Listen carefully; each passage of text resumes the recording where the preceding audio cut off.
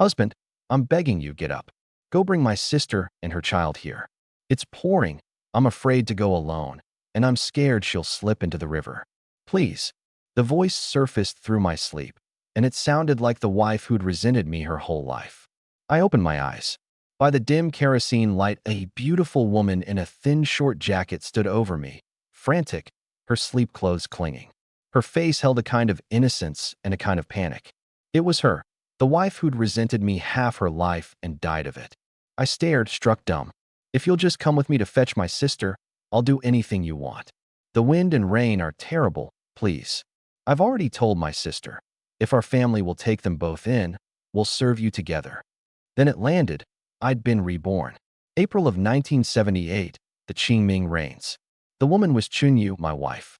The one she wanted me to fetch was Ting, my elder sister-in-law. The two of them were famine drifters from the north, settled in our village a decade or so.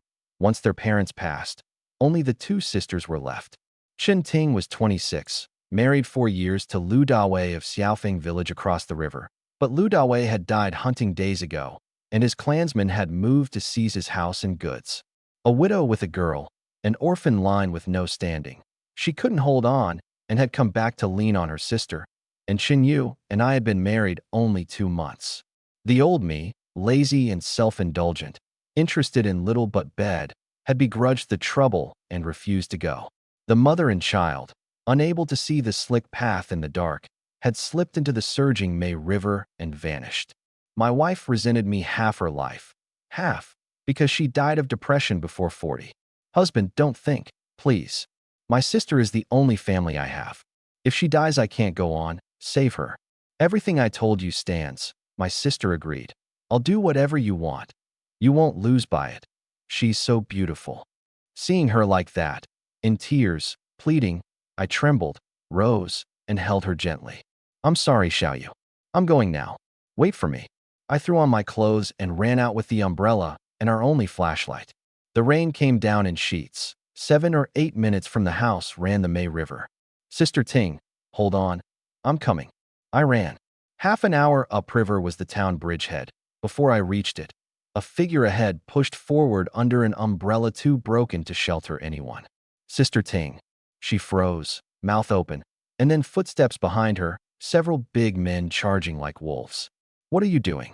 I roared, snapped the umbrella shut, stepped in front of her, and shielded her. By the dark and the flashlight, we all saw each other. These were her husband's clansmen. The leader was Lu Dashun, Lu Dawei's cousin. I'd met him before. My chest went cold. So this was why the mother and child had fallen into the river last time. The path was wide enough. They hadn't simply slipped. Someone had been chasing them. This was murder. Lu Dashun recognized me. This is our family's business. What's it to you? Did you put her up to running? You're swaggering in our village? I know your game. You want Dawei's house, and you've got designs on my sister-in-law too.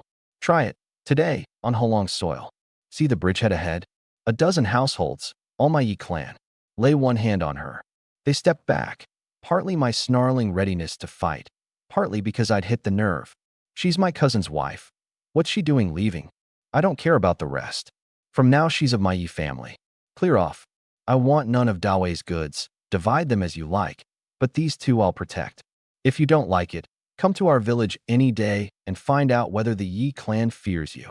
A coward at heart, Lu Dashun would never trade blows with a man a head taller than him, on my ground. Fine, then don't say later we drove her out. She left on her own. Get out. He took his men and went. When they'd gone, Ting, silent till then, broke and threw her arms around me, weeping aloud, tears and rain streaming, her body shaking with terror, her soaked clothes pressing close. Sister Ting, let's go home. It's over. When Yu saw her sister, she couldn't hold back, ran out and seized her. The two wept together. I watched a while, then quietly went to my room, fetched dry clothes, washed in the little woodshed in the yard, and changed. Back at my door, I pushed it open to a small shriek. Ting was changing too, the inner clothes already on, flushing as she stepped back and covered herself. One glance, and I felt the jolt. She was fuller than my wife, a different style, both lovely, but where Yu carried youth and innocence, Ting, 6 years older and earlier blooming, had the bearing of a young married woman, a quiet allure in every motion. I'll step out. No need, she said, drawing into the quilt. Shan, thank you, truly. Don't thank me. You woke me to fetch you, or I'd still be asleep. You're here now, settle in. You can't go back to Xiaofeng, and no need to. Yu, plainly relieved. It was my house, and if I'd take her sister could stay. Shan, thank you. But I know it isn't easy for anyone now. 2 more mouths, and maybe your children later. That's no small thing. She trailed off. The meaning was plain. It's fine, settle in. I'll handle the living. I sighed inwardly and stepped out. Sister, set your heart at ease. Shan agreed. We're together again, Yu told her. Ting was surprised. A village girl married out. She knew what kind of man I'd been. Only desperation had brought her back to trouble her sister and me. Yet I seemed nothing like that man now. Shan seems changed. Yu paused, then smiled. They always called him lazy and idle. I never thought so. I always believed my Shan was a real man, one who could carry things. I hadn't gone far. Hearing it, my eyes nearly filled. My wife had never thought me lazy as the others did. She'd nudged me to work beside her, done whatever I did, helped when I tired. I'm truly no kind of man. I cursed myself and went to the other small room. Sister, settle in. Tonight you sleep with me. Shan makes do next door.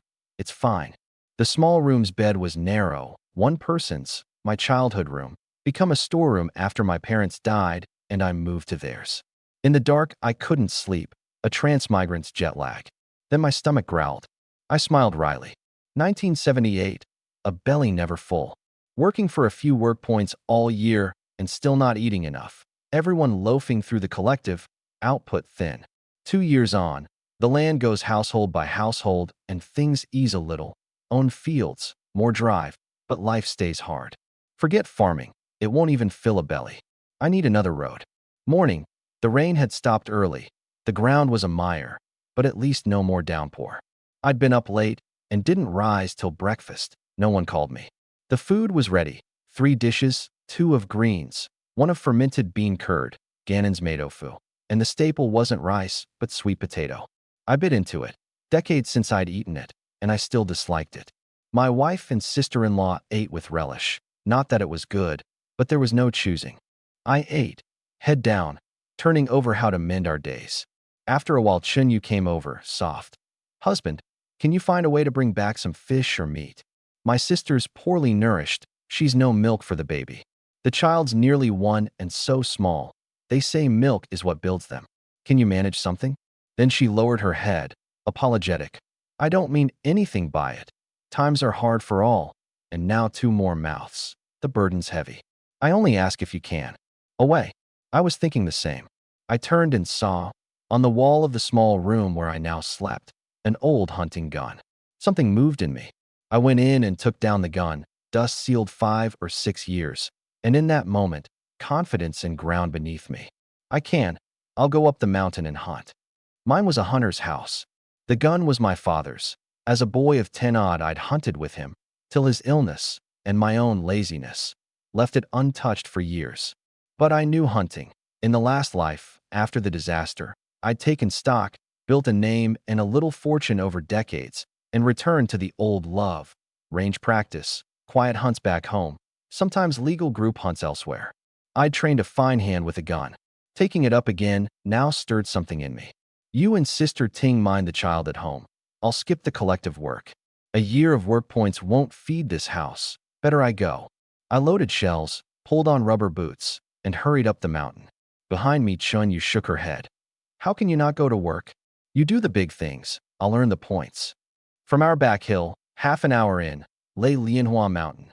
High, dense, spanning 2 or 3 towns and a dozen villages. The tallest and largest hereabouts. A western spur of the Wui Range, rich with game. Boar, goat, deer, and smaller hare, fowl, pheasant, pangolin, fox. Inside, I soon spotted a hare bolting. I raised the gun. Bang! And missed. It kicked its legs and ran. Hands new to the gun again. A double-barrel homemade piece, less steady than what I'd used. I need time to adjust. The hare gone. The bird startled off. I pressed on. Then a partridge called, goo goo goo. And I found it. Fired, struck its leg clean. It dropped. At least some meat. In all those farmers market rebirth stories, the hero gets a cheat right off. Am I really this hard up? Nothing at all. Even the hunting's a skill from my last life. I called for a system, a panel, stat points, silence, 3 times over. No cheat. The most useless reborn man in history. I picked up the bird, and looking down, found a peculiar stone, a line carved on it. Not a drawing, but engraved strokes that, joined, made one. A valuable antique? A heshabi? Then the stone in my eyes turned to golden light and vanished. What? Twice lived and still startled, I cried out. A scroll unrolled in my mind, and I was inside it. A valley, a lake, a stream running from it past a few terraced fields, mountains either side. A storage space. I'd read enough rebirth fiction to know it. A space. Of course a reborn man has a cheat. Here it is. Planting and storage. Toss the partridge in for now. I dropped the bird inside and came out. On with the hunt. Excited, I moved on, and soon heard pheasants, a fine thing. 2 perched on a branch, billing close. I fired. 1 fell. The other startled up, flapping. Pheasants fly, but not well, and I dropped it too. I keep my aim measured. A pheasant that dies spoils fast and sells poorly. So I leave a margin, wounding the wing, not killing. And you go. I tossed them in the space. Lighter, I pressed on, and saw a gray hare. This one wouldn't escape. I loaded, fired, struck its foreleg true. It fell bleeding, terrified, and I tossed it in. Then another hare came, belly swollen, pregnant. I hesitated, then steeled myself. Times are hard at home. Blame only that you met me now. Any other day, I'd let you go.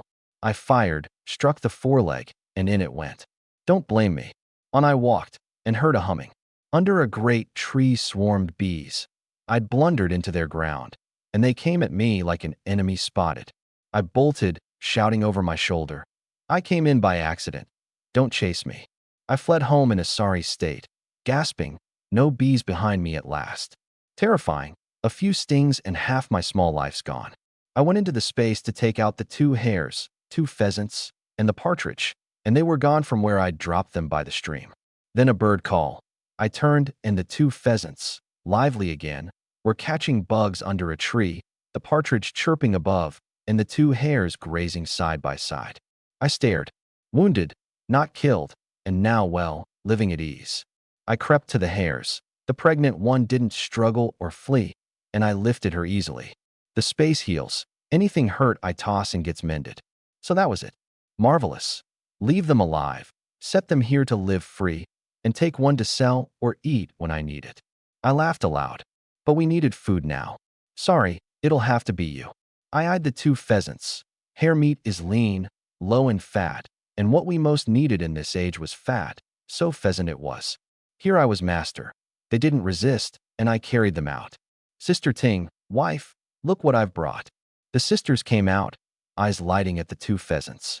You really got pheasants. You're amazing. Chin Yu praised without reserve, a flicker of pride on her face. We've been close since marrying, our days sweet. Chen Ting looked surprised too. She knew mountain hunting was no easy thing, and I'd taken 2 pheasants my first time. We've meat. Chen Yu reached for them happily. Kill one. Chen Ting said softly. Things are scarce, pheasants well liked. Kill one. Trade the other, someone will swap goods for it. My thought exactly. She was sharp. Right. We've barely any rice. Maybe 1 pheasant fetches a few shang.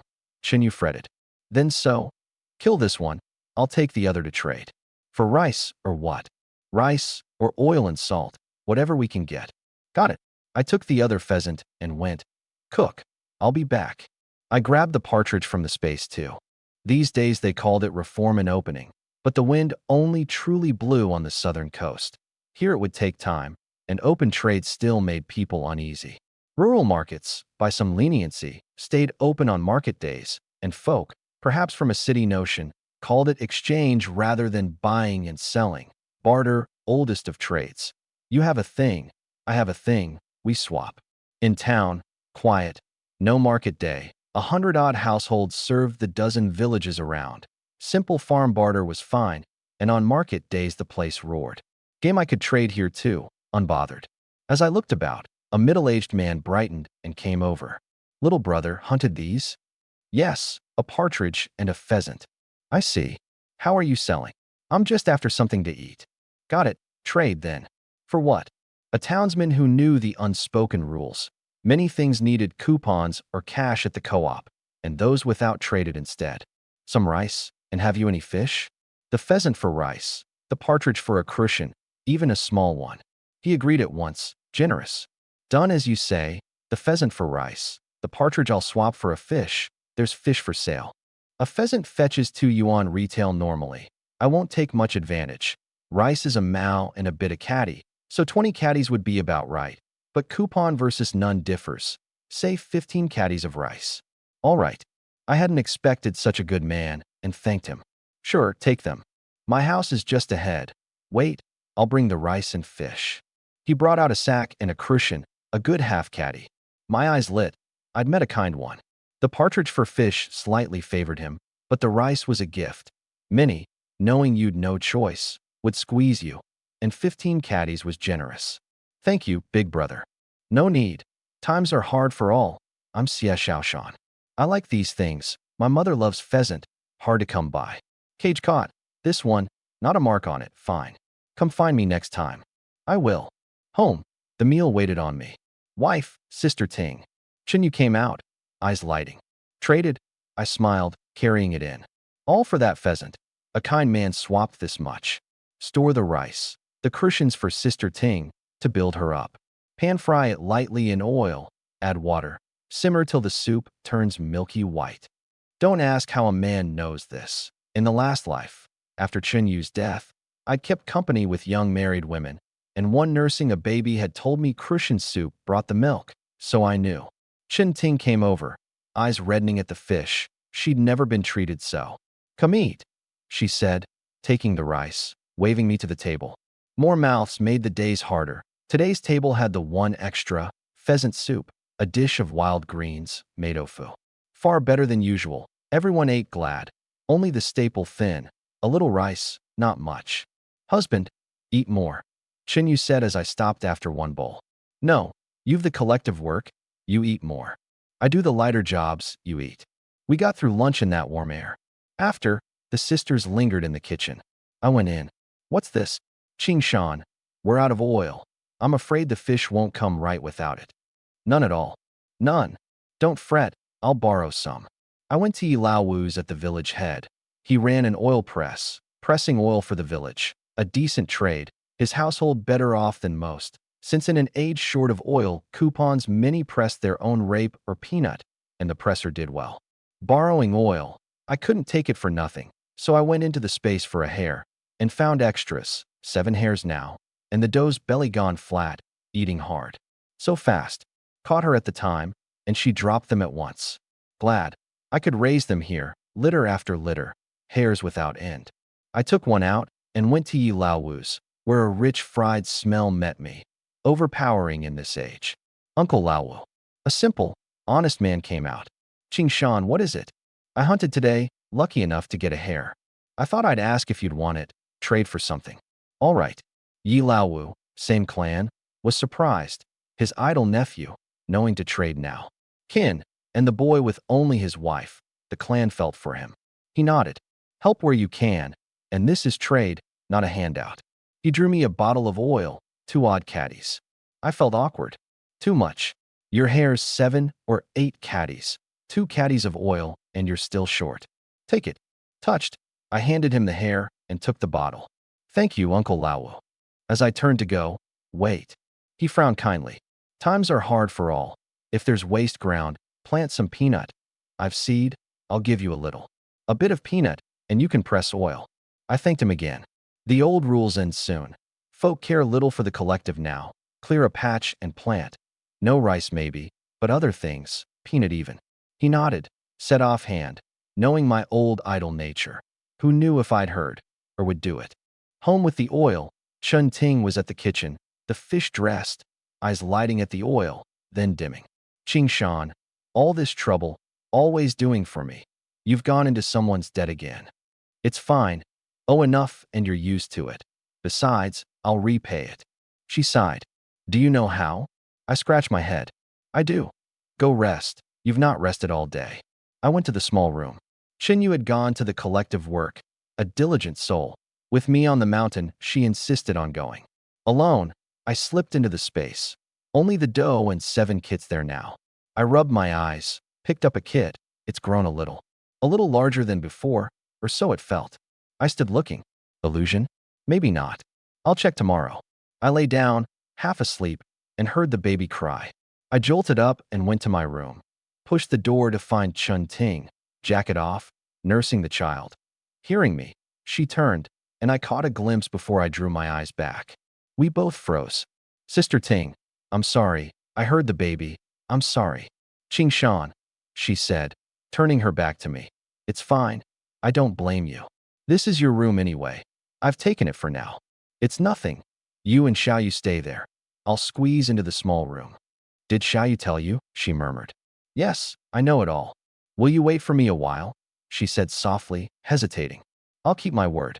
I've no other demand. If you can keep us 2 fed, I'll be with you. But I ask one thing. Be as good to Xiaoyu as before. Don't let me come between you. So that was it, the arrangement. I felt adrift, especially with her sitting there, graceful.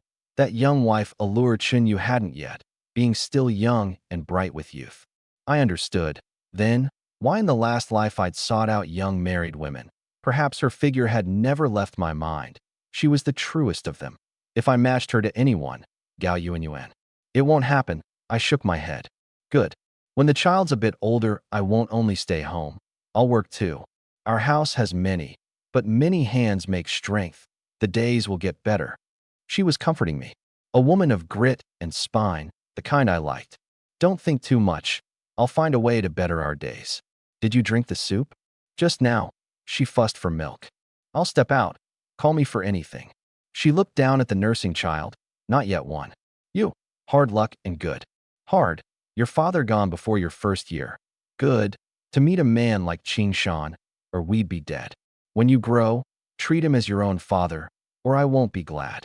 That night Chin Ting cooked. Sweet potato again, by custom. In the lean years lunch mattered most, eaten as rice, with sweet potato morning and night, since midday was when you spent your strength. A quiet night. After breakfast Chun Yu went to work again. I couldn't keep her. Chin Ting took her place at home, the chores and the cooking. As she left, Chin Yu passed close and whispered, Husband, I haven't slept properly with you these 2 days. The house can't manage it now. Give me a little time, and I'll find a way, and make you glad. I felt the spark of it. My wife, innocent to look at, yet eager to please me in private. She smiled, blinked, and went off cheerful. I can't let her keep at the collective work. It'll ruin her skin. I have to make money and mend this household. I went into the space. The hairs had grown, plainly. I went to the peanut plot, the second day, and found green sprouts pushing up. My word. I knew it sped growth, but not this fast. Peanut sprouts in 5 to 10 days at the right warmth. 1 day here. At least 5-fold, call it 7. 90 to 150 days to harvest. Normally 120, by 7-fold, 20 days a crop. Then I harvest early, and peanut without end.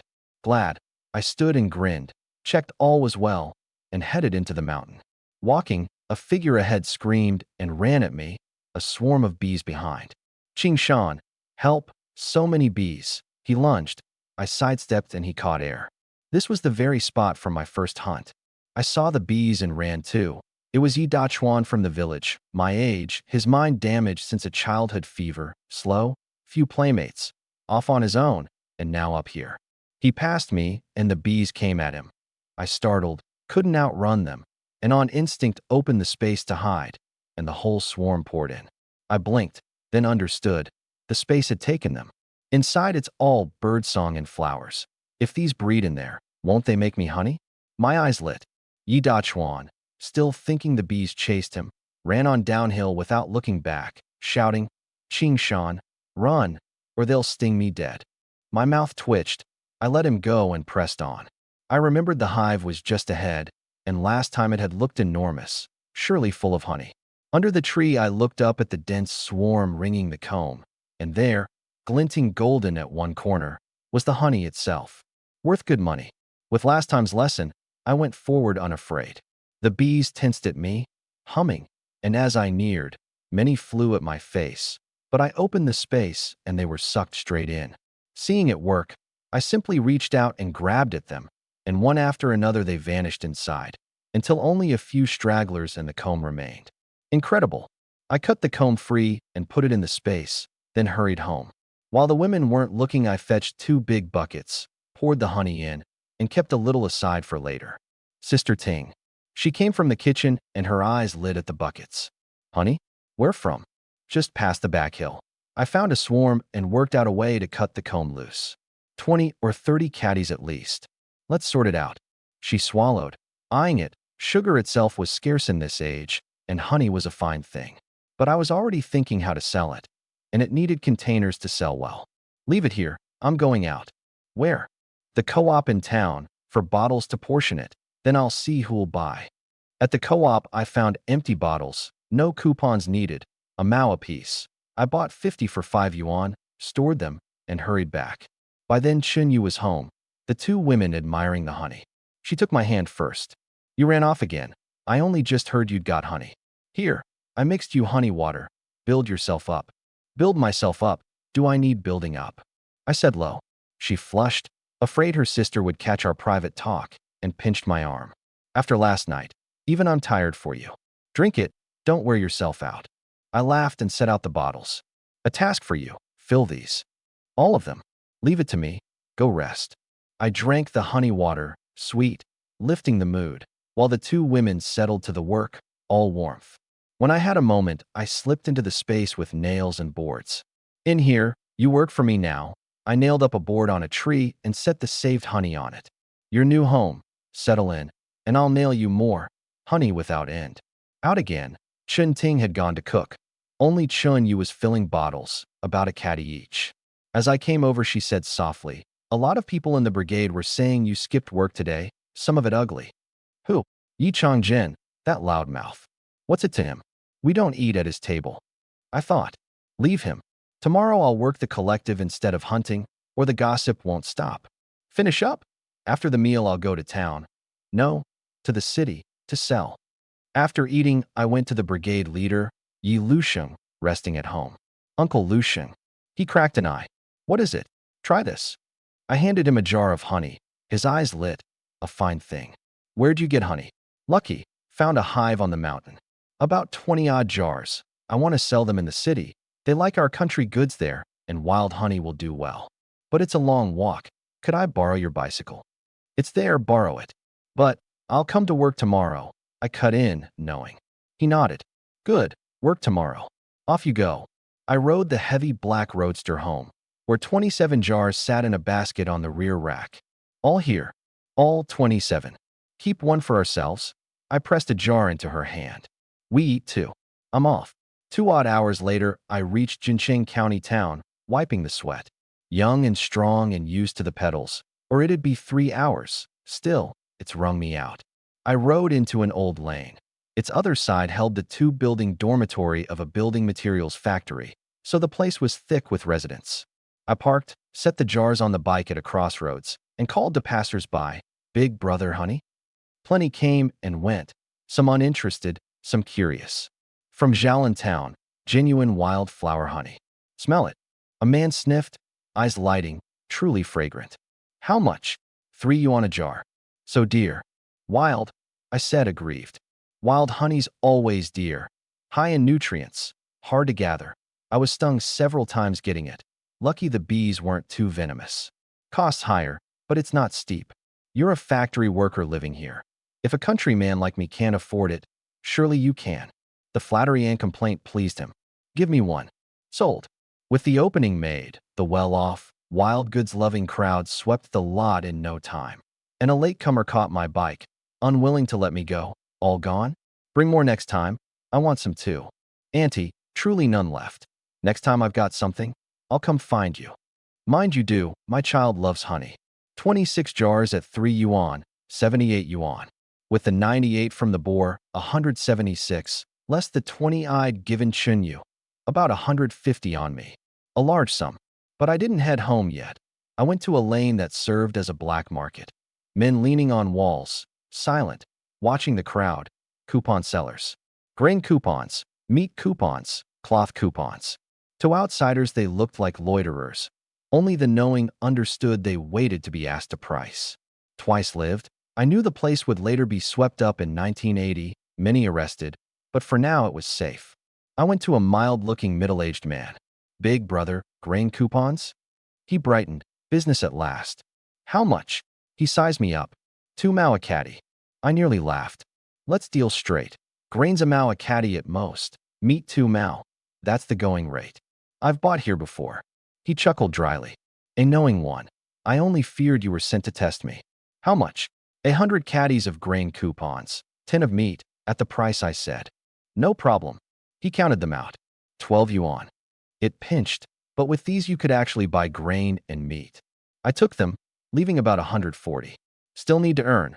Rice and meat not even bought yet, and this much gone. In town I bought 50 caddies of rice, a mao a caddy, near 6 yuan, and 6 yuan of pork, 5 caddies. Another 12 gone, 120 left. But it would ease the household shortage. Home by dusk, work long over.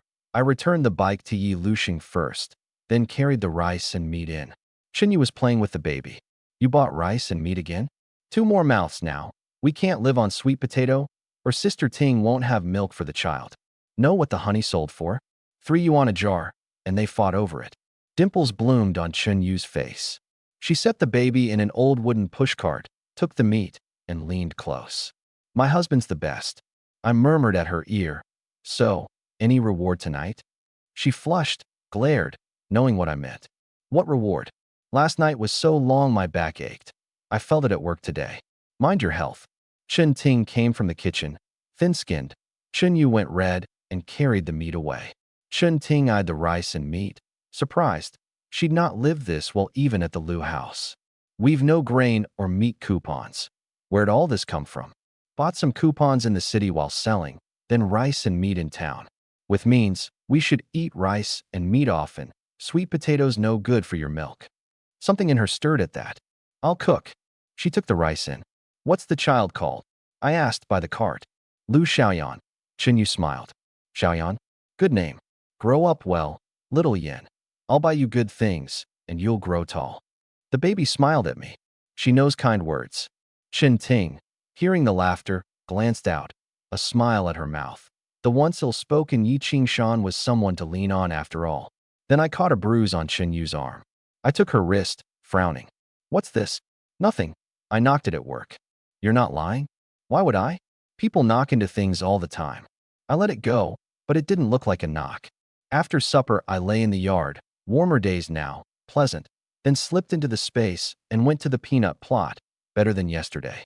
I'll fence it, or the animals eat the sprouts.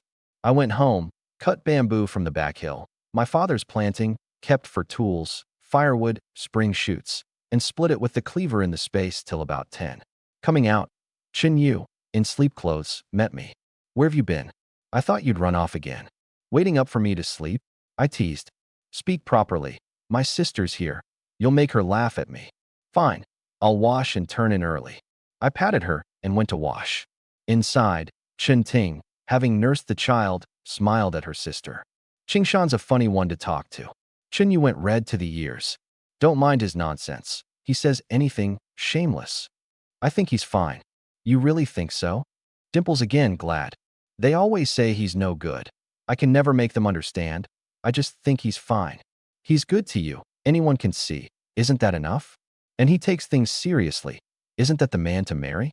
I never thought he'd change so. Change? I always thought he was like this. Chen Ting looked at her sister, moved. Orphan young. They'd leaned on each other. She'd married out. Then Chinyu had chosen me freely, no parents on either side. As elder sister she'd opposed it at first. She'd watched me grow, no villain but plainly lazy, and couldn't see why her sister chose me. Now she understood. In her sister's heart, I'd always been a sensible man. Perhaps such a match was fine. A quiet night. Next morning I rose early and fenced the plot in the space till about 8, just in time for breakfast. Eat more. We've collective work today. It's tiring.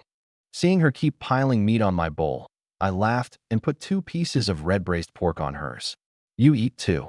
I'm fine. Planting peanuts today. Light work. Who knows what you'll be set to? Maybe the hilltop. After eating, we went to the brigade. Well, our young master Qingshan finally shows up. Haven't seen him in days, came Yi Ginchang's sour voice. I ignored him. Yi Lushing looked relieved. Right, assignments. You lot plant peanuts. You men carry the dried straw to the storehouse. Move. Carrying straw, the cut rice straw bundled and dried, then stored to feed oxen, burn, or otherwise use. Middling work. I'd no quarrel with it. As we worked, a guileless face grinned at me. Yi Dachuan. Dachuan, you're working too. He sidled close, mysterious. Brother Qingshan, want to see my treasure? You're what? Something pricked at me. I started to stop him. Don't. But he'd already dropped his trousers. Tada. See, Brother Qingshan. The bee got me yesterday. Hurt awful. But it's fine now. And big. My mouth twitched. Dachuan, you wretch. I shouldn't have asked. Pull your trousers up. What kind of thing is that? He did, unbothered. I only show you. Who wants to see it? My heart shook, fooled by a simpleton. What are you two loafing at? Yi Jinchang strode up, hanging a charge on us out of nowhere. What's it to you? We can't talk. Don't you talk while you work? Idle as ever and still mouthing off. Look how many days you skipped, and now you dawdle. I was about to snap when Yi Dachuan said, Brother Qingshan, don't bother with him. He's wicked. Yesterday he tripped Sister Yu on purpose, sent her sprawling, near made her cry. I heard it from others. I froze, then drove a kick into Yi Jinchang. He went over backward. So that's it. I wondered how my wife's arm got bruised. You did it. I pinned him and gave him a beating. Others rushed in to pull us apart. But a reborn man does as he pleases, and Jinchang had chewed my name behind my back too long. Some of those pulling disliked him too and didn't pull in earnest, so only Jinchang took the blows. Help. Murder. Qingshan's killing me. Uncle Lushing, save me. No one freed him. He was held to the ground, taking it. Yi Lusheng, talking with some old hands, had seen it all and stood unhurried. A Jinchang crony ran up. Uncle Lushing, that lout's gone mad, beating Jinchang. Go look. He raised a brow. What's the rush? I'm going. His old hands nearly laughed. The two men's reputations differed greatly. They called me lazy, but Jinchang was worse. Lazy and ill-natured, fond of borrowing others' menace. Beside him, I was a white lotus, my only fault idleness. The rest were glad to see him hit. So was Lushing. When it was about enough, he ambled over. What's this? Everyone scattered, grinning. Leader, he hit me.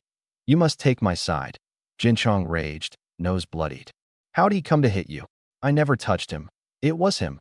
Yesterday he tripped my sister Yu on purpose, then talked ugly. Brother Qingshan was right to hit him. He deserved it, Yi Dachuan said earnestly, and others backed it. Bullying a girl, shameful. Ginchang's face went sour. He felt like the village's most hated. Always stirring trouble, Lushing glared. Sick of working? Then clear off and forget your share. Next time, I'll slap you dead. Jinchang dropped his head. Lushing outranked them all in clan seniority and was the brigade head, respected. What are you looking at? Back to work. I'd vented my temper and worked happily, Yi Dachuan trailing me. Dachuan, thank you. No need. We're brothers. Good-hearted, that one. Only slow. He'd a kinder heart than many. Jinchang for one. Ginchang's mind was sound, but his heart wasn't. Forever scheming, daring to trip Chinyu behind my back. Why be reborn if I let that pass? The rest of the day, no one loafed or made trouble. At noon, Chinyu stood waving in the distance, waiting to walk home with me. Yi Dachuan waved hard. Sister Yu, Brother Qingshan stood up for you. Pinned Jinchang and beat him. Felt great. She stared at me. You really hit him? Of course, daring to trip my wife. And you, bullied and not telling me? Tell me next time, or you suffer alone and I'm none the wiser. Her eyes misted. She wiped them, then dimpled. I didn't want to. Knowing your temper, you'd surely hit him. Did the leader scold you? No, scolded Jinchang instead. Yi Dachuan crowed, hopping about, until his father Yi Zhengsheng grabbed him. Home with you. Don't butt into the young couple's talk. Qingshan, we're off. Yes, Uncle Zhengsheng. When they'd gone, Chinyu took my hand, moved. Promise me, no more fighting. I won't, so long as no one bullies you. Silly, who bullies me? Ginchang's just vile. Come home. Sister's surely got the meal ready. Watching her run ahead, Something turned in me. Tired at work? Tired? Not with you here. We're planting peanuts. It's easy. We're all together. What's tiring about that? Her unkillable optimism made me want to slap myself. The last life Chun Yu had been like this too, before Chun Ting's death. Even with my idleness, she'd only ever encouraged me, never an ugly word. And I was no man. After that, she'd sunk and died of depression before 40 and never smiled at me again. I was truly no kind of man. I drew a breath. This life, whatever it takes, I'll care for them all. No walking the old road. Home. Chun Ting noticed the couple closer than before, Chun Yu gripping my hand. Feeling her sister's gaze, Chun Yu let go, abashed. Eat up. A good lunch. Leftover meat brought back out. Plenty of white rice. Then Chun Yu rested while I went into the space to fence the plot. The sprouts grew well. 20 days or so, and I'll pull peanuts. By night the fence was done, and I slumped in a chair. Tired. Chun Yu reached to knead my shoulders. I caught her hand, and found it rough. I'm fine. I'm used to it. You've hunted and worked these days. Let me. No need. We're young. Sleep mends it. Working tomorrow? No. Today was to give Lushing face and quiet the gossip. Tomorrow I hunt again. More than hunt. The space had so much open ground. I could plant more than peanuts. Rice is too much trouble. I'll plant higher value things to sell. Peanuts and rapeseed both press oil, but rapeseed grows slow. Peanuts better. In the space, the bees had formed a new hive at my nailed board. I'd left them honey to build around, and soon I'd harvest. Elsewhere, I found 3 wild pheasant eggs, the pheasants laying. They'll hatch more pheasants, all the more. I left the eggs to breed, and saw the lone boar piglet racing about. Grown markedly in 2 days, happier here than outside. I'll bring in more piglets to breed. Then no need to hunt. Just take one out to sell or eat when I like. And I could raise chickens, ducks, geese, fast-growing here, with plenty to forage. Market day today, so I hurried to the fair. 10 in the morning, the bustle, the calls, the mingled stink and fragrance. The true flavor of a country market, full of memory for a reborn man. At the chick seller, I bought 2 roosters and 5 hens, not daring to overdo it. At the waterfowl, 6 female ducks, 3 male, 6 geese. At the fry, 20 grass carp and 10 common carp. In the space, I released the fry into the lake, vast, swallowing them like mud oxen into the sea, and set the ducks and geese on the water, glad, and the chickens by the shore. I'll build a coop for shelter, that'll do. Heading home, I passed the town's one herb shop, ringed by a crowd. Look, Heshu, a man cried. You're all lucky to see this. 50 years old at least, extremely rare. Someone asked, if it's so old, what's it worth? The bespectacled, white-bearded shopkeeper turned it over and named a price. Hard to come by. Maybe not 50 years, but by its size 30 or 40 surely. Very rare. I'll be generous. 50 yuan. 50. The crowd boiled. A city worker's 2 months' wages. The owner, a simple farmer, agreed at once, delighted. Worth more than ginseng, they say. We grow no ginseng here. If I could find such a thing on the mountain, I'd be rich. I stood a while, then slapped my forehead. I forgot. This very summer, last life, Wang Lauer from our village had picked a lingji at Wangfingao on Lianhua Mountain and sold it for 63 yuan, the talk of the whole village, in that age a staggering sum. Lingji was scarce here, found only by luck. Summer's 2 or 3 months off, I might find it now. I hurried to Wangfingao. I didn't know the exact spot, only the rough place, and searched, skipping lunch, till about 5, when I found it under a tree, growing fine. Seeing it was like seeing hope before my eyes. Truly Lingji. I nearly laughed aloud. I found it before he did, it's mine. But pick it now? I paused. I could sell it for a fair bit, or I could grow it. Can I grow Lingji? The thought struck me. I don't know how, but I can buy a book in the city's bookshop and follow it. Then I'd have Lingji without end, and it sells dear, and it's safe. So I left it, glad, and went home, late again. Why so late, empty-handed? Chun Yu asked, not displeased but concerned. Nothing happened. Nothing. I'm hungry, let's eat. After supper, washed early, I sat in the yard under the stars. Chin Ting came out after her own wash, more lovely than ever, that homey allure in her every motion. Xiao Yu working tomorrow? Nothing on at the brigade. Then mind Xiaoyan for me. I'll go back to Xiaofeng village. I left in such a rush before. There are things of mine and Xiaoyan still there, some still useful. I want to fetch them. You're going back? The Lius will eat you alive. You can't. Chen Yu fretted. Chen Ting sighed. I must. Children's things, costly to replace. Some clothes Dawei bought before he died. Left there they're wasted. What can they do to me with the child not along? I shook my head too. Sister Ting, those people are no kind souls. They can't bar me from coming back. But the last life's events haunted me. They could do worse. I'd wager they'd done murder for gain. If you're going, we go together. Bring Qing Shan. Chen Yu set her jaw. No, it's Xiaofeng's soil. You'd lose out. No need. Just me. Then, Xiao Yu, you mind the child? I'll go with Sister Ting. I'll come too, more hands. She feared I couldn't hold the line. If anything happens, one more or less makes little difference. I've a plan. Tomorrow Sister Ting and I go. I decided it. Next morning, under Chen Yu's worried eyes, I borrowed the bike and set off with Chen Ting for Xiaofeng village. Hold on tight, Sister Ting. Mountain roads are rough. Don't get jolted off. She made a small sound and put her arms around my waist. A soft fragrance reached me. I said no more and pedaled hard. 15 li. By 9 odd we arrived. The villagers knew her when she'd married in. Even the long-paralyzed Wu Lauer had stood up to crane at her. She was that beautiful. So she was well known here. Isn't that Dawei's wife, Chen Ting? Lu Dashun said she ran off. How's she back? You believe Dashun? We all know his game. Of course he said she ran. Whether she did, we know. And she's brought a man, bold. Her clansmen will be furious. Looks like Yi Qingshan, her brother-in-law. What are they here for? The crowd murmured. By the time we reached the house, word had spread. Lu Dashun and his cousins knew. Lu Dawei had no blood brothers, only these cousins, which left him isolated. And after his death, Chen Ting could barely stand against the wolfish clan. Small wonder she turned to her sister with that arrangement, the times forcing it. Seeing Dachuan's lot come, Chen Ting recalled her old helplessness, frightened, and stepped back. Right behind me. I put out an arm to shield her. Don't be afraid. Take what's yours. This house is yours and Dawei's. We've right on our side. If they talk ugly or try anything, I'll take it. She felt my steady arm and calmed, nodding, and went to gather her things. Chen Ting, the nerve, coming back. Dashun smiled coldly, a snake ready to strike. If you can't decently come back to your own house, whose can you?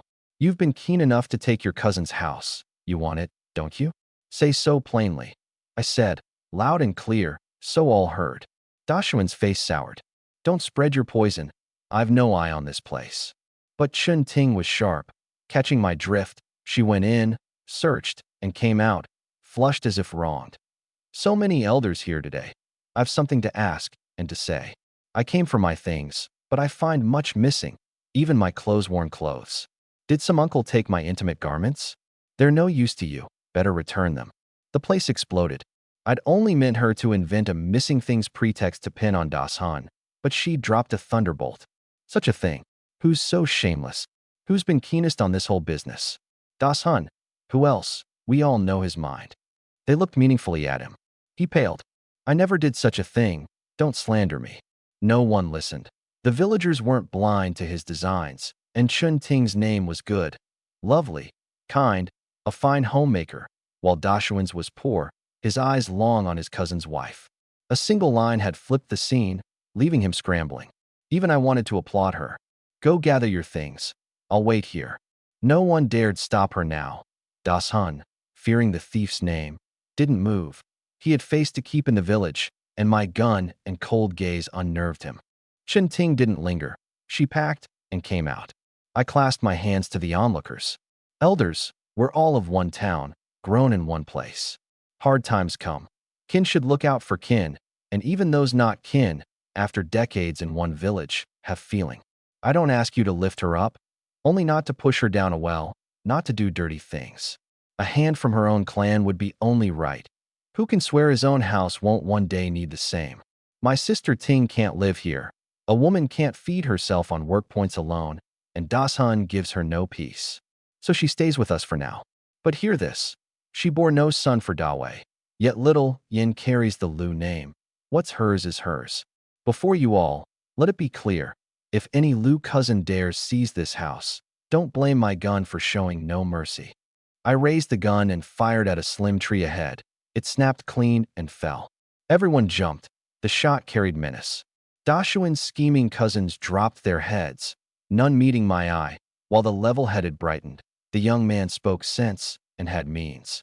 Chun Ting locked the door, nodded to the crowd, and said softly, "Elders, Dawei told me before he died he'd no brothers, that my days would be hard, and asked me to keep close with you all in hope of help. I see now I can't go on living here, so I won't presume to ask much. You've helped me in many ways. My thanks. The house stands. If any of you would keep an eye on it, send word to Qingshan's, and I'll be grateful." An old man waved a hand. "Chen Ting, rest easy, go. We'll watch the house. No one will pry the door at night and move in. Right, Das Hun?" Das Hun startled. The elder was pointing at him. "Of course, if anyone did, our Lu family wouldn't let it pass." "Good. I'll remember. Thank you, elders." She climbed onto the bike. I shouldered the gun and rode out, smiling. Come in a rush, gone in a rush, and Das Hun, having taken his quiet loss, didn't dare make a sound. Past the village, feeling her warmth at my waist, I asked, "Did he really take your clothes?" She laughed behind me.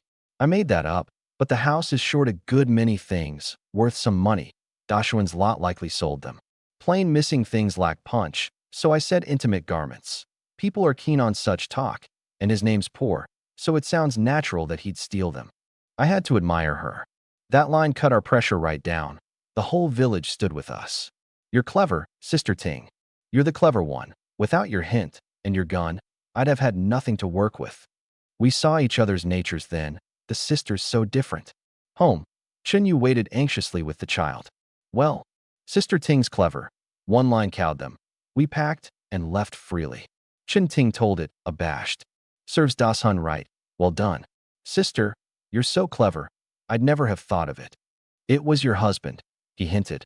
"I'd never have thought to say things were missing."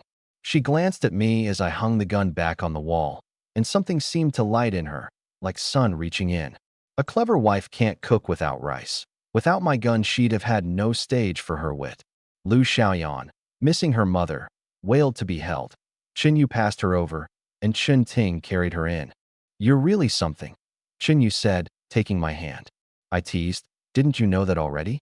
She flushed, pinched me. "Always nonsense." I laughed and went to my room. She flushed redder. In broad daylight. "What are you?" I had to laugh. "What would I do? I mean, we've time today. Let's clean the room properly." She caught herself, abashed. "True.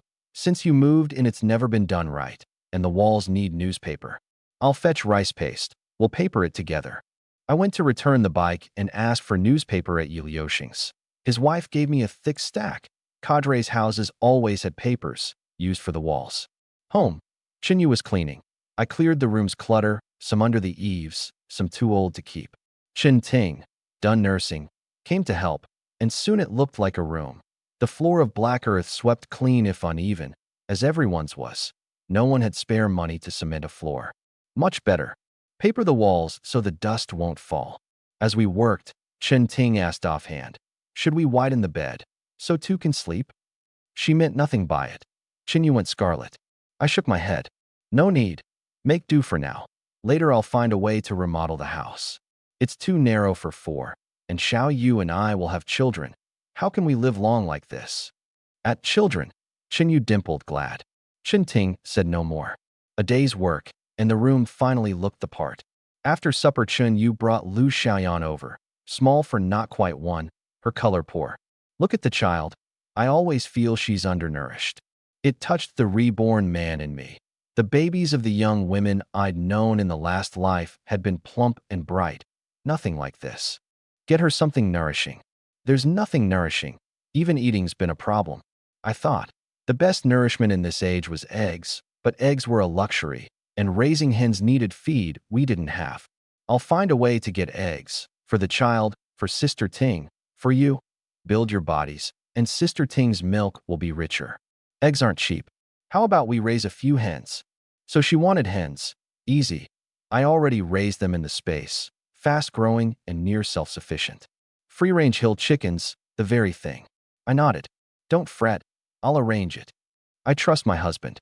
Seeing it near done, and feeling I'd wasted a day's hunting, I stood. Turn in early, I'll go hunt. This late, said Chin Ting, done in the kitchen.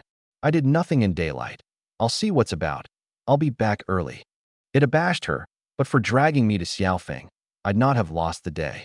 Don't go far, and come back early. Yes, come back early. Chun Yu echoed, walking me out, and when her sister hadn't followed, said low, come back soon. I'll wait in your room tonight. Then hurried in, abashed. I smiled, my wife still a girl all youth. To Lianhua Mountain again, headlamp on, up by moonlight, surer this time, the night mountain its own world. Soon I dropped a hare and tossed it in. Many animals are night active, so I bagged 2 pheasants, 3 turtle doves, 5 partridges. I looked for boar, 100 yuan each, but found none, and didn't dare linger alone at night.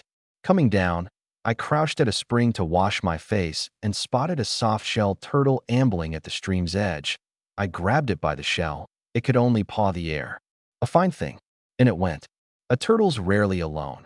I searched the big, clean, fast stream, and in 5 minutes found another, large. An hour more turned up 3, 5 in all. A good haul. Down the mountain, home past midnight. The whole village dark. Everyone burning kerosene. Every extra minute a waste. I set the gun away, put 2 turtles in the yard's small water channel. Our spot had bamboo-piped running water, so the women would see I'd brought something home, the rest into the space to breed. Turtles sell dear. I'd sell these 2 first. In the kitchen, I found hot water left for me, Sister Ting's or Chin Yu's doing, and washed in the board partition bath in the yard, the cold night making the warmth sweeter, the day's weariness washing off. In shorts, I slipped into my room, shut the door, dried off, and lay down, only to find someone there, and a giggle at my ear. Husband, surprise. She'd waited up, and the night was as the night was, a clean fade. Plowing the brigade's fields by day and home by night, I'd become an ox again. I slept heavily, and woke to find her gone, too abashed to stay. The bed was too narrow for 2 anyway. That your turtle? She asked, glad, when I came out. 2 of them. I caught nothing on the mountain, and found these at the stream washing my face, not empty-handed. I'll sell them in the city later. The city's not like our town for trade. Get caught, and it's speculation, Chin Ting worried. I'm quick, trouble, and I run. They fetch no high price in town. The buyers are middlemen who turn them over for profit. I've only 2, a couple of private buyers, and they're gone. Don't fret. Mind yourself, if it looks wrong, leave at once. I walked to town and took the 5-mile bus to Jincheng. I'd come not only for the better price, but for books on growing lingji and other practical, industrial books, for I'd be planting more in the space. First, the turtles. Such things sell where people crowd, and where the sick believe in old tonic remedies, a hospital. At Jincheng People's Hospital, easy to enter in those days, I went to the inpatient wing, where families and patients strolled below. I picked an older patient with a well-dressed family member. Before I spoke, an old woman called. Young man, what's the turtle for? Visiting a relative, I said, cautious. Bringing 2 big turtles, thoughtful. Could you sell me one? Her family clearly had means. I made a show of weighing it. My relative wants turtle but won't spend on it, so I found 2 at home. Sell me 1. You've 2. 1 for your relatives plenty. I relented. Since you're so set on it. But turtles are dear. They are. I knew they went for 10-odd yuan. 15 then. That's steep. Truly not. It's the going rate. My relative's in the city. I'm from Zhaoling, and he wouldn't pay the high outside price, so I brought these. I can't help it. A young man, 30-ish, cut in, 15? If she won't, I will. Don't snatch it. I was talking to him. The woman bristled and, pressed, dug out 15 yuan.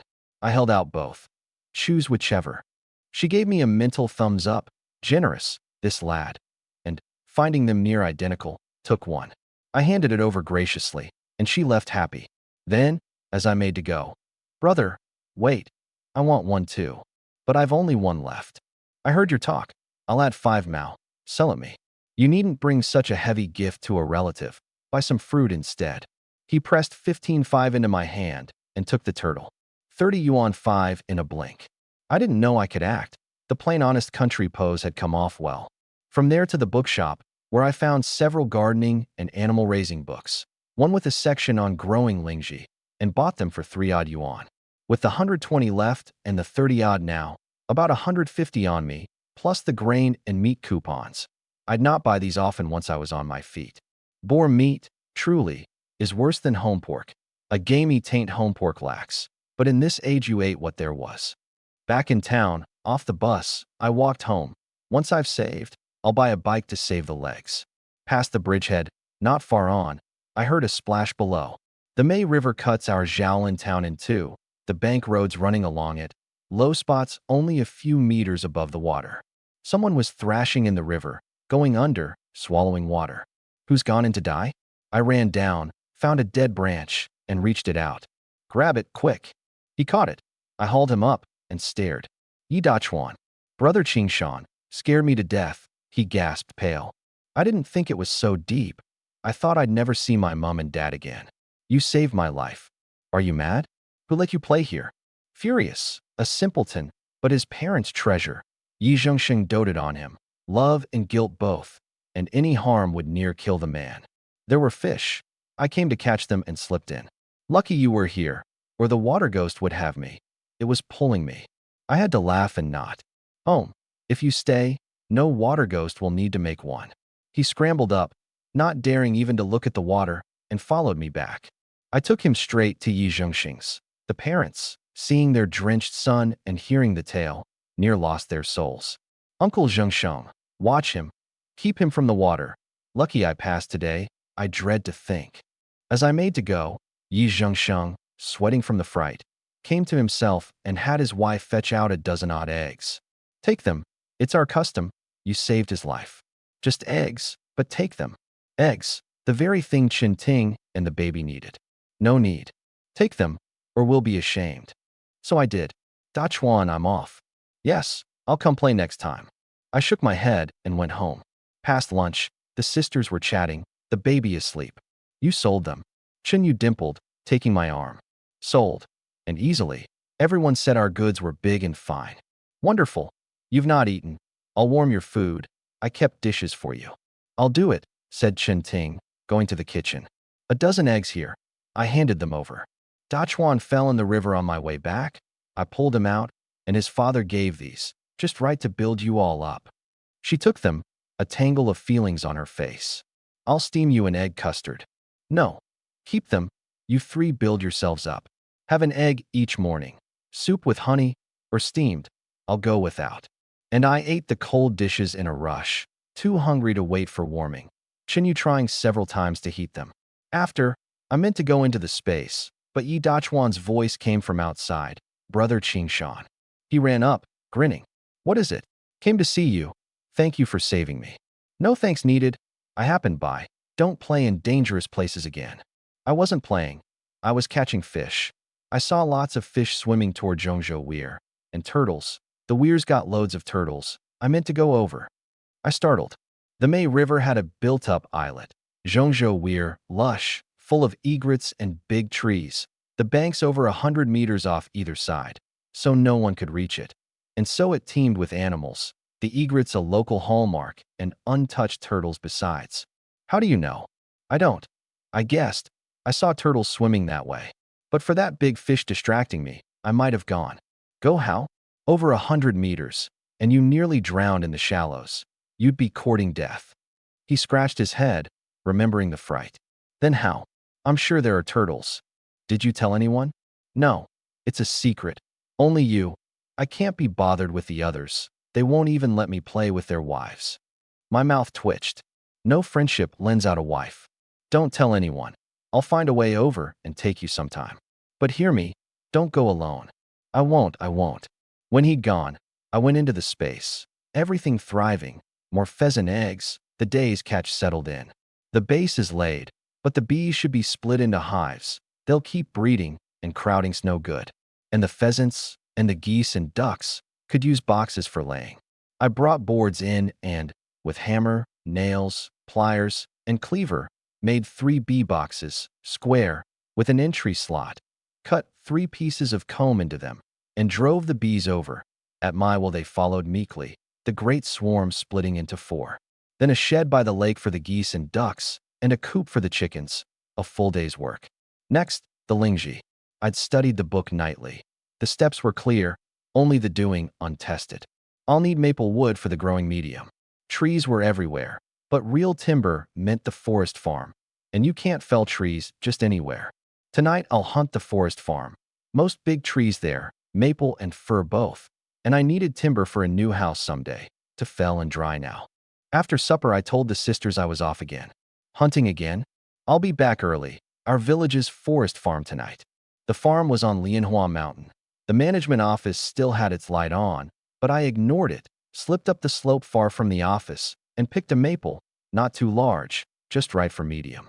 With no one about, I took out the saw and began, and found tree stealing a craft of its own.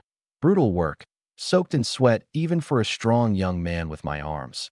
But the farm was quiet, and the maple came down. I hit it in the space at once, and, not daring to stay, moved off and found a tall fir. The chief local timber, straight and strong, favored for beams and houses. I sawed, glancing about, lest someone catch me, and just as I'd hidden it, footsteps. I snatched up the gun to feign hunting. Who's there? 2 flashlights swung my way. It's me, Yi Qingshan. 2 farm men reached me. Yi Sifong, blood uncle to that Yi Jinchong I'd crossed, and an old Zhang of another surname. A tree's been cut. Who did it? Sifong pointed. I looked, unruffled, and clicked my tongue. So it has, a thief. Uncle Zhang, Uncle Sifong. I say the thief's you, Sifong snapped. Me? Look at me. That's saw work, not knife. Search me for a saw. I came up to hunt. Is hunting forbidden? He wanted to even his nephew's score. Old Zhang put in. Sifong. Easy. A tree that size can't be moved off fast. Let's look around. Sifong pointed at me. Don't move. You can't anyway. If I find it, wait and see. They searched. Both season wardens, both sure the cut was fresh and the heavy tree couldn't have gone far, and found nothing. No tree, no saw, no footprints. They were dumbfounded. I sat, idle, even offered them cigarettes. Sifong refused. Old Zhang took one. Found anything, uncles? Don't grin at me. Where'd you hide the tree? Sifong glared. Hide what tree? I'm here to hunt. You scared off my game and now call me a thief. No evidence and you threaten me? Find a tree or saw to prove it and do as you like. Otherwise it's nothing to do with me. I'm standing right here. Could I hide a tree or carry one off? That stumped them. It's truly not on you, Old Zhang said, abashed. A tree that size must be hidden. If it's been carried off, it can't be you. Several men with some method before you came. Sorry, Qingshan. Uncle Zhang misjudged you. It's fine. You're doing your job, I understand. But Uncle Sifong's plainly targeting me, and that's not right. Sifong's face soured, with no opening to vent. That's just his temper, don't mind it. Catch anything? Old Zhang turned the talk. No, a bird up there, but you scared it off. Uncle Zhang, you know this farm better. Where's their game, or say? If there were, we'd hunt it. But we did see boar tracks the other day heading deep in. We didn't dare follow. How's your aim, Qingshan? His aim? Guess, Sifong sneered. His old man was a real shot. But this one's lazy, barely been up the mountain. Now there's extra mouths, and he's forced to it. Old Zhang smoked in silence. What a man, can't you speak plainly? My aim's ordinary, but boar I can manage. No match for Uncle Zhang, but a notch above Uncle Sifong. Talking nonsense, above me? Come, try it. Fine, how? Sifong plainly meant to even Ginchong's score. I don't mind. Let's hunt boar. Whoever bags it keeps it. Whoever bags more wins. Fair. Fair indeed. Done, Sifong said, slapping his gun. But say it first. Lose, and you apologize to my Jinchong. If I lose, I apologize for just now. Done, Uncle Zhang's witness. Where's the boar? There. Old Zhang and I saw tracks. A group, 4 or 5 at least, 2 big ones, the rest likely small. Old Zhang led the way, finding boar tracks and rootings. Boar for sure, several. My eyes lit, but I turned to them. Say it clear. Is the game each man's own, or split? Settle it now. Split. Sifong sneered. Your aim's poor, but your head's quick. You'd come split with us? Why split with you? Whoever bags it keeps it. No problem. I feared you'd freeload off me, and you think it's the reverse. that aim of yours hit a boar? Each keeps his own, then, said old Zhang, who'd not have minded sharing with my harder-pressed household, but wouldn't override his colleague. Sifang strode ahead, eager for the fight. Old Zhang waved me up, taking the rear. We went single file. Sifang tracked with some skill. An hour on, the moon high, we crested a ridge, and all three jolted. In the valley below, under the bright moon, for boar grazed at ease, 2 big, 2 small, and 2 more piglets frolicked apart. 6 in all. Sifang, most excited, fired at once without aiming, the shot grazing a big boar and missing. Sifang, are you mad? Old Zhang cursed. 6 boar, and he'd spooked them grabbing for first. Sifang cursed too, not himself, but me. I'd foreseen it. As the boar startled, I raised my gun first.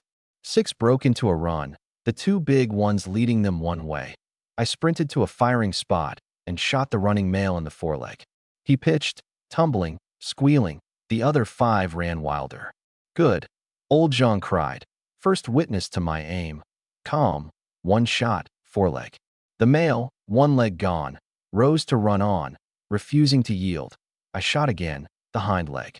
Both legs struck. He could only lie and squeal. Uncle Zhang, watch this one, I'll chase the rest. I shouldered the gun and ran. 5 boar, 4 of them piglets. Take them home and raise them in the space. Sifang, seeing my 2 clean leg shots, knew my aim was deadly and cursed inwardly, face dark, then gritted his teeth and gave chase. Old Yi, don't follow. Old Zhang shouted, but Sifang wouldn't listen.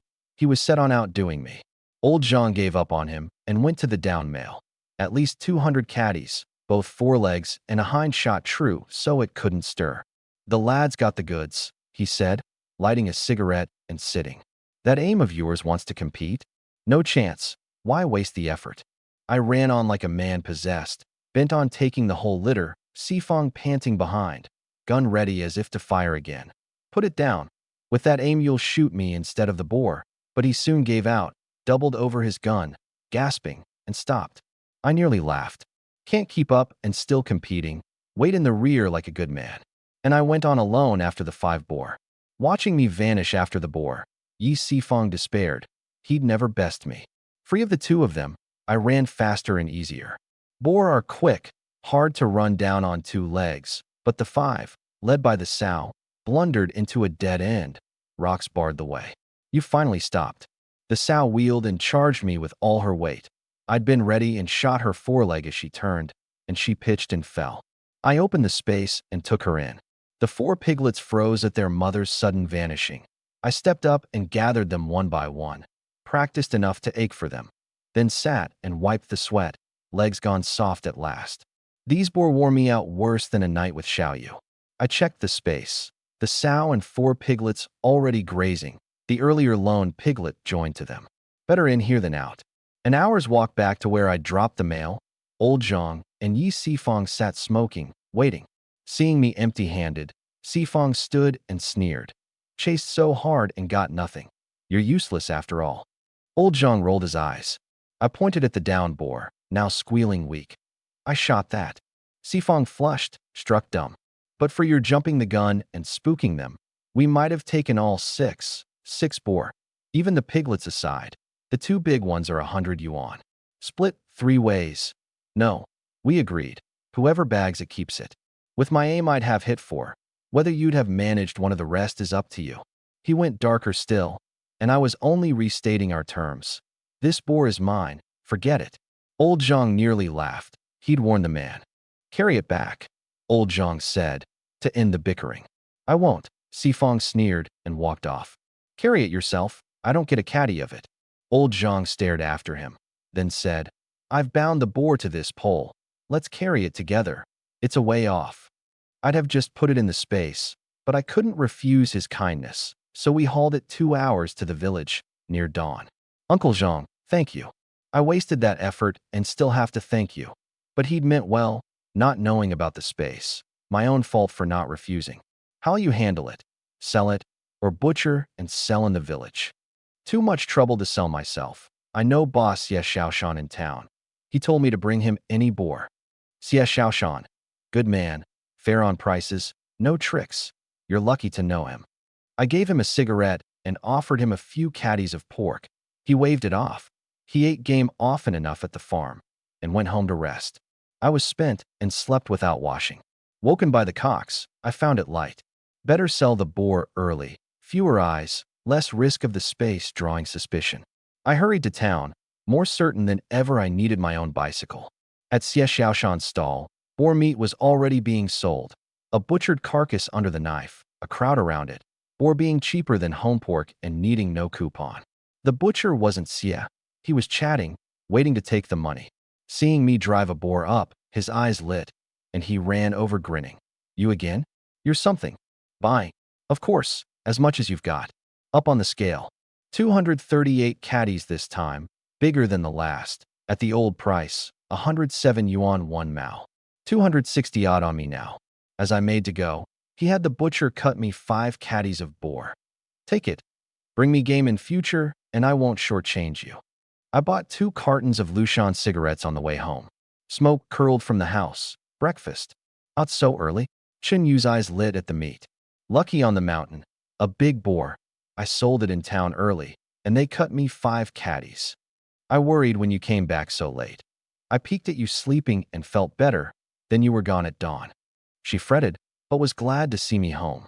Take the meat in. We'll eat meat daily now. Wait, I'll mix you an egg custard. She brought out an enamel mug of rice water. In Ghanaian you parboil the rice, lift it out to steam, and the leftover broth is rice water, sweet in lean times. Warm, with an egg beaten in, it builds you up. She stirred in an egg and a little honey. Drink it, glad, and a little pained. Our days were better, but I was forever rushing about. Have you eaten? I don't need it. Your sister nurses, you hunt. I do nothing. Nonsense here. I gave her my mug. I won't. Be good. In a couple of days I'll get us chicks, raise them, and we'll have eggs daily. Let me settle a few things first. Then half each. Dimpling, she drank her half. Chen Ting came out. Shall I make you a meat broth this morning? The boar's fresh. Make plenty. We'll eat our fill. I'll nap. Wake me for the meal. Half an hour later, I woke to white rice and meat broth, ate 2 bowls and a bowl of broth, and was at last full. I'll go to old Zhang's. Shall you skip work today? And do what at home? My work points earn us a share. I'm going. I knew her. Making her stay was hopeless. I'll just have to earn enough that she sees no need. Mind yourself, then. At old Zhang's, I heard talk inside. They were eating. I'd eaten, so I went in. Old Zhang done, smoking, and beside him Yi Sifang. They both fixed on me. Old Zhang rose. Sifang soured as if I'd wronged him. Qingshan eaten? Sit. I've eaten, Uncle Zhang. I'd meant to give old Zhang a carton, awkward with Sifang there, but his sour face decided me. Reborn, and minding your face? Why pull a long face at me? I pressed the carton on old Zhang. Thanks for helping carry the boar last night. We agreed whoever bags it keeps it, but you helped me, and you don't lack meat, so, a carton, with thanks. His eyes lit. The lad knew his manners. It was nothing. Not nothing. Some men won't lift a hand. You did, out of kindness to a young fellow having a hard time. Take it, I'm off. The barb landed. Sifang went iron-faced. As I made to leave, he snapped up. Wait, last night's not settled. Uncle Sifang, something on your mind. Old Zhang frowned at him to drop it. Our rule, hunt together, split the catch. You sold the boar, share the money. You want it all. Knew he had something foul in him. We bet last night, whoever bags it keeps it. And there was a forfeit, the loser apologizes. You haven't apologized to me yet, and Uncle Zhang's the witness. Heard it clear. No wriggling out. Old Zhang nearly slapped him. Can't you let a thing lie? Enough, Sifang, he said, stepping in. I heard the bet. No one's wriggling. We're elders. We don't play these games with the young. Sifang flushed. With old Zhang against him, he was stuck. Qingshan, do me a face. Let's drop the apology talk. It was a joke. Old Zhang knew his trade, checking my money share demand and asking me to step back on the apology. I'll give you face, Uncle Zhang, but will Uncle Sifang give you his? The apology meant nothing to me. If he crossed me later, I'd lame him with a shot. An empty mouth apology while he tripped me behind my back was worthless. I tossed it back to him. Sifang, well. Old Zhang turned to him, finding the young man sharper by the minute. Fine, Yi Qingshan. You've no manners. Wait. Plenty in the village can't stand you. Think ye Liuxing's shelter lets you stand here? Our Yi clan, to a man, can't abide you. Just then Yi Zhengsheng came in with Yi Dachuan and glared. Sifang, who are you to speak for the Yi clan? To a man can't abide him. I can't abide you. The elder's the one with no manners, and you blame the young. Behind him Dachuan stirred. Want me to hit him? Sifang, having boasted only to be slapped down, went purple, and that the simpleton dared raise a hand at him sickened him worse. Yi Zhengsheng, look at the son you raised, striking at his uncle. No shame, no rules. An elder with no shame or rules blames a junior. Your whole family breeds fools. You know how unwelcome your nephew is here, and now you pull this. Soon the village will shun your house like a plague. Old Zhang, not a Yi, couldn't weigh into the surname business, but Yi Zhengsheng could, and carried more weight than Sifang. Outmatched and unsupported, Sifang left iron-faced. Brother Qingshan, did he hit you? I'll get him, Dachuan offered. He didn't, never mind. What set him off? The time you beat Jinchang. He's avenging his nephew. Yi Zhengsheng asked. Old Zhang told him last night's tale. So your aim's that good? You put the old dog in his place. Good. He struts like he's something, can't hit a thing. Plainly, he'd long disliked Sifang. Uncle Zhengsheng, chat with Uncle Zhang, I'll go. I slipped off and into the space. The boar were orderly, not rooting the peanut sprouts, which grew well, 20 days, maybe sooner, to harvest. The split hives hummed, the bees gathering, the pheasants, doves, and partridges flew at ease, the chickens ranging on bugs. Out again, I dealt with the 2 trees, stripped the furze branches to dry, and sawed the maple into short lengths for Lingji medium. A full day's work, and the last, key step remained, culturing the spawn, and reading it, my head spun.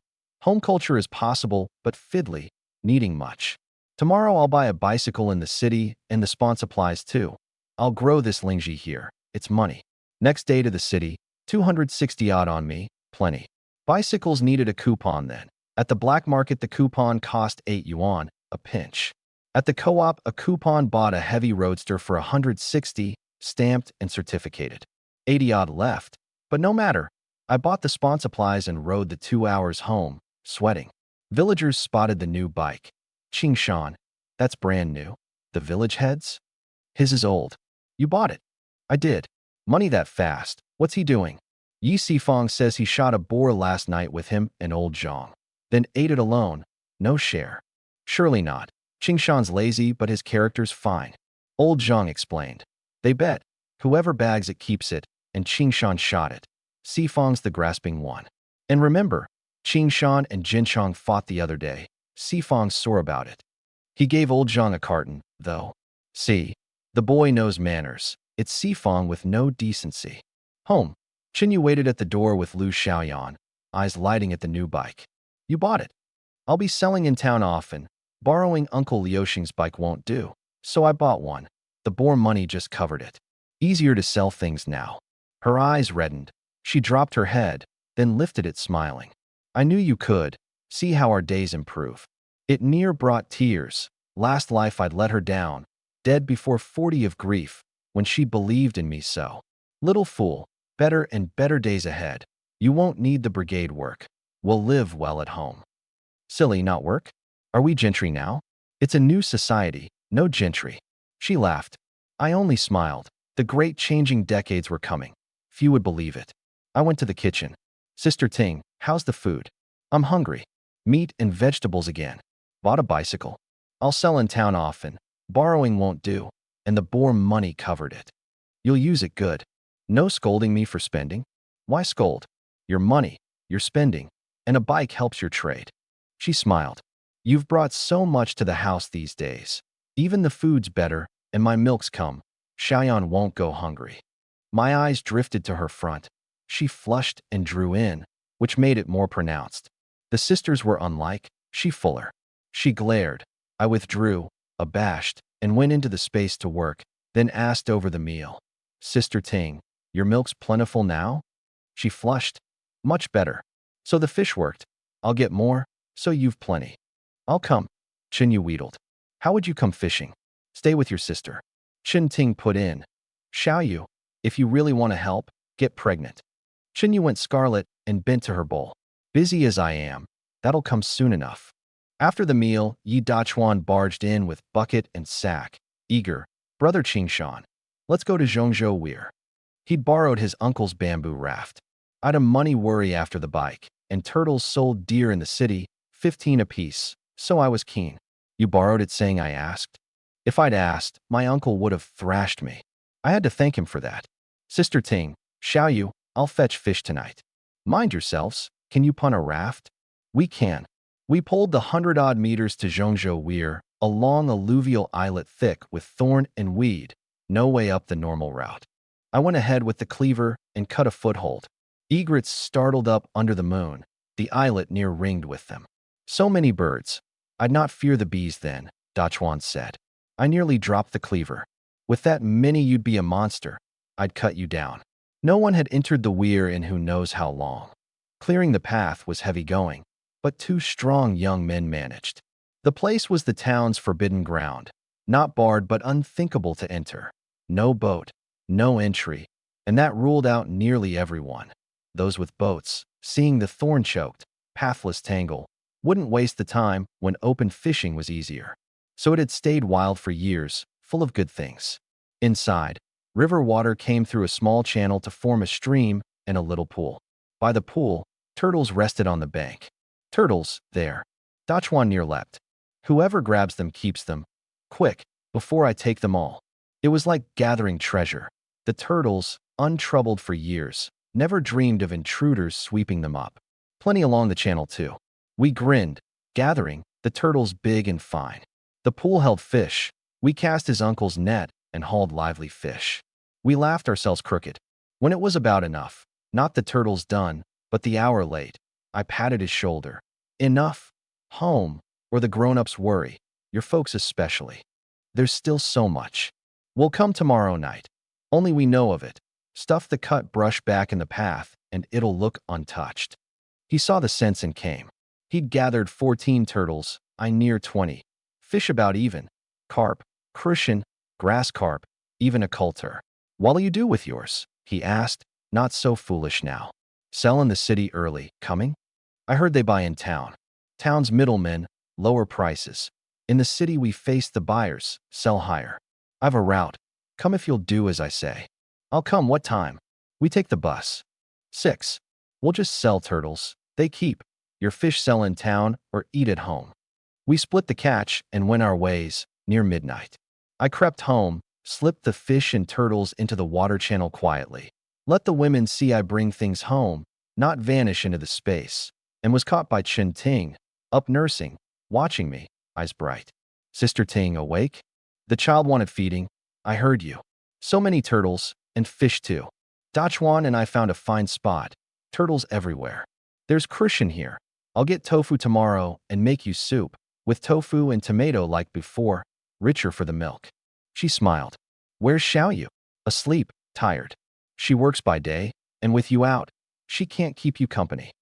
She caught herself and stopped, both of us laughing dryly. Go wash and sleep, it's late. She watched the fish swim and laughed softly. She'd thought herself near ruined, and instead the days kept improving, with me thinking of her in everything. I washed and slept, and at dawn Dachuan banged the gate. Brother Qingshan. We gathered the turtles. Why so early? Couldn't sleep. Told my folks we'd sell turtles. They balked till they heard you'd take me, then only said to mind you. I'm so glad I couldn't sleep. They say city girls are pretty and don't wear trousers. My hand jerked. Who told you that? I heard it. I'll marry a city wife and lend her to you to look at. Who wants to see your wife? Don't talk rot. Let's go. We bussed to town and took the earliest to the city, there by 8 odd. Dachuan gawked at the bustle, then sulked. Who lied to me? Everyone's wearing trousers. I'll curse him. Was it Zhenchong? How'd you guess? He told someone else, and I overheard. Next time he talks like that, slap him. At a breakfast stall I stopped. The policy thaw's coming, stall's already out. Sit, my treat. Too dear, we can't. Eat at home. Today's on me. No, I should treat you. You saved my life, he said earnestly. I ordered 2 bowls of rice noodles with meat and an egg each. Dachuan paled, counting his money. Then I deliberately opened my sack. tied a string to a turtle's leg, and set it under my stool as a model. The morning rushed thick around us. The turtle drew eyes at once. Before our noodles came, an old man approached. How much? 16, uncle, cheap. Steep. Ask around. It's fair. 15, and I'll take one. I made a show of weighing it. Since you're keen, 15, pick one. I opened the sack. He goggled at the haul and chose his biggest, paid, and left glad. The crowd swelled. 15 wasn't cheap, but it was a concession. Dachuan, get yours out, same price. He caught on at last, so that's why we ate here, and the overflow went to him. Inside half an hour, my 21 and his 14 were gone. We met eyes and laughed, Dachuan clutching his wad. He couldn't count it, but knew it was plenty to cover my breakfast. We ate, ravenous after the long night, and he insisted on paying. My dad said to thank you properly. After, he counted, recounted, and asked, Brother Qingshan, 99, and then it's 100? I'd made 315 on 21 turtles. Turtles were the real money. You sold 14, that's 210. You even know 99 makes 100, I don't. I had to laugh. We bust back. He slept the way home, and I woke him in town. I bought chicks at the market. It was market day, and we headed home. Tonight again? 9 o'clock. Home. Yi Zhengsheng sat smoking, brow knit, glum. He'd asked old Zhang about getting Dachuan a forest farm job, and old Zhang had no objection. Dachuan's build suited to it, but Yi Sifeng wouldn't have it, meaning to slot his own kin in. Then Dachuan ran in and pressed his earnings into his father's hands. Look what I made. Brother Qingshan took me. We just ate breakfast and sold the turtles. People fought to buy. We're going again tonight. I'll keep one back for you to build yourself up. Mum keeps saying at night you're no good. Yi Zhengsheng flushed. Talking rot. Who's no good? I'm fine, but ran to the kitchen grinning. Wife, our boy can earn now. Behind him Dachuan glowed. I can help the family too. At home Qin Ting minded the child. Qin Yu had gone to work. Sold them. 15 each, 300 odd for 20 odd. She gaped. I took out money. She stopped me. Keep it. Give it to Xiao Yu. I caught her meaning. The sisters had privately settled the arrangement to win my taking her in, and clever, knowing her place woman that she was, she'd not handle the household money. Better not to sour things. Xiao Yu at work again? Yes, plenty to do. We'll eat fish at noon. She bought tofu, fish braised with tofu. At noon, Christian and tofu soup, milky, for Qin Ting. Fish head braised with tofu and a dish of greens for the rest. Our table had been transformed, unthinkable before, with fish still swimming in the channel. Sell these in town? Qin Yu asked. No, we eat these. Fish is fine high protein. Build us up. She dimpled. Isn't it extravagant? Not extravagant. There's plenty more tonight. Be careful, Qin Ting said. I napped, then into the space, all thriving. I could already sell doves, partridges, boar, but I'd wait. The piglets must grow, the doves breed. I'd have endless stock. Lying down again, Qin Yu came and leaned at my bed, and I dug out 100 yuan for her. Dimples deepened. So much, have you enough? Whatever they'd said of me, I always gave her money freely, never hid it. That was why we were close. And in that age men often beat their wives, but never I her. 400 odd on me. 100 to you, 300 left. We're both out working, and my sister does the house. Should I give her household money? She has costs too. Decide it yourself. She brightened. I talked with sister. Sometimes I'm not at work, and she's idle at home. Could she do something to help the family? She feels she owes us. Living here, some work would ease her heart. Of course. When I bought tofu, I thought, what if we made tofu? It sells well here. Tofu. Too hard. You two couldn't. We could. It's made at 2 or 3 in the morning, fresh daily, not simple. She'd not known. I murmured at her ear. Not for you. Up that early, how would I hold you to sleep? Everything rushed against my stamina. She flushed and pinched me. But truly, it's too tiring. I'll think of something you can do, ideally to help me. Good, anything. She smiled and left, and I slept till supper. Sister Ting, I won't sell the fish. We'll eat it till we're sick of it. I'll fetch more tonight. Before 9, Dachuan came with sack and bucket. Qin Yu, helping me pack, whispered, be quick, back before 12 to keep me company, or I'll ignore you. Before 12, I promise. Off we went. On the way, Dachuan asked what sister you had said. He called me brother, but her sister you, having grown up with her. Why do you need to know my wife's whispers? Don't be stingy. I said I'd lend you my future wife to see. My mouth twitched. And I'll let you sleep with mine when I marry. He upped it. Dachuan, talk like that again, and I'll thrash you. And don't tell others. I only tell you. They're not worth it. I bore it. We pulled the borrowed raft. Yi Jingxing's brother Yi Jingyi's, a fisherman. I'd buy him a carton in thanks. At the weir the brush was undisturbed. We cleared it and went in, turtles again resting under the moon. No sense of danger at all. You might as well come to my door. We gathered the easy ones, then cast nets in the pool. 2 big grass carp, a big carp, and small fish. Sand gully fish. Dachuan crowed of the thumb-sized ones. Hard to catch, my uncle says, but the best dried. Pan-dried. They're a delicacy, meaty, few bones, firm, fragrant. Good, a few more casts. Several more netted plenty. So many here, maybe more around the outside. Let's net the weir's edges. Net by net, we filled both buckets, the spot rich. A good haul home. Dachuan reluctant, but he came. Home, I put fish and turtles in the channel, washed in the kitchen's warm water, and went to my room, and from the breathing New Chinyu waited. She rose and caught me, and the night was as the night was, a clean fade. Young and strong, I was up at 6. Chin Ting was already up, watching the fish. Why so early? She looked at me. Rai, you too were loud, and with the child I sleep light. I caught her meaning and felt awkward. Chinyu had indeed been loud. I gave a dry laugh and hurried up to gather turtles. So many sandgully fish, some belly up, dying. Won't you sell them? My eyes lit. Sister Ting, sandgully fish dry well, and there's a good 15-20 caddies. Dry them. Eat them or sell them. They keep. Glad to have a use, she nodded eagerly. I'll start, back for lunch. We've eggs. I'll do green pepper sandgully fish with eggs. Good. Then Dachuan's cracked gong voice. Brother Qingshan, hurry, or we'll miss the earliest bus. I waved to her and went. At the bus station square, where breakfast stalls clustered near the hospital, I picked the best spot, ordered noodles, tied a turtle as a model. Dachuan copying me now, and the old folk eyeing it came to ask price, same as before. I asked 16, settled at 15, not greed, but people want to haggle a little or feel cheated. Raise it a touch to give them room, and both sides win. Jialan Town had a name in the city, a great river, rich waters, so its goods sold well, and ours were good. More buyers, less stock. In 20 minutes all gone, my 17, his 11, 100 odd and 200 odd. We ate, then went into the station to wait for the bus.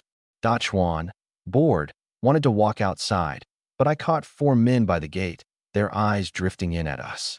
Don't go out. Reborn, I knew that age's bad order. Pickpockets, even road bandits, the old reward for killing bandits slogan still on walls.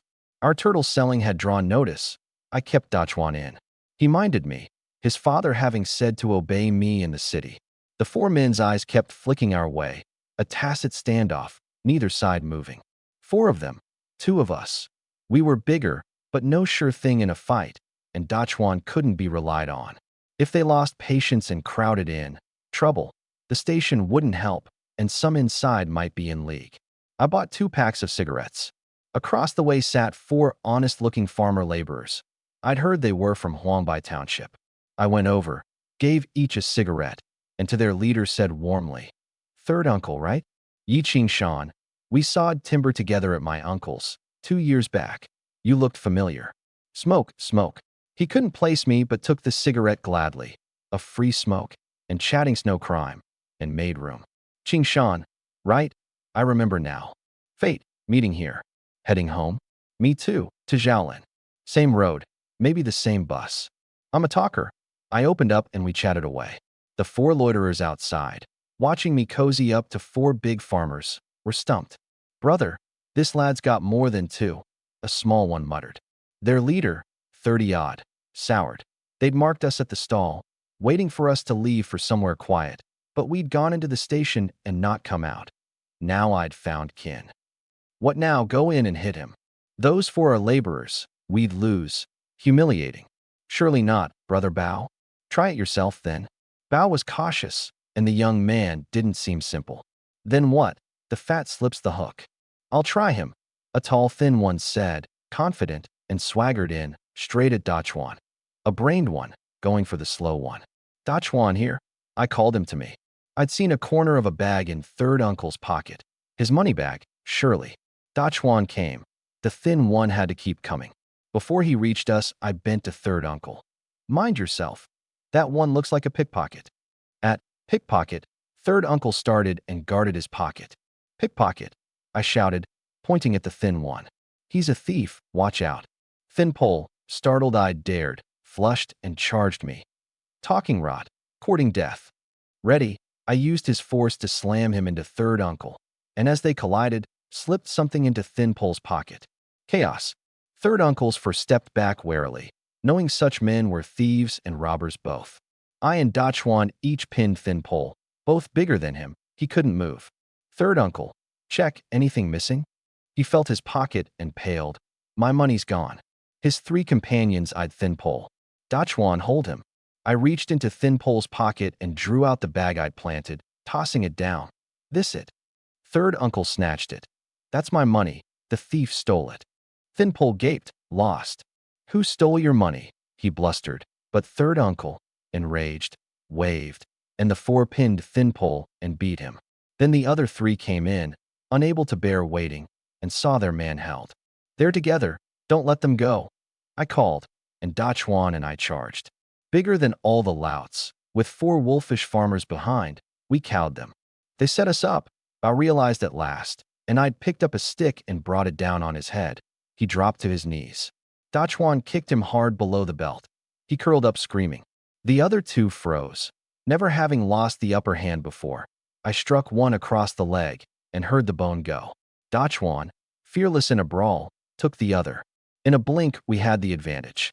Then the station stirred, and the boarding crowd, who'd clearly suffered such men before, surged in to beat them too. Killing thieves is no crime. The pickpockets, pinned, wailed without resistance. With the crowd's cover, I went hard, laming their legs, stamping their hands. These men robbed on the road too. No innocence in that dark age. Daring to rob me. Try it, you scum. By the time the police came, the four were near senseless. With so many witnesses and the robbed third uncle's account, there was no dispute. The matter was simple in that age. A routine questioning and out, soon enough. Thank you, third uncle kept saying. We're all friends abroad. Your hard-earned money shouldn't go to thieves. Home then. The station was cleaner now, the louts gone. Past 10, as we waited again, a middle-aged man came up unfriendly. Hey. I turned. You the one who stirred this up? He said, dark-faced. I recognized him. He'd moved to join in earlier. Dachuan tensed, taking him for station management. But I felt a cold edge. Such stations, with pickpockets outside, usually had someone inside covering them. This man, unable to step in during the brawl, had watched and now wanted to do something. If he held a grudge, coming here would be hard for me, and the bus was the only way out. So I weighed how to handle him. I'm not Hey, I'm Yi Ching Shan. What's your meaning, pinning this on me? I stood, loud enough that a station worker came to mediate. Shishing. What are you doing? The lad caught a gang of pickpockets, or who knows how many would have suffered. Don't mind him, young man. He just didn't react in time. He pulled the man, Shishing, away. Shishing. The name jolted me. Somewhere deep I knew it. An old man nearby read a newspaper, and it clicked. I saw this name in the papers, on TV, not now, but later. Lan Shishing.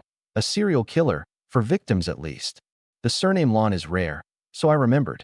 The case broke in the 90s, when the bodies, by then bones, were dug up, turning a vegetable plot into an industrial park. The first victim still had Lan Shishing's work badge on him. That badge led the police to him. The case was big, clear. The first killing was in 1978, the start of his crimes, and he had 4 accomplices. An accomplice named Chui Bao. I slapped my hands. Those 4 louts were his accomplices. They called one Brother Bao, Chui Bao. I stood. Dachuan worried at my starts. We'll go, he said, glaring at Shishing's direction. Don't, we've business. What business? Don't you want turtles? I'll take you to a spot in the suburbs. Eager, he came. The buried corpse site, a notorious local case, I remembered well and soon found the area. It's only been a month or two. There'll still be a rotting smell. If so, I report it and let them dig. The county hadn't sprawled yet. This was still farmland on the edge. As I searched, Dachuan cried, "It stinks. Whose latrine is here?" I hurried over. A manure latrine for the fields, stinking. That's it. The latrine smell would mask the corpse smell, and the report said the body was by the fertilizer pit. Loose soil nearby, I observed. It's here. A hoe leaned at the latrine for the field work. I took it and dug, and soon a foul corpse smell rose, and a pale arm showed in the earth. I'd bet right. I set the hoe down and said to Dachuan, "Come, we report this to the police." At the station again, Dachuan and I met the young officer who'd taken our statement, Wang Jitsai, if I had it right. "You two again. Comrade Wang, I've something to report." "The earlier matter?" "We've sorted it. Those men robbed there often." "Not that. We found a corpse." His head went up. He gripped my arm, voice trembling. "Where? Take me now." Catching a thief was simple. A homicide was another thing entirely. We led him to the spot, and when he saw the pale arm in the earth, he started back, hope rising in him. His luck. He slapped my shoulder, laughing. "Good, I understand." More police came. The body was dug out, the crowd swelling. Dachuan and I cadged a lunch at the station. Lan Shixing's work badge was found on the corpse, and in due course they brought Lan Shixing in. "What are you doing? What's this about?" "I robbed at your station. So what?" A leader type stepped up, cold. "You buried that Sanliuan corpse badly."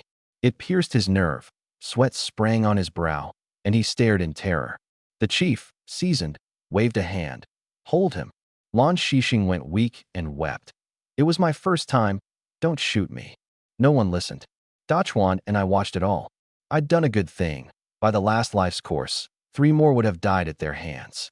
I'd avenged myself and served the people. It felt fine. Dachuan understood nothing, only that the station food was good. The chief smiled at me. "You've done a great service." I shook his hand. "Just luck." "Luck or not, it's a great service," Wang Jitsai laughed. The chief sat. "How did you two find it?" Not asking Dachuan. Seeing at a glance he was slow. "Chief, we sell turtles and catch eels too. Something came up today, so we looked along the city's edge for eels and turtles. There was an eel hole in that plot. We couldn't reach it and dug with a hoe, and dug up a corpse. It scared us, so we came at once." He raised a brow. It came out natural enough, though he didn't quite believe it. Either way, they'd found the body, a great help. "You're from Shaolin?" "Yes. Times are hard, so we fish and catch turtles." "Selling well?" "Well enough. Country folk, scraping by on wild things. The city likes our turtles." He nodded, then introduced himself. "Lu Yuesheng. You catch turtles often. Here's my address. We've many neighbors.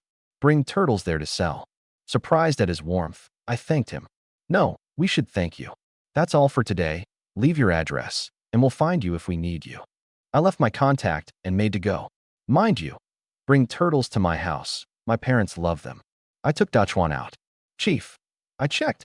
They really sell turtles. They were at it by the station this morning," Wang reported. "And Lan Shixing worked with the pickpockets we caught. We'll need a little time on the rest." "Let the rest wait. Get the corpse out of him fast." When Wang left, Lu Yuesheng sat thinking. Lan Shixing worked with those pickpockets. Could this lad, finding catching them wasn't enough, have dug this up to make us take Lan Shixing and end the threat to himself? But even so, how would he know Lan Shixing had killed? He's from Shaolin, no tie here. A chance witnessing? Too coincidental. He sighed. Perhaps it's fate. Glad and easy, I took Dachuan home. A near full day spent, back by 5. Here, cigarettes I bought. I got a carton on the way and pressed it on Dachuan. "Take time to give it to your uncle. Thanks for the raft these days." "Weren't we splitting it?" "I earn a bit more. It's nothing. Go give it to your uncle." Home. Shinting came worried. "Why so late?" "A little matter in the city." But explaining changed her color. "You weren't caught up in an arrest?" I slapped my head, laughing. "It's not so strict now. Selling country game is no great thing. Nothing wrong. I even did a service today, just lost time." She relaxed. "Eaten?" "I made you sand gully fish. Xiao Yu and I saved it. That evening, sand gully fish braised with eggs." "You didn't eat?" You weren't home. What would we eat? Chin, you gave me an egg. Build yourself up. I don't need it. You know my body. She flushed and pinched me. Chin Ting was right there, and I'd spoken too freely. Chin Ting sighed and let it pass. After the meal, the sisters cleaned the kitchen. I played with Lu Xiaoyan, who seemed prettier than when she'd come. Chin Yu took her from me and pinched me, talking nonsense. Then a meat smell from the kitchen. Cooking again? No. The sand gully fish. Sister and I killed and pan-dried them all day, or they'd spoil. Dried, they keep. More tomorrow. Under the dim lamp, Chin Ting was drying fish on the iron pot's residual heat. No oil, no salt, just heat. A fine, watchful task. You must add a little firewood now and then, but not too much, or you scorch them, and the killing takes time too. She handed me a dried fish. Try it. It's done. Chewy, meaty, fragrant, the tiny bones near gone. Good. They sell deer in town. A yuan odd a catty, like pork. In the future, they'd fetch 100 a catty, while dried. Xiaoyu told me your idea. Tofu wants pre-dawn work, no good with the baby. But river goods, dried fish, suits us. What do you think? It reminded me. Only, where do we get so much fish? You can't fish daily, and your catch is luck. And the streams have plenty of small fish too, dried and sold. And other farm goods for the city. You advise. I can make plenty, just lack materials and a route. I see you rushing about selling everything. Could you sell ours too? She'd thought it through, every line to the point. You think of a lot, Sister Ting. She explained. Orphan young, the eldest, she'd worked early to help, so she understood these things and weighed them more. True, I'd seen the sisters as children. Both worked, but she more. You're right. I'll see what I can get for you two to work. It'd help. We need money. She nodded. Then, flushing, she said softly, Qingshan, what we promised you, we keep in mind. Wait a while longer. I caught her meaning, the arrangement, and felt the stir of it. I keep my word, and I thank you for a settled place for us. It's nothing, I said, and went out, but it had moved me. Then Dachuan came in, eager. Eaten? Can we fish tonight? Turtles, maybe. Still keen. We've made good money. Let's go. I'd meant to rest, but with Chun Ting's idea of small goods to sell, I caught fire. Even few turtles, there'd be sand gully fish to give the women work. Let's go. Tonight too. Chin Yu asked. Back early. We pulled to Zhongzhou Weir. I gave my uncle the cigarettes. He said you're proper, and took them. Why'd he take them? If he hadn't, I'd not dare use his raft again. Because he took them, I dare. Understand. He half did. Fewer turtles now, 5 for me, 2 for him. We'll lay off turtles a while, let it recover. Let's net fish. Net after net. The rich waters gave carp, grass carp, red-tail coulter, silver carp, and most of all sand gully fish. 2 buckets full, we went home. Near the parting of ways I made to split the catch. No, he shook his head. Keep the fish. I'll take these 2 turtles. My dad said you take me selling and the fish are yours. We've plenty at home. I'd not expected him to stand on ceremony. Take some. No, I'll help you carry. Grateful soul. Home. We put it all in the channel, the pool thick with fish. Dachuan, leave the 2 turtles. Here's 30 yuan. I may not sell tomorrow, so sell them to me, and I'll move them in the city for you. You needn't give so much. I'm selling for you, not buying off you. Go sleep. He took it, grinning, and left. Not late, before 12. Chinyu came and slipped into my room. I followed, and the night was as the night was, a clean fade. By 12 she went back to her bed. I wasn't tired but wakeful. Only 1 tree felled. I'll cut more. Gun and saw, off to the farm. The house was too narrow. I meant to build new, and better, for I understood Chin Ting's a while longer. In a house this cramped, the next room hears everything. Her heart couldn't get past that. So to have her keep her promise, I'd give her a good place. Old Zhang and Sifong were at the office, not patrolling, my chance. I felled 5 trees into the space, and was home by 3, dead asleep. Woken by the baby's cry, sun high, Chin Ting drying fish, the child crying in the cart. I picked her up. She laughed, playing with my face. Did she wake you? Chin Ting came out. It's late anyway. Out again last night. Went back. How'd you know I went out? And regretted asking. She flushed. Xiaoyu came back past 12, and I wasn't asleep. Soon I heard your steps and the door. Late hunting again. Mind your body. Go eat. I saved you food. After breakfast I worked. Chun you at the collective. Chun ting killing and drying fish. Sell these big ones, she said, gutting deftly, the offal to the chicks. We'll eat them. Too big. One's near 10 caddies. We can't, they'll spoil. It struck me. If we can't eat them, dry them too? Who wants such dried fish? Only Sand Gully sells. No, make something else. People love Winley's fish here. Let's make Winley's fish. Her eyes lit. It needs a lot. Lee's, ginger, chili. We can buy Lee's. Villages have it, or we brew. 1 jar at a time, and I sell them in the city. Tasty, good materials, they'll move. She nodded, glad. Tell Xiaoyu to stop the collective work. You two work at home. The sun's darkened my wife. It pains me. She marveled. I was good to my wife. After lunch I set to it. The sisters began dressing fish. Killed, cut, salted, dried, and I went for Lee's. At Yi Laowu's. Buy Lee's? Sorry, we're out. Get it in town, where they sell rice wine. Just for some snacks. Your peanuts planted? You'll bring them to press. I will. He explained he wasn't rushing me. Only an elder's reminder. In town, not market day, quiet. I went to a rice wine shop. Water wine. Rice fermented, lower proof than Baijio. The local men's pleasure as leicha is the women's. I ordered a bowl, 5 mao, and praised it. The owner, son, glowed. Best business on the street, no overwatering. I asked about his Lees, fed to pigs or fowl, carefully, lest they get drunk. Sell me your Lees? Never sold it. He showed me a great jar, the wine smells strong, and I took the lot for 4 yuan, building a standing arrangement, leaving 4-5. Home, the women's eyes lit at it. Enough, plenty, and 4 yuan, buy more when we need it. Anything else for you to do? No, but we're short on seasonings. Buy ginger and chili from the village. Uncle Zhengsheng has them. At Yi Zhengxing's I insisted on paying a large amount, dried chili, 10-20 caddies, ginger about the same, and pressed 10 yuan on him over his refusal. Home, into the space. The spawn had stirred. Fast. A day or two and I'd move it onto the wood and see if Lingji would grow. More bird eggs about, thriving all. Next day I set the mycelium onto the pre-bored wood, then checked the peanuts, growing strong. Harvest soon, and home-pressed oil. The Winley's fish would need oil too. When the bamboo had dried a little, I had Dachuan help make rafts. You're sure you told no one of the weir? Not even your uncle?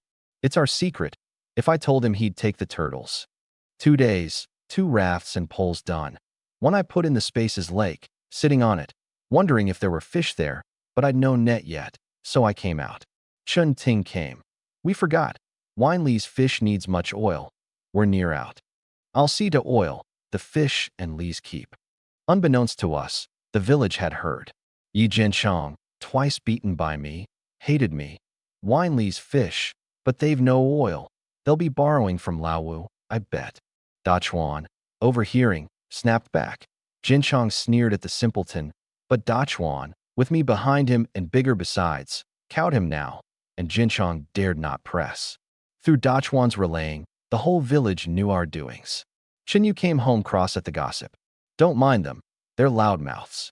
Then Dachuan rushed in with an oil bottle. No oil at home? Here's some from mine. 3 or 4 caddies, precious in that age, moving and absurd. From your house?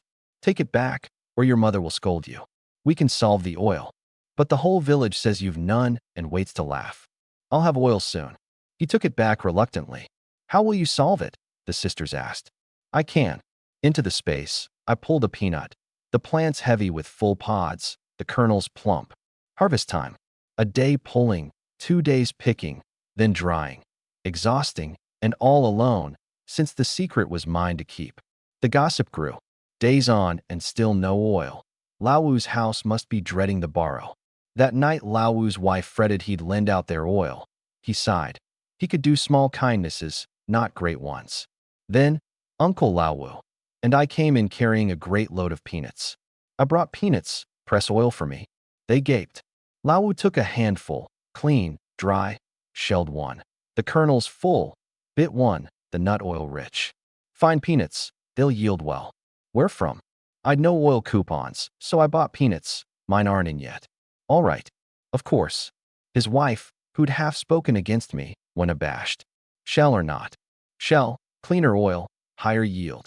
I'll carry them home and shell them. Leave them, my family will help. Why the trouble? A full load, about 120 caddies, and another like it at home. You bought a lot, costly? Oil's needed. I'd taken in 4 loads, near 500 caddies, but hidden 2. Leave this, I'll bring the other shelled tonight. Home, I carried in a second load, the sisters gaped. Bought 2 loads, Lao Wu says shell them for more oil. Shell this one, they'll do the other. Tomorrow we press both, and oil without end. Chen Yu shelled one and popped it in my mouth. Try it. You're tired.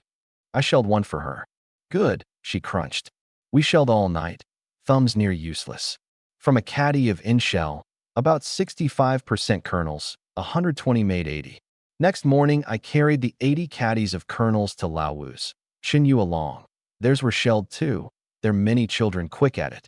Your hands won't obey, Lao Wu laughed. Eating's easy, shelling's the work. Set up, the pressing began. Pressing's complex, we left it to him.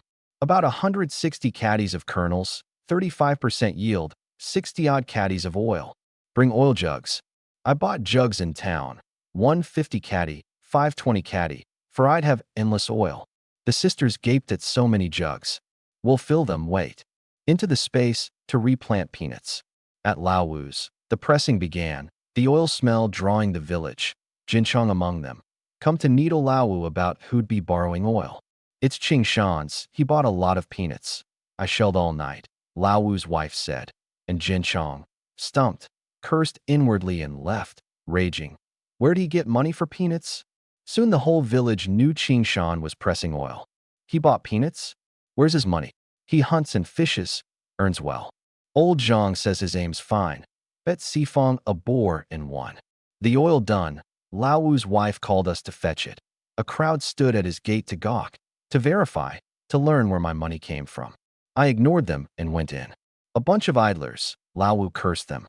Ching Shan, the 50 caddy jugs full, the 20 caddy too.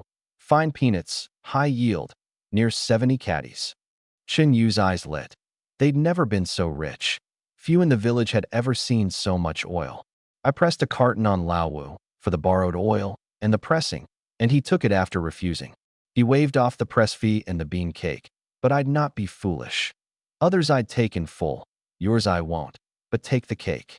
His words were loud and clear, and the crowd bowed their heads, knowing he'd been one of the few to truly help me.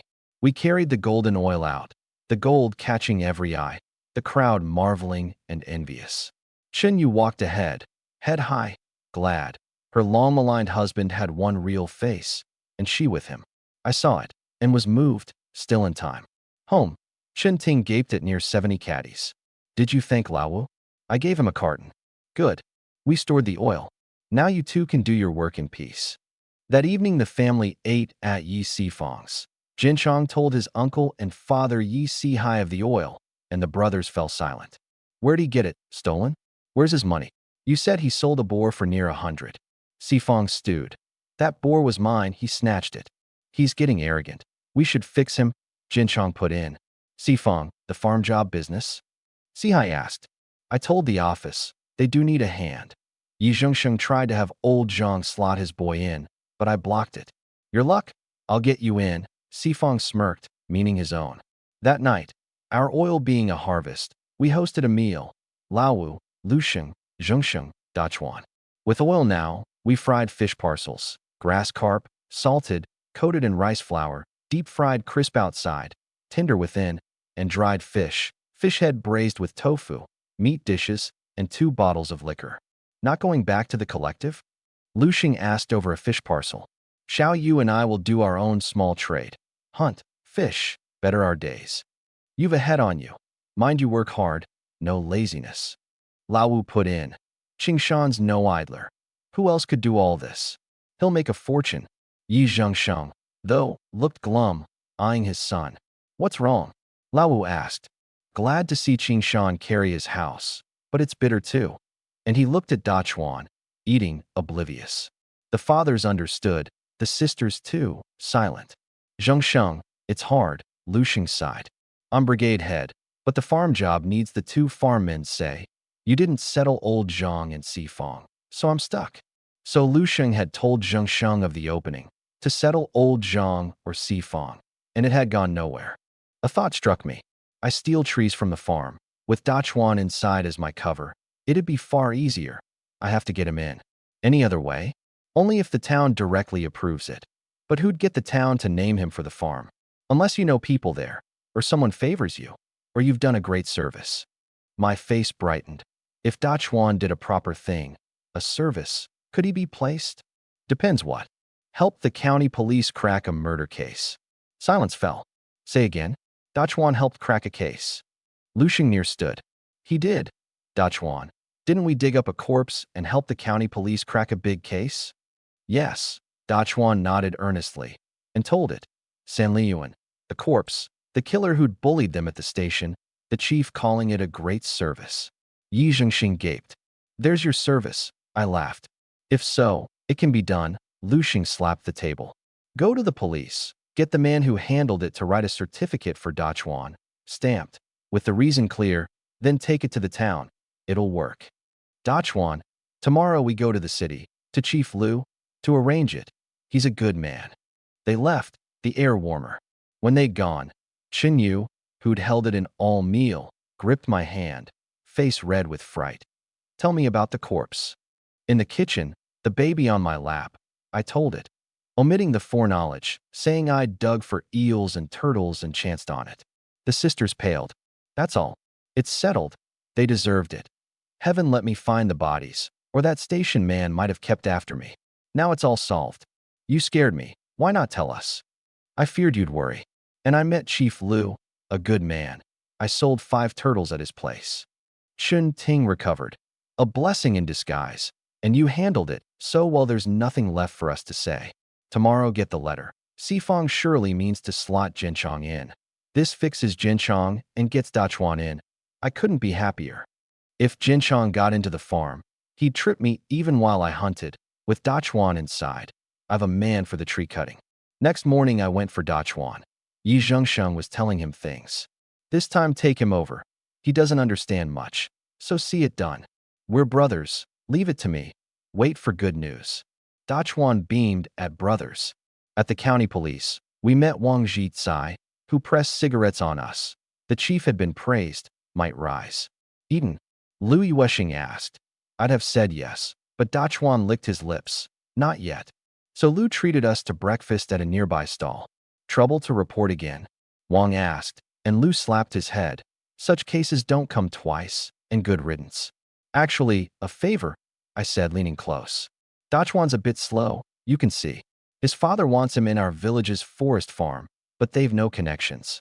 I heard those who've done a service have a special channel. Could you write a certificate? Not a backdoor, just proof Dachuan helped in the case. Lu-eyed Dachuan, who grinned.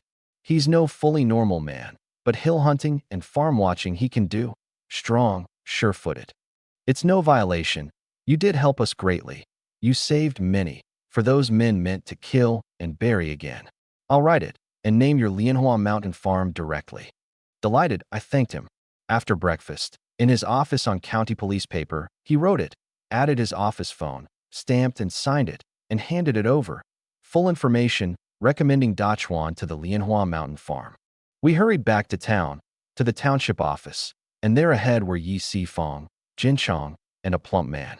I know him, Dachuan said. A small cadre in town. Sifong sends him game.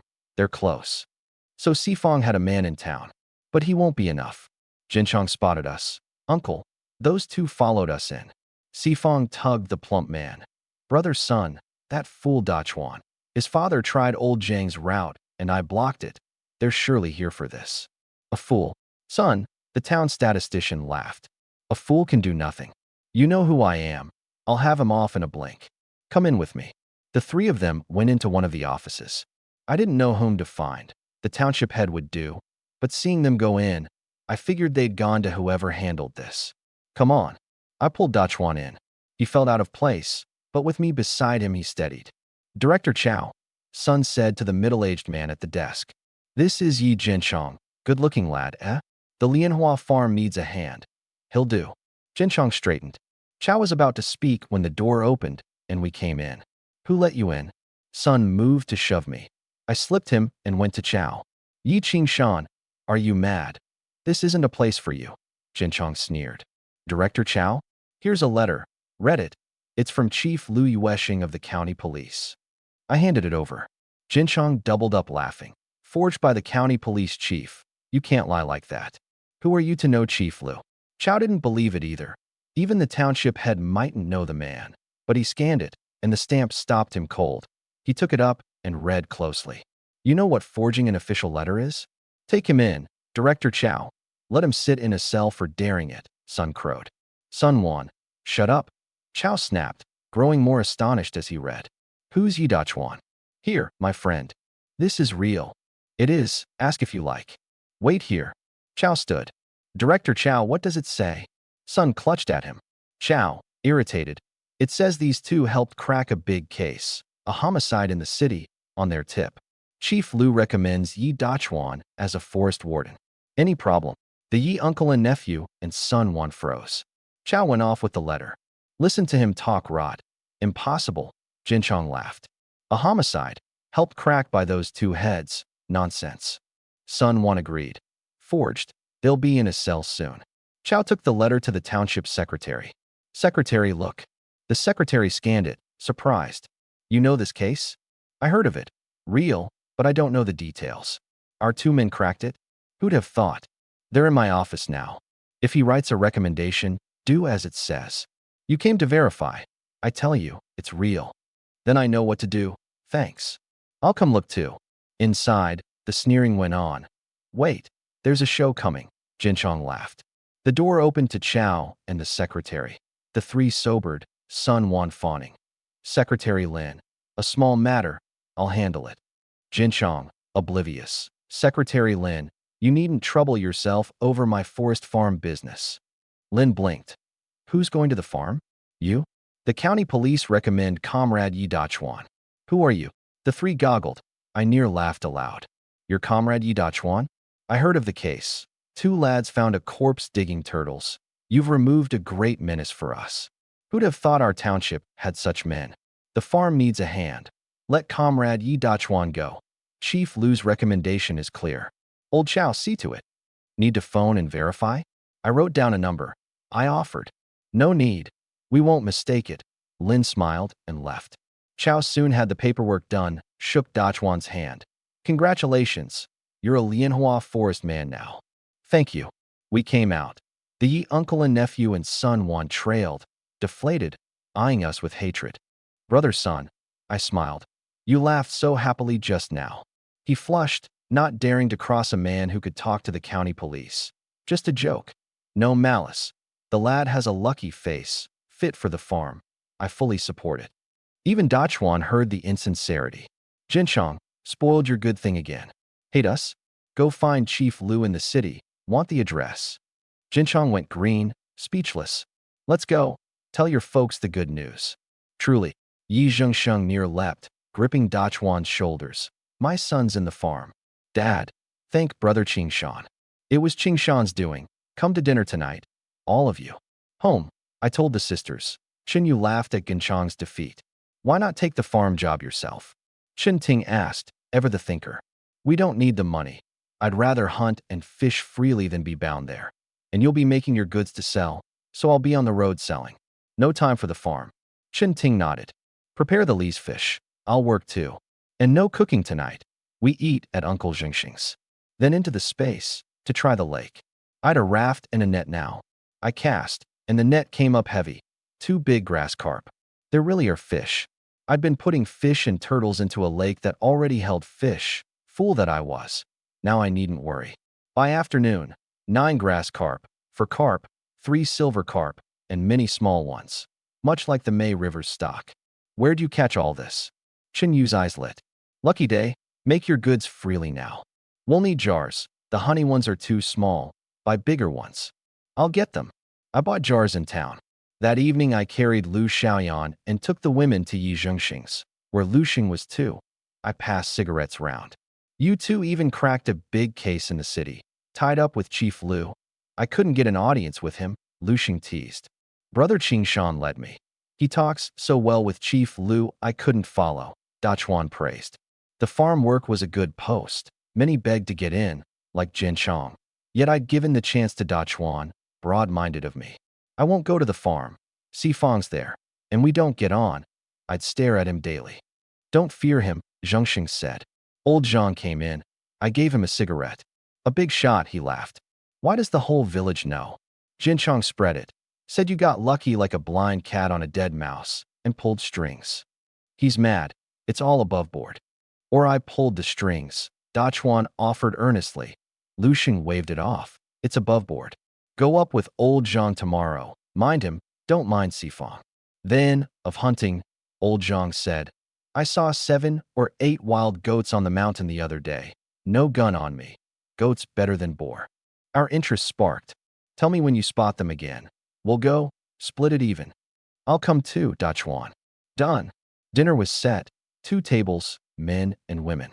Thanks to Qing Shan for getting Dachuan settled, and to brother Lu Xing for the tip, and old Zhang for watching Dachuan. Drink up. That night I didn't go up. I sat in the yard after washing. The sisters came and went, and Chunyu, catching me glancing toward the bath, pinched my ear. I'm not watching your sister bathe, and could I see from here anyway? I'm thinking our place is too cramped. Not even a proper bathroom. I've a little money now. Let's rebuild the house. She flushed, perhaps reflecting on her own loudness, and said, It costs a lot.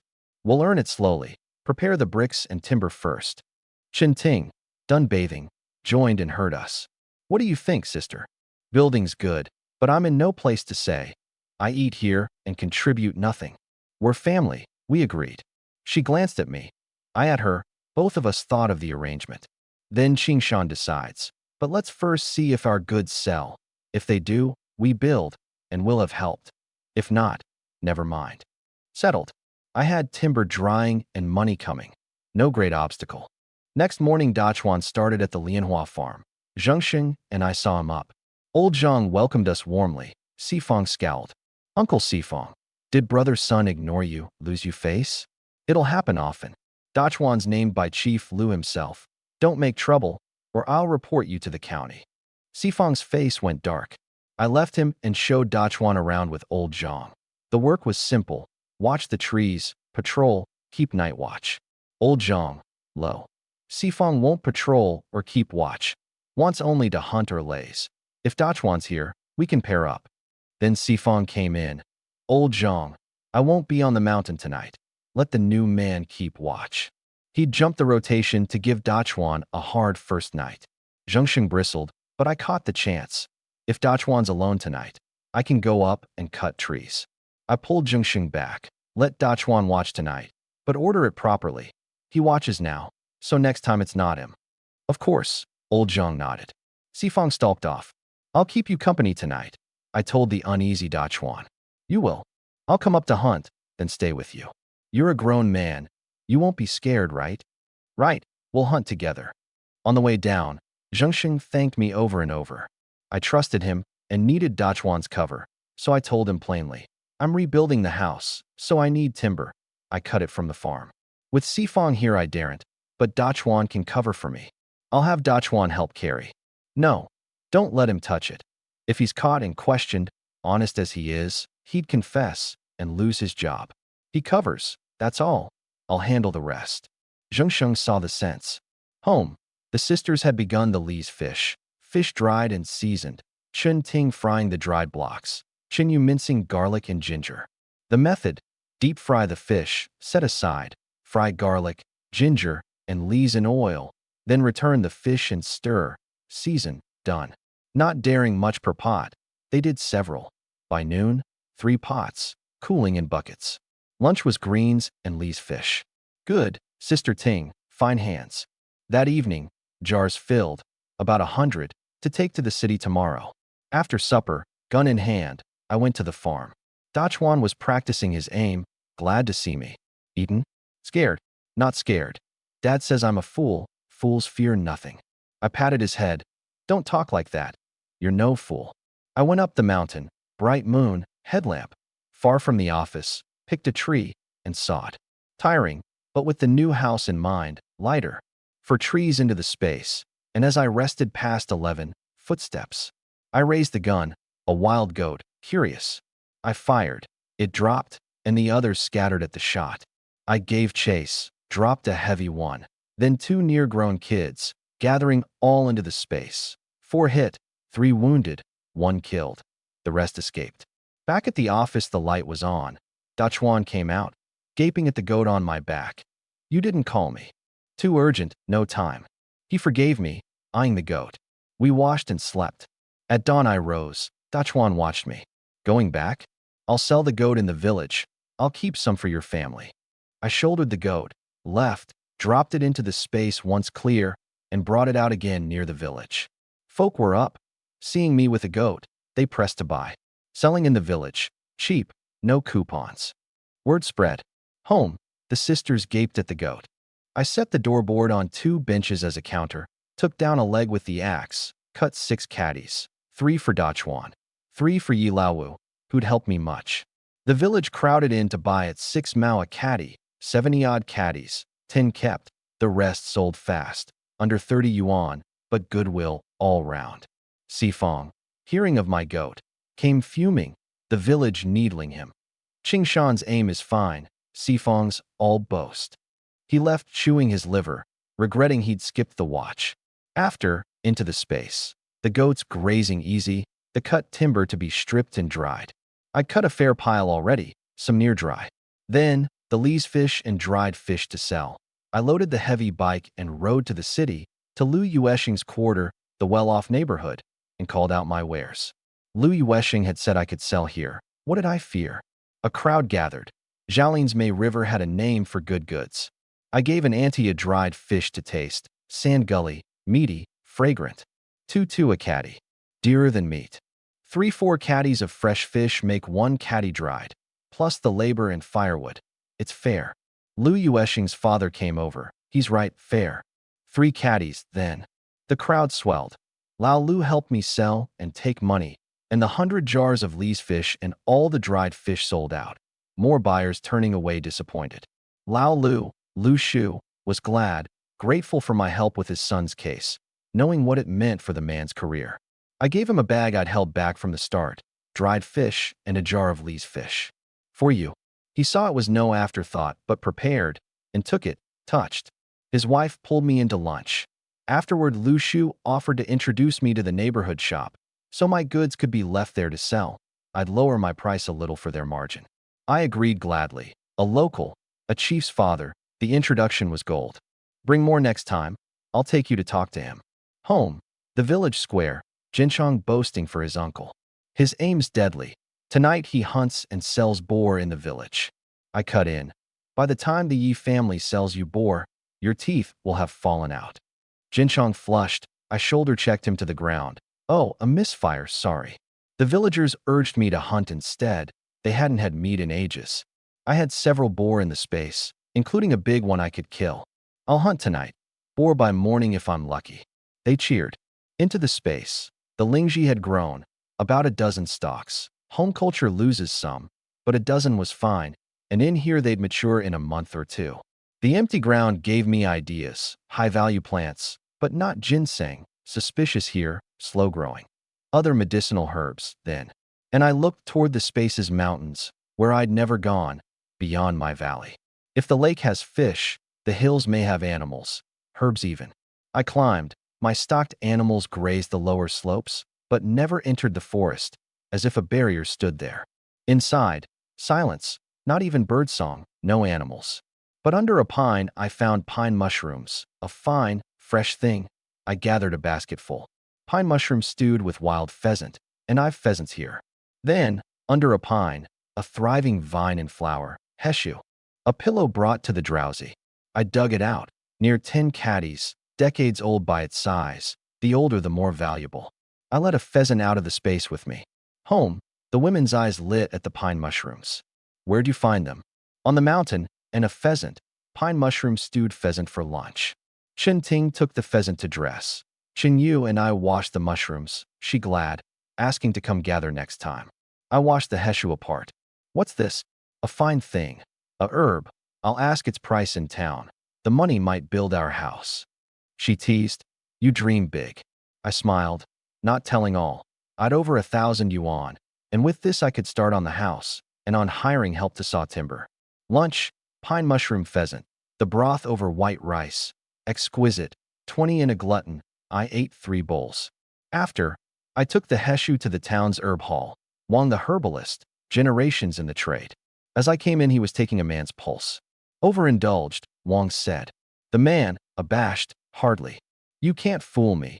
Your age, and so vigorous, but your body's weak. I drew near and saw. It was Yi Zhengsheng. He flushed, deflecting. I'm here for a friend's medicine. Of course, I said, and pulled out the Heshu. Wang, you buy herbs? Look at this. Wang's brow went up. Then he jolted, near dropping his brush. He examined it, suppressing his excitement. Then, old hand that he was, asked flatly, how much do you want? I laughed inwardly. He knew what it was and played coy. What'll you give? He hesitated, then, sensing I knew its worth, came clean. You know it's Heshu? High-aged. 5 years makes 3 caddies. Yours is 10. Fine medicine. Your price, then? I added. The state shops buy herbs too. Surely they'd pay well. He hurried to keep me. Don't take it elsewhere. Let's talk. He named a good price. Ordinary Hesh is cheap, but yours is decades old, top grade. The state shop might give 20 or 30 a caddy, even fresh. I'll give 30 a caddy. He waited. 11 caddies 6, 348 yuan. I took it.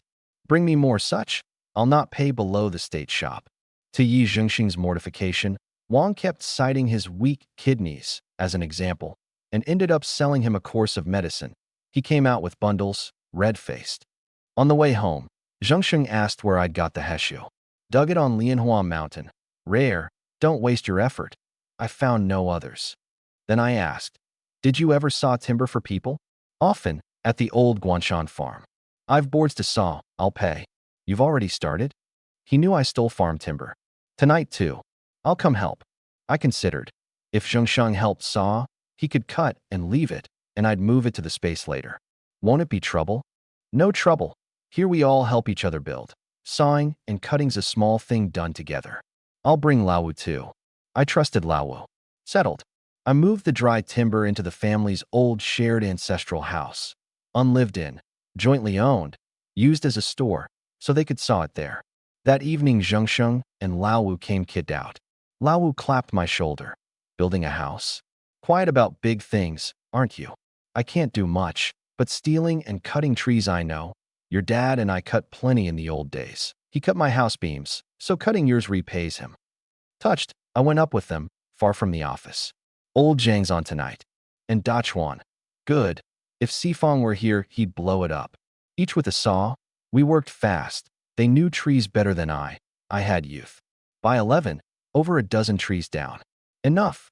Rest. Then hunt. Carry the trees later. Won't a patrol find them? They don't patrol here much. Hide them well, and I'll deal with it. We went to hunt, and Laowu heard movement. 4 or 5 boar grazing under the moon. I'll take them. You two wait. I raised my gun, but the boar bolted, and behind us came a shot and Sifong's voice. Up ahead. A group, after them. Several men crested the ridge, chasing the boar. Laowu and Zhengxing worried they'd find the cut trees. Don't mind them. Chase, or he'll suspect, I said, and we ran. Ahead, Jinchong spotted us. Uncle. Qingshan, Zhengsheng, Laowu, hunting too. Block them, don't let it fall to him. The boar fled in panic. I outpaced the older men. Qingshan, don't mind us, shoot if you can. But careful, there are 3 other hunters with Sifong and Jinchong. I passed Zhengsheng, caught up to Jinchong. Yi Qingshan, don't snatch, we found them. Found them, bagging them's what counts. I fired. The rearmost boar, 200-odd caddies, dropped, and a second shot to the head finished it. The other 3 ran harder. Uncle Zhengsheng, Laowu, watch this one.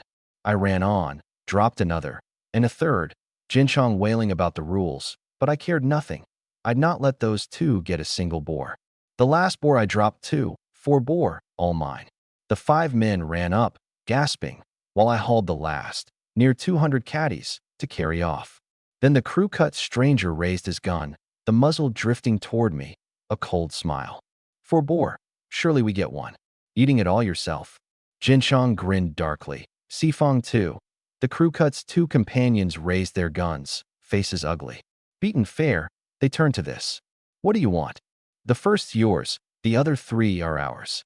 5 of them, with Sifong and Jinchong who hated me, and Laowu and Zhengsheng too far off watching the first boar.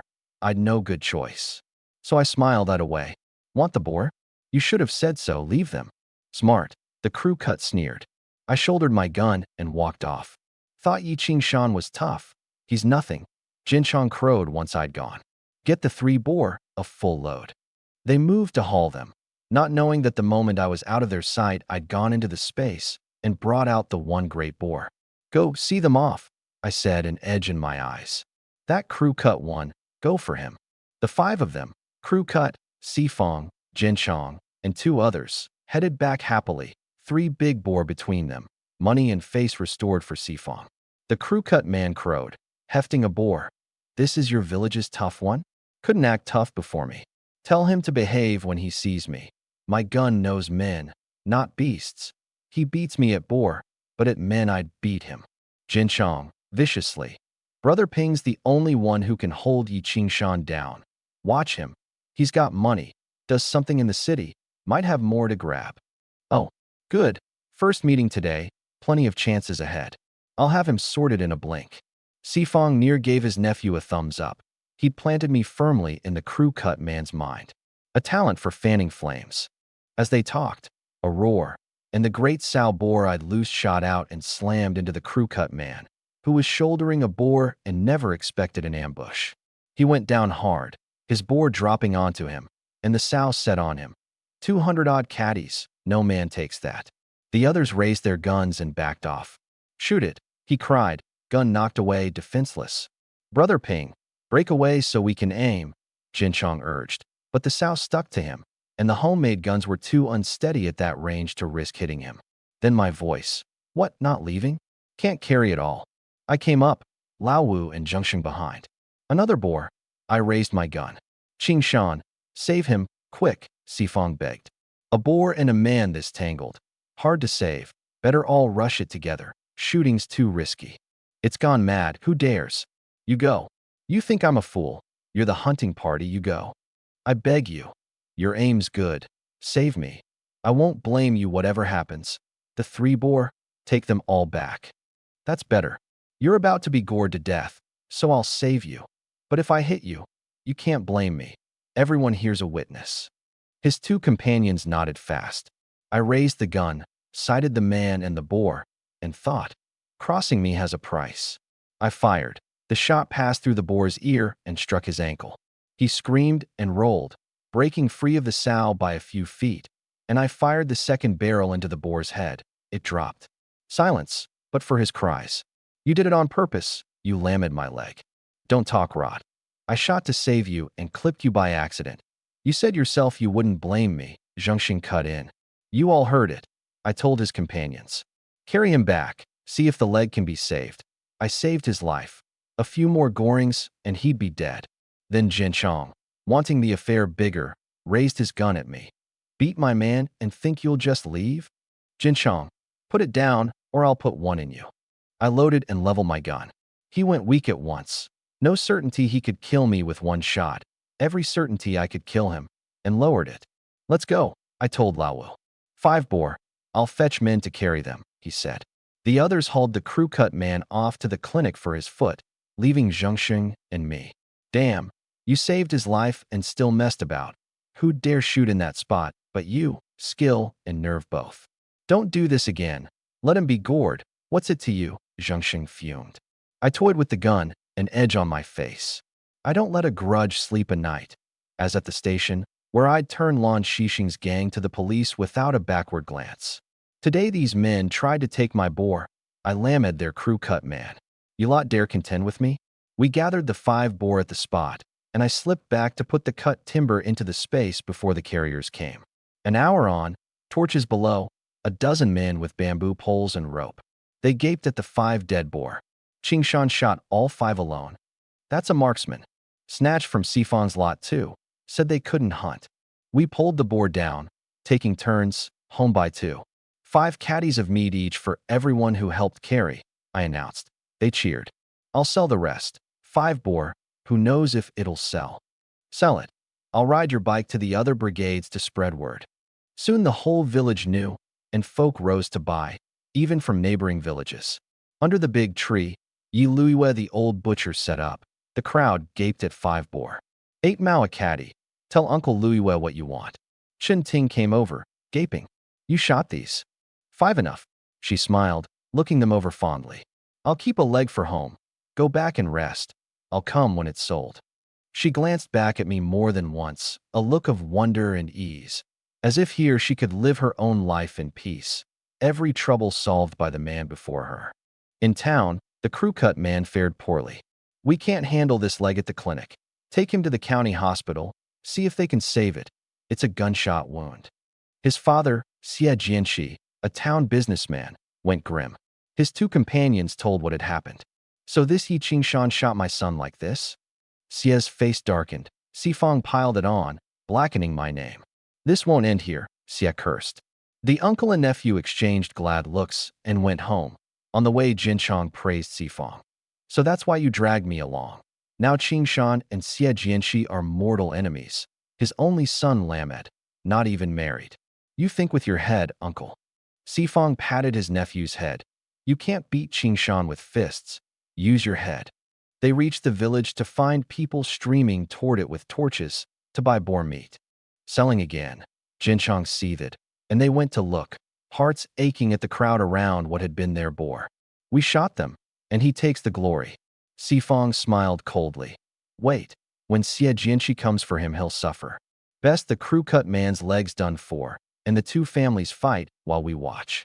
The 5 boar sold to dawn. At 8 mao a caddy, all moved, with a half side kept back to split. Yi Luiwe got 5 caddies for butchering. I kept a leg. When it was done, only Lao Wu, Zheng Sheng, and I remained. Let's split the money. No, we did nothing. You shot them alone. Decent men, knowing what money they could take and what they couldn't. We agreed to split a hunt's catch. If you won't take it, I break my word. Zheng Sheng, we know you keep your word. If we take nothing, you'll feel bad. So, 1 boar share between us. No more. That's already picking up money. I gave them 30 each, about 112 yuan for the 1 boar split 3 ways. I'll come help carry the trees down sometime. Many hands, simple. No, stay off the mountain a few days, lest they find the problem. They went home, and I, exhausted, slept without washing. I slept till noon, woken by Dachuan shrieking in, Brother Qingshan. Chen Yu scolded him. He only slept at 5. Dachuan, abashed, sorry sister Yu, but get Brother Qingshan some herbs. Wang the herbalists are good, my dad's vigorous after the kidney medicine. Chen Yu was speechless. Chen Ting flushed, biting back a laugh. I laughed aloud. Your dad's on kidney medicine? All morning Mum brewed it. The house reeks of herbs. My legs feel straighter just breathing it. I don't need it. You shot 5 boar last night and didn't call me? Old Zhang slapped his thigh in regret when he heard. Who taught you to flatter? It's true, you should have called me. Chen Yu's eyes shone hearing I'd shot 5 boar. This is my husband. It was luck, Xifang's lot chasing them. No time to call you in the rush. Eaten. Join me. I've eaten. I came to tell you dad's on kidney medicine. I'm off. When he'd gone, Chen Yu shook her head, laughing. Chen Ting smiled. That's a child's pure heart. No malice, no airs. If he ever started posturing, that'd be the odd thing. Lunch, boar meat, broth over rice. I drank 3 bowls, hollowed out from the night's running. Then Dachuan rushed in again. Trouble, a crowd from town, looking for you. Fierce, like they mean to fight. Chen Yu and Chen Ting stood, frightened. Who'd you cross? Chen Yu gripped my hand. Someone come to make trouble. I soothed, but an edge crossed my eyes. It could only be the crew-cut man's people, over his leg. Zheng Sheng came in grim. Crew-cut's father, Xie Jianxi, with the town police chief Lin. A chief, frightening in that age, especially to the timid sisters. Don't be afraid. I told them, then to Dachuan. Remember Director Chow? Ride my bike, find him quick. Dachuan shot off. Then Xie Jianxi charged in with Qin and Chief Lin. Chief Lin, it's him. He lamed my son's leg last night. The county hospital says it can't be saved. You must make him answer. My son's life is ruined. Lin, 40-odd, the township police chief, sized me up. Is this true? The shot in his leg was mine. He admits it. But I fired to save him last night and clipped his leg by accident. Uncle Zhengsheng and Uncle Laowu are witnesses. I can witness, Zhengsheng said. Laowu, pushing in. I too. The crew-cut man begged him to shoot when no one else dared, saying he'd take the consequences himself. Only then did Qingshan fire, or the boar would have gored him dead. Qingshan saved his life. Lies, Xie snapped. His two companions are right there. Ask them, I said calmly. The two hesitated. Then Jinchong stepped out grinning. Chief Lin, eyewitness, he's talking rot. He shot the crew-cut man on purpose. My uncle witnesses too. Sifong raised his hand. Eyewitness, Qingshan heard him deliberately. Sifong, Jinchong, are you mad? Laowu and Zhengsheng roared.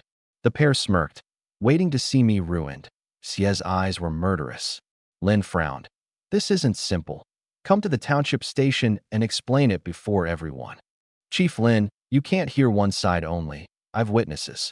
Chen Yu, frightened but resolute, stepped in front of me, voice trembling but firm. My husband's kind. He'd never lame a man on purpose. Even if accidental, it was to save someone. Arrest him, and who'll ever dare save anyone again? Chun Ting too. He took a huge risk shooting. Punish a man for saving a life, and who'll dare be good? Lin wavered, but Xie signaled him. Come with me to investigate, now. Two officers seized me. Chen Yu cried out, don't move. I shook my head. I'm fine. They led me off. The sisters near collapsed, Laowu and Zhengsheng catching them, murmuring, Dachuan's gone for Director Chow. Remember Qingshan helped Chief Lu. He won't see Qingshan wronged. Jinchong crowed across the village. Look, Yi Qingshan, hauled to a cell for hurting a man. The whole village boiled.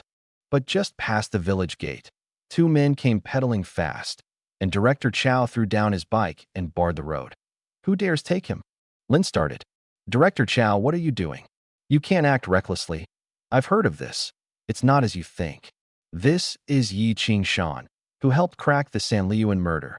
Chief Lu of the county police values him, meant to place him in the forest farm, wrote a letter. Sure you want to sell him? I phoned Chief Lu when I came.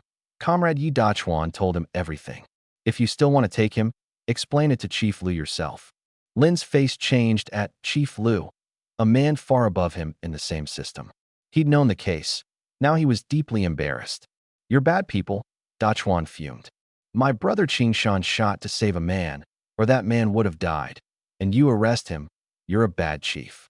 Zhengsheng pointed at the crew-cut man's two companions. Tell it true. What happened? Now, with a county chief behind me, they panicked and blurted the truth. Brother Ping begged him to shoot.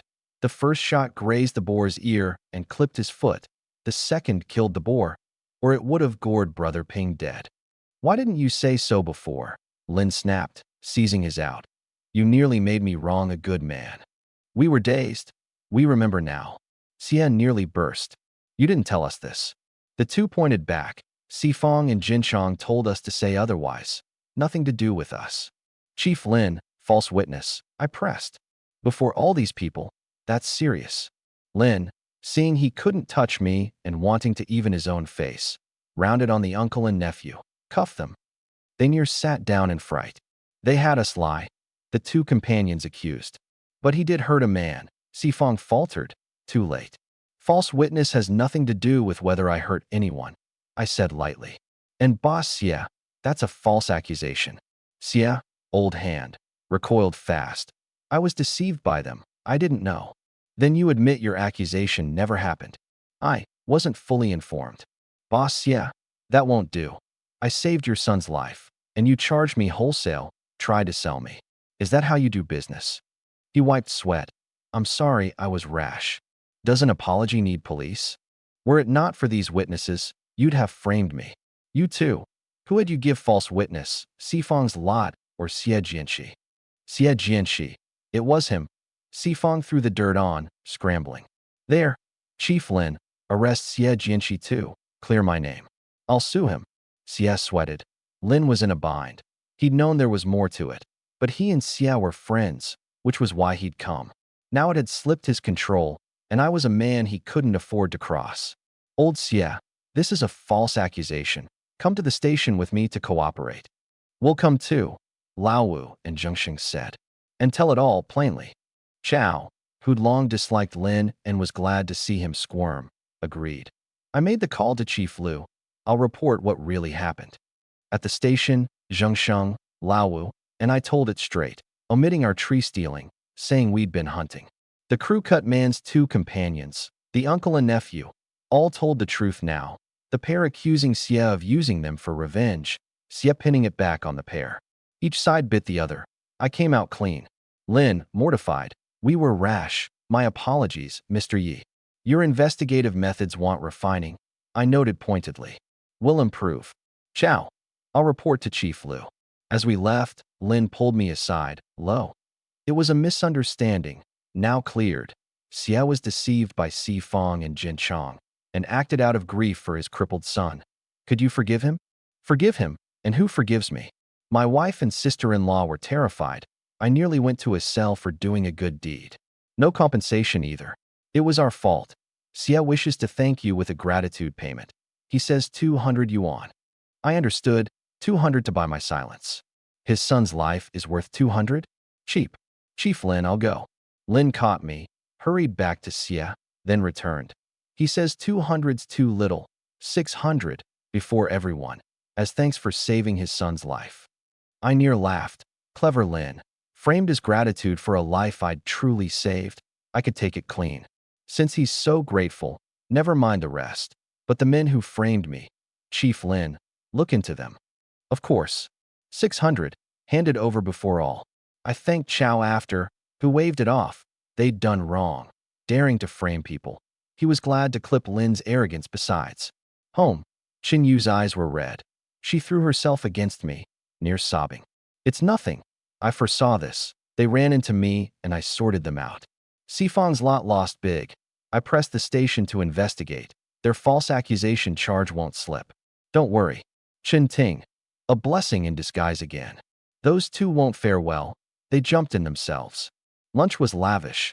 After, Zhengxing came with Dachuan. Sifang and Jinchong aren't back. Explaining their false witness, I hope. If we can clear that scum out of the farm, we've done a good thing. My thought exactly. Uncle Zhengxing, a favor, come. I took him to the old house, where my cut timber was piled. You cut these? Long ago, for building. Kept quiet, drying them. Now they're near ready. Can you help saw the boards? I'll pay. No pay. Pay. It's heavy work. You sawed for hire at the farm before. I won't cheat you. Dachuan offered. Dad and I can saw, one wage. No. You farm work. With Sifang ousted, only you and old Zhang are up there. You can't saw for me. Zhengxing would find another sawyer. I went into the space, 3 puppets at their work.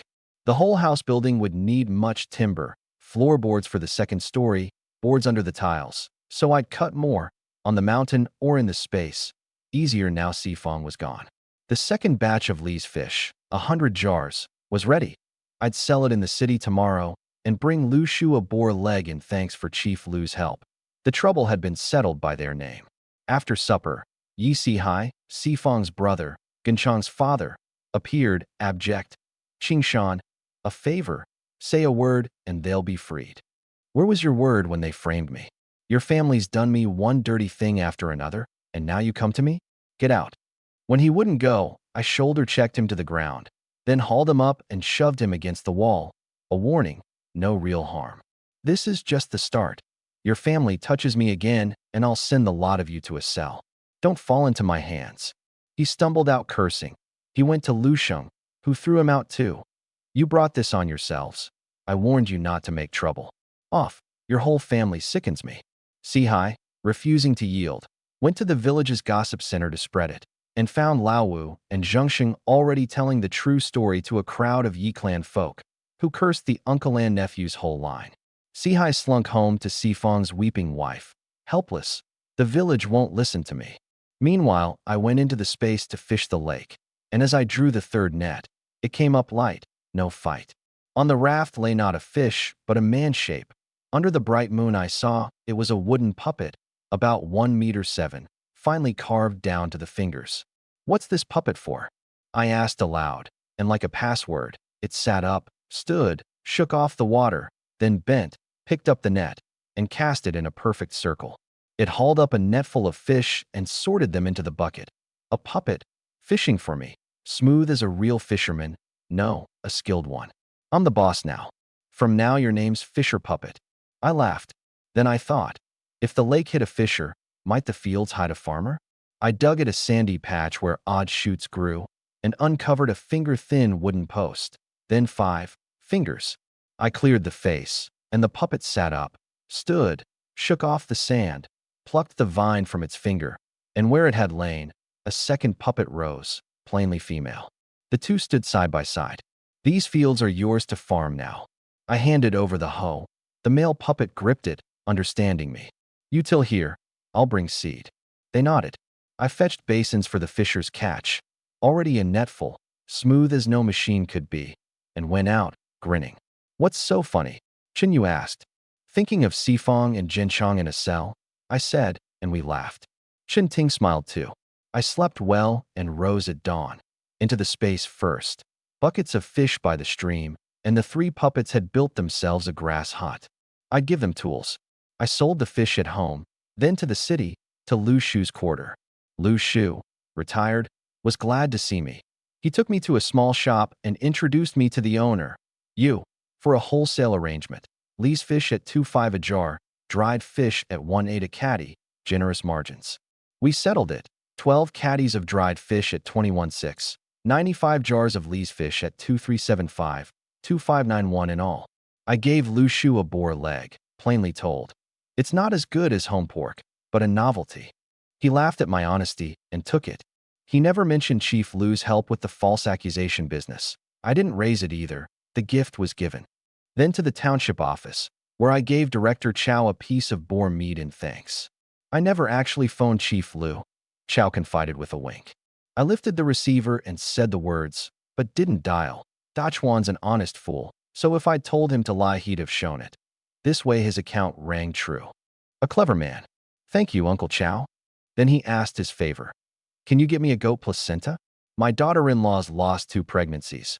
We say goat placenta helps hold a child. Money's no object. A gone-in folk belief, a comfort at least. I'll watch for it when I hunt and bring you one first thing. Glad, he thanked me. I bought tools in town and went home. Chinyu met me. Sold another 200. Keep it. The sisters insisted. They'd make the goods to ease the burden. The materials, all mine. I'll pay you wages once the house is built. Into the space, the 3 puppets working. Fisher puppet, farmer wife puppet. I named them, handed over tools, showed them the saw and nails for their hut. They understood, nodded, worked as if long practiced. With 3 free laborers, I can plant rice. For rice I needed seed, coupon only, so I asked Lu Sheng, inviting him and Laowu and Zhengsheng to lunch as I arranged the sawing. Lu Sheng offered to place me in the farm now Sifong was ousted. I declined.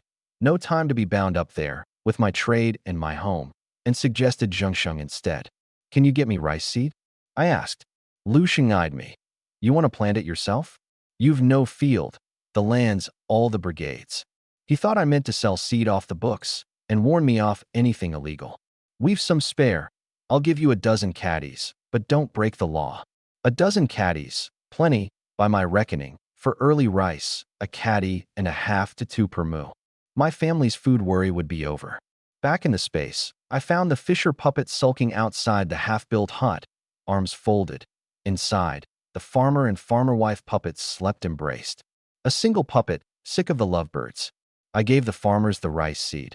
Plant this, you know how. They nodded and went straight back to their embrace. I told the fisher puppet to build himself a separate hut or find a puppet of his own. He thought, then took net and bucket to the lake to fish. Next dawn, into the space for the fish, and the 3 puppets were channeling water to sow the rice. I could relax at last. I'd plant high-value things, not vegetables, which grow anywhere. The pool at home was full. I'd need to widen it. At the old house, the sawing rang out. Zhengxing and another Yi clan man, Yi Hongsheng, working a long saw along the inked line for even boards. I gave them cigarettes and money. You're up early. Cooler to work. And your house needs more than boards. You've bricks to lay too. I'm preparing. Get others to help. Your trade earns well. Don't waste time. Ask Lao Wu. His oil press is idle now, and he's good at bricklaying. I'll pay them all. Many in the village will gladly help. Your father did much for this village. Folk remember. I felt the weight of it.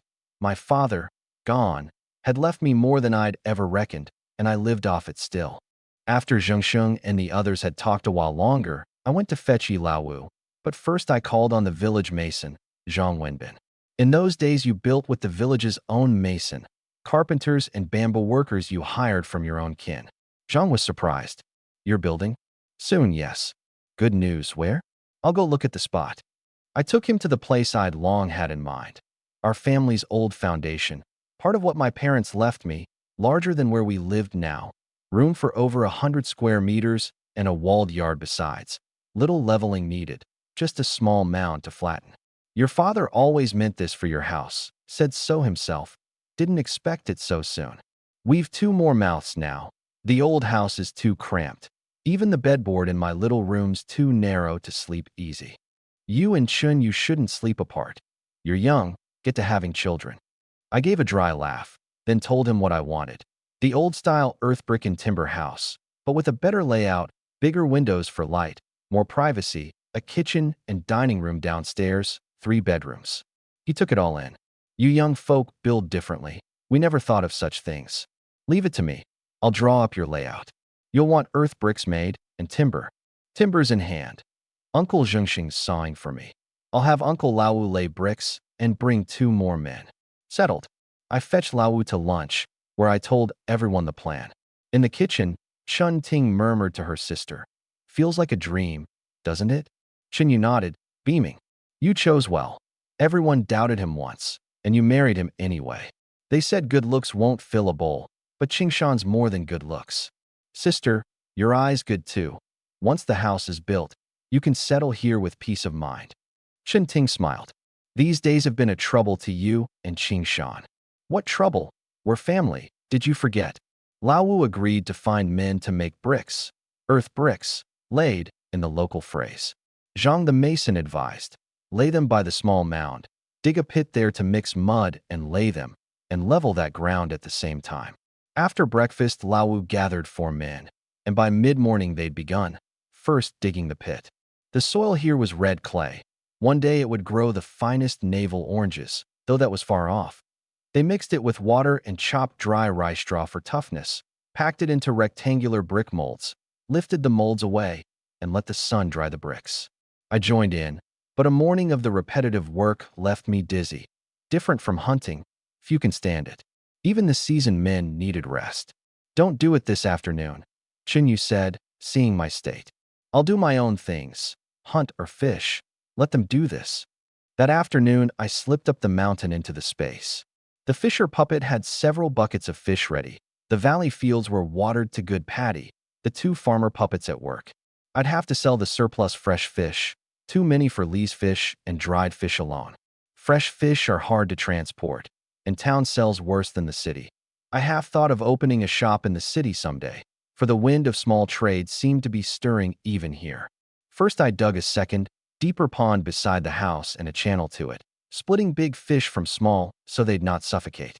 Next morning I loaded the fish and rode to the city to sell. By my May River name the fish sold easily, if slowly. I went to the Hongdu sugar refinery, bought a pack of cigarettes first, and greeted the gate guard, offering the pack. Selling fish, Big River fish from Zhaolin. Does your kitchen buy? A young man with cigarettes and courtesy isn't driven off.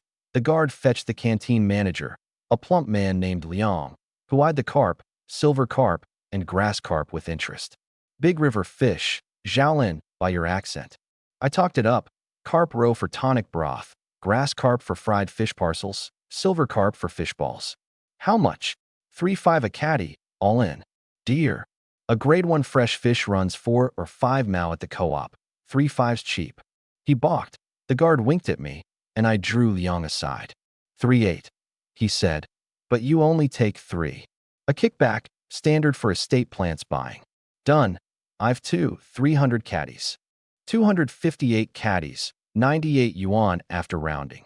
I gave Liang 21 and kept 77. He beamed. Bring more good fish anytime. The guard saw me off. The manager had said I could come again.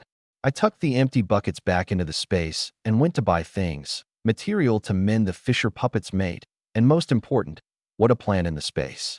The valley had 2 odd moo of paddy and plenty of empty field for other crops. I'd long thought of medicinal herbs, but balked at the long growing cycles. Now, with my basic living secured, I could afford the wait. At a herb seed seller's, a plump man around 50 who first tried to sell me a kidney tonic, I near cursed. I needed no such thing. I asked what grew well here. Dendrobium, Solomon's seal, and Sanchi. Dendrobium yields in 2 to 3 years, Solomon's seal in 3 to 5, Sanchi in 3. At 7 times speed, Dendrobium's 2 years is 3 months, Solomon's seal's 3 years, 5 months. A fine business, with 4 tireless puppet hands, why not? I bought 10 yuan of Sanchi seed, 50 of Solomon seal tubers, and 50 odd of Dendrobium seedlings, which the owner, Xiao, potted up for me. Into the space, I gave it all to the farmer puppets. Know how to plant these? They nodded and set to. The fields were leveled and sown. The rice seed, sprouted before sowing, would grow fast and soon need transplanting. The puppets' work, not mine. The pheasant flock had grown, with many chicks. Soon I'd not even need to hunt. The bee boxes were thick with bees and honey, near ready to harvest, and the puppets could do that too. Home, I mended the fisher puppet's mate. Her spine-like core had snapped. I rejoined it, and she sat up, blinking, and the fisher puppet embraced her, delighted. Your main task's fishing. Not too much, just enough daily. The rest of the time help farm, and mind the honey. Harvest it when it's ready, and tell me. They nodded. Then I went to settle Director Chow's Go Placenta. He was a friend worth keeping. Chief Lu was far off in the county, and a man on hand in town who could help in a pinch was worth much. I asked old Zhang, who knew other farms and hunters, to find where pregnant goats had been seen, and quickly, I'd take him along. He was eager, having seen my shooting. A day later he came. North of the Lianhua farm, an hour or so deeper in, pregnant goats had been spotted days ago. Close, we'll go tonight. Just the 2 of us, lest others want a cut of the placenta. After supper, gun on my back, I told Chin Yu I'd be hunting. She only said, be careful. At the Lianhua office, Dachuan saw me off. He had to stay and watch. Old Zhang and I walked over an hour into the deep mountain, where few came. Lianhua is vast, spanning several towns, much of it untrodden. Here, goats pass through, but it's deep. Hunters come, but the catch is luck. Last time they saw a clear pregnant one, but it got away. We pressed on past hares and foxes. Then a heavy-bellied goat appeared, clear in the moonlight. It bolted. I fired, dropping it, and a second shot to end its suffering. Old John gaped, thumb up. There may be more. Further on, 2 more goats grazed, unaware. Try your aim first, I offered, loading. Old Zhang fired, and missed, the goats bolting. Damn, stop them, Qing Shan. I'd been ready. I stepped, dropped the right-hand one, but the second was too fast even for me, and it fled. My fault. If I hadn't shot, you'd have had both. It's nothing. 2 goats is plenty. We each shouldered one back. Dachuan was asleep. We carried the goats down to the village. How to sell them? You just sold 5 boar here. Town tomorrow. It's market day. We'll rent a stall and clear more ourselves. At dawn, old Zhang came with a borrowed donkey cart from the brigade, far easier than carrying. We set up at the market and butchered on the cart, taking out the placenta first. As the sky lightened, people pressed in. How much for the placenta? A prize thing here, said to help with childbearing. Not for sale, it's promised. An auntie pressed money. I held firm, uneasy at having killed a pregnant goat at all, and would not have but for Chow's need. I left old Zhang to sell the meat, and went to wait for Chow at the township office, eating a bowl of clear broth soup at a nearby stall. Chow came by on his way to work. I handed him the placenta. He near slapped the table, ordered more soup, and pressed a bowl on me. I don't know how to thank you. I told so many hunters and none could manage it. You did it at once. Just luck. He tried to pay. I waved it off. You've done me a great favor. He took it glad. He told me Jinchong and Sifang would be held a while.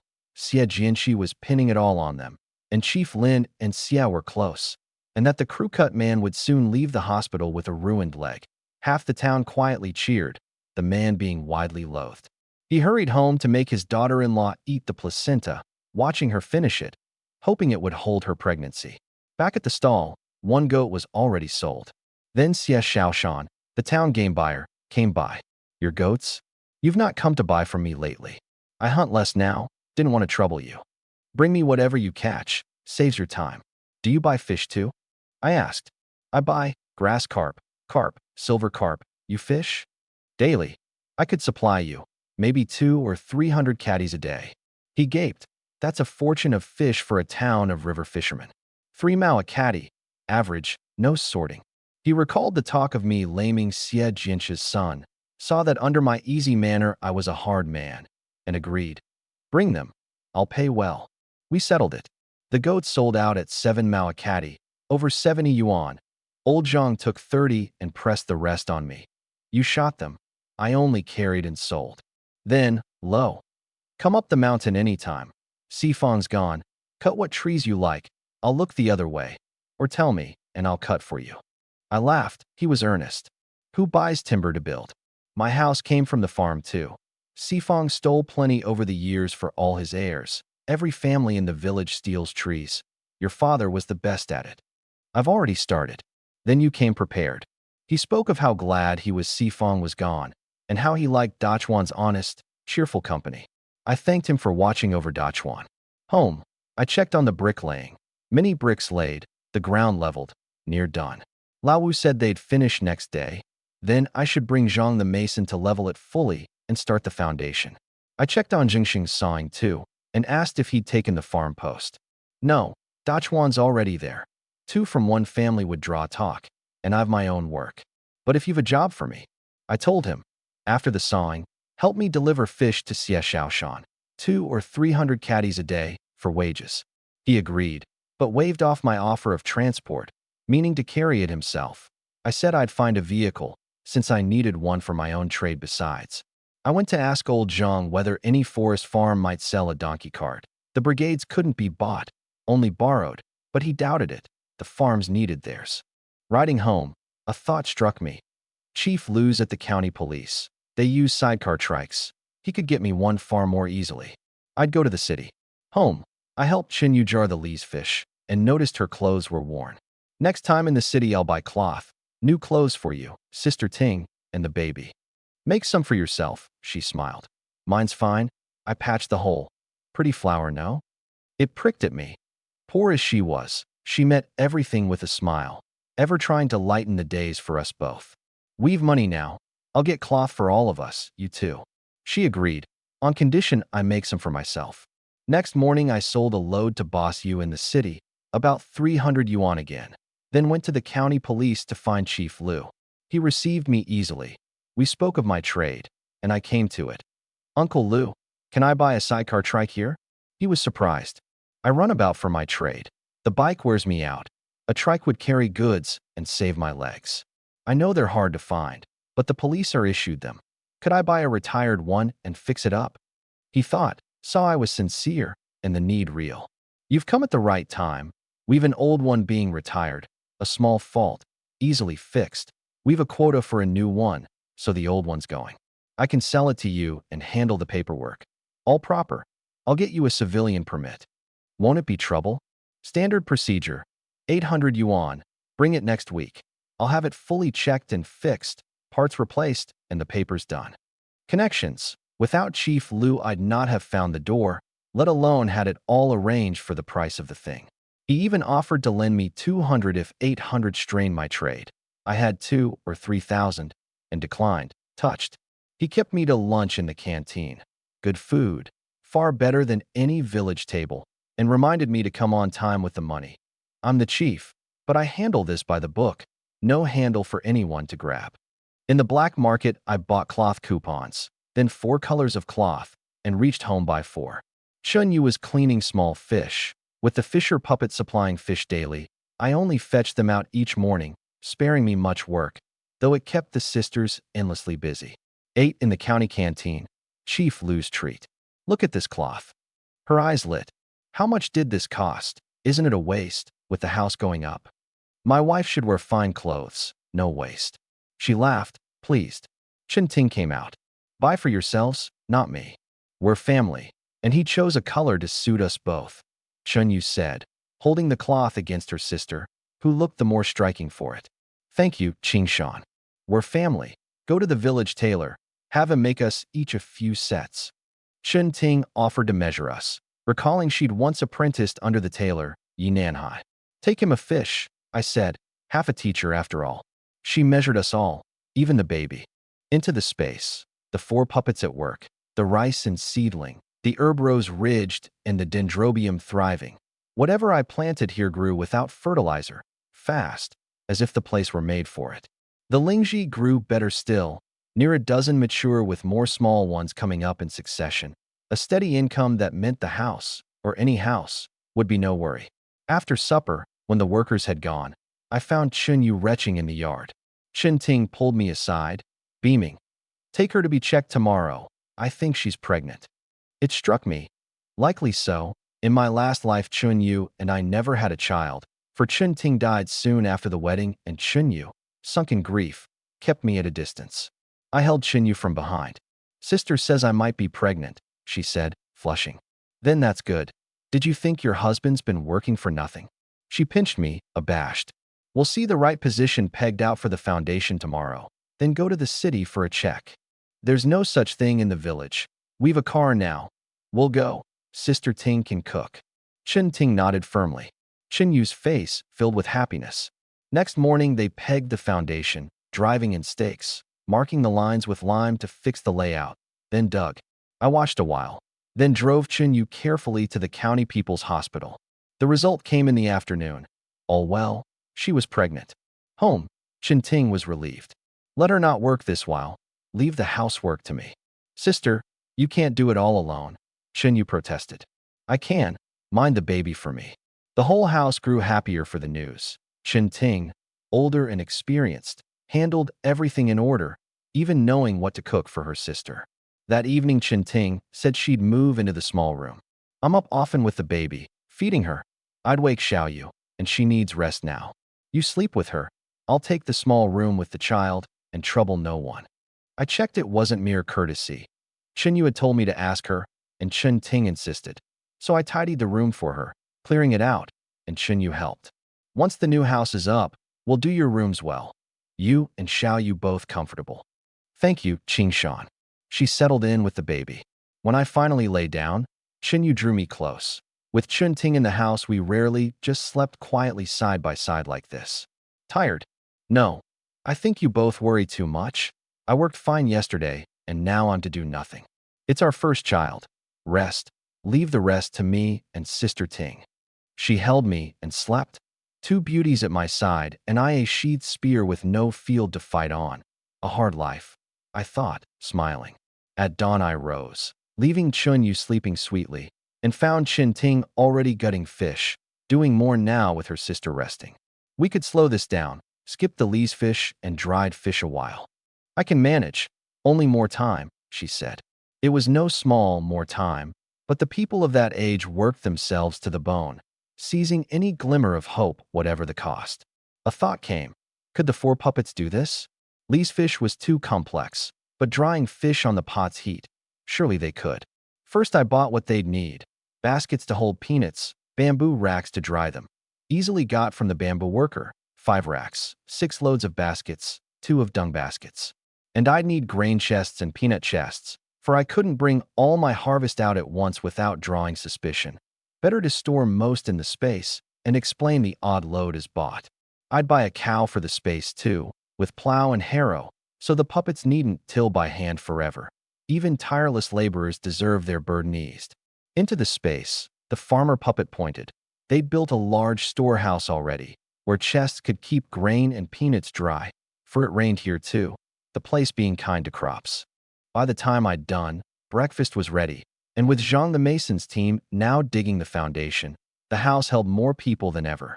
After, I went to the village carpenter, Yiganzhou, not just for grain chests but for much furniture. In those days you laid in your own timber and had the carpenter make beds, tables, chairs, doors, wardrobes. He was surprised at the grain chests. Few had grain to spare then, but I had to make 2. one large, one smaller, at the old house where my timber was piled. He marveled at the heap. You prepared this all in secret. And fine timber. You've cut the farm's best, eh? That I have. A thing everyone knew and no one minded. Steel trees, and uncaught. You're safe, for every family does the same. He set to gladly, and the old house grew livelier still, the sawing going on alongside, my timber seeming never to run out. With so many hands about, and Chunyu only minding the child now, I made time to help at home, lest Ting wear herself out. When I got back, Ting was in the kitchen, one hand pressed to her waist. 26, and in her prime. By this age's reckoning, a woman bore the weight of children and elders both, and she was no exception. Your waist ache. She shook her head. Just habit.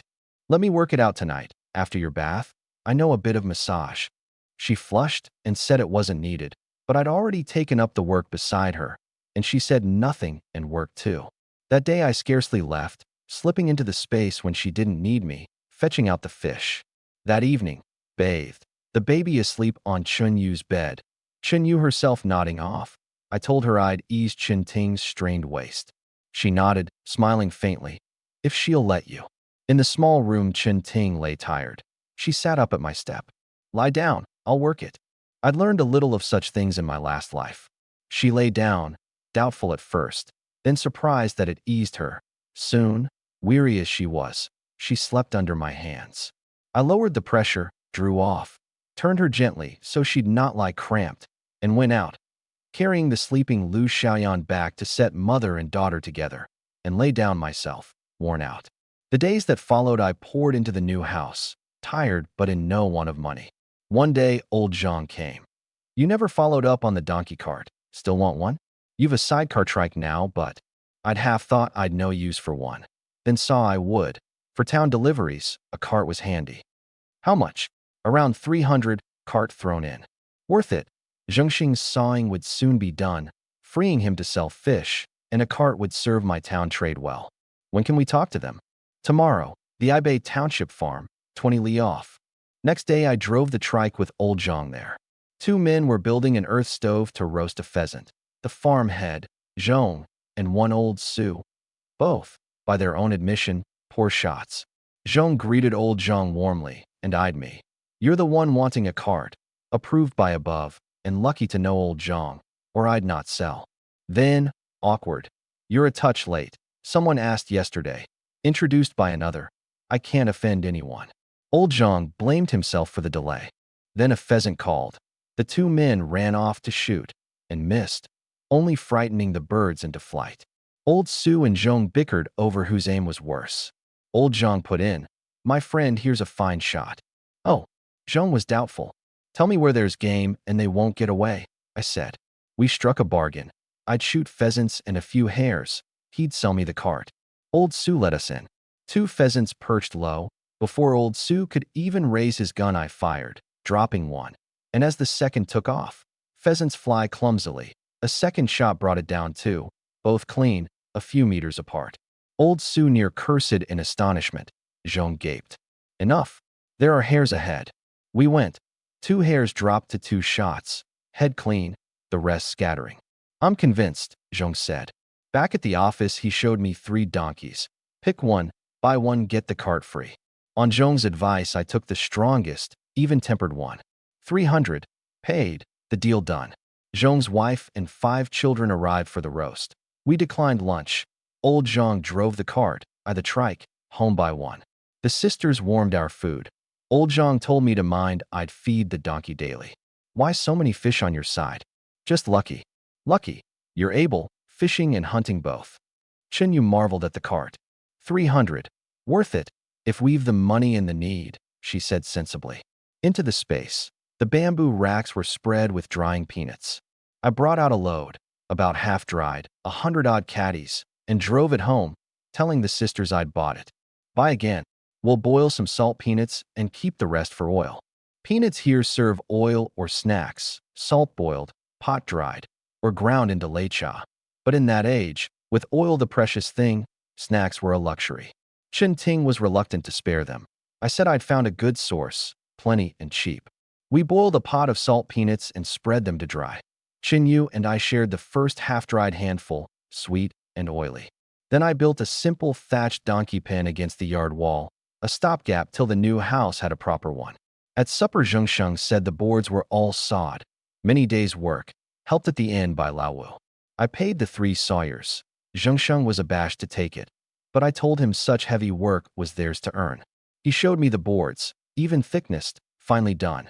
Ganjo's still on the furniture, but your timber's all milled. Tell us when you need more help. Then I gave Zhengsheng the fish delivery job. Each morning he'd cart the fish to Xiaoshan in town, sell, return, and feed the donkey besides, 10 yuan a month. He thought it too much for mere delivery. A worker's wage was 20, but I held firm. It was daily work. He was glad. A steady village job from a man he trusted was no small thing. In bed, Chinyu nestled close, happy. Edgetrike and donkey cart both. I never dared dream it. Dream it now, I said. She beamed. The village all praises you now. The ones who called you idle daren't make a peep. Next morning before 6 I fetched fish, harnessed the cart, and loaded it. Chin Ting was up. Where to? Taking Uncle Zhengsheng to Xiaoshan's the first time, so he knows the way. Zhengsheng came, excited, on his first delivery, 167 caddies at 3 mao, 50-some yuan, paid by Xiaoshan, who pressed me. Bring boar or goat when you can. There's demand. On the way back, Zhengsheng marveled that I, a villager like him, had taken to trade and done well. For these were people whose horizon was the mountains, the river, and their few mu of field, to whom the county seat was the edge of the world. The world changes fast. Everyone's much the same. Wait, and all our days will get better. Truly, trust me. We go forward. The road is right, only winding. He smiled, simple and hopeful. With Zhengsheng handling the fish, I was free of that. I watched Yi Ganzhou at the furniture, the grain chests done, now the doors and windows. I'd had him make the windows large for light. Used to a later age's bright rooms, I couldn't bear the old dark ones, lit only by kerosene. I half thought I might solve the electricity too. Small generators were reaching the market, enough for lighting. Into the space. The peanut ground retilled and being rezoned. The rice seedlings thriving and near to heading. The herbs lush. The Solomon seal sprouting. The honey near ready. I had the puppets mind it. Then Dachuan came, with Sifong gone and a new hand at the farm. He was up the mountain more and visited less. Catch turtles tonight. Good, I thought. Better to fish the river openly than always bring fish from the space and draw suspicion. We pulled out to the May, took 4 turtles each at Zhongzhou Weir, netted some fish, and were home by 11. As ever, Dachuan would take only his turtles. I made him sell me them for his half share of the big fish his father would cart to town. Home. I crept in to find Chun Ting about to bathe, still working. You needn't drive yourself. We can go slow. It's only because the baby's asleep that I can get on. And Xiaoyu tires easily now she's expecting. She insisted on gutting the night's fish while I bathed, having already drawn me a bucket of water, and her change of clothes hung there too. She flushed, calling through the door not to mind them. I'll own a foolish impulse crossed me. With Chunyu pregnant and my own restlessness, I half reached for them, then caught myself and set them back and bathed. When I came out, she kept her head down at her work, abashed, and I, embarrassed too, went to bed and slept at once. Later, drawing her own water, she found the clothes shifted and understood, a young man, his wife with child, herself living daily at his side, having once made that promise to him, and that he kept his self-command at all was, she thought, a great deal. She sighed and said nothing. At dawn I fetched fish for the cart. Zhengsheng took them off. I jarred the Li's fish and dried fish and, with the 8 turtles, drove to the city, sold to Boss Yu, and called on Lu Shu, who was walking in his yard. Building keeps me from coming often. He drew me in for tea, asked how the house went, and I came to my favor. Uncle, I'd like a small generator and a squat pan for the new house. Can you help find them? He was surprised. A multi-story house. No, an earth brick one, but a ground floor bath and toilet like yours. I've designed it, only lack the materials. He could get both, even within the week, and bring them on my trike. Then I walked the slope behind my house, where a strong spring and stream ran high above the house. I'd pipe water down for a ground floor tap and dam the stream to drive the generator. Over 2 days I bought pipe and cement, and Chunting marveled when I explained tap water and electricity, like the town had. I called in Lao Wu and Zheng Sheng, who came at once, stunned at the scheme but keen to see it done.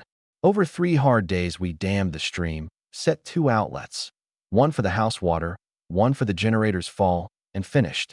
Running water. Turn a tap and it's there, no more carrying. Lao Wu marveled, and both he and Zheng Sheng wished the same for their own homes. The reservoirs built and the main pipe laid with spare capacity. Branch a line and take the water. There's more than my family could use. They were delighted. Back, the house walls were rising. Zhang the mason, Long the village's builder, worked with sure skill. A week on, I went to Lu Shu's as arranged and found the generator and squat pan waiting.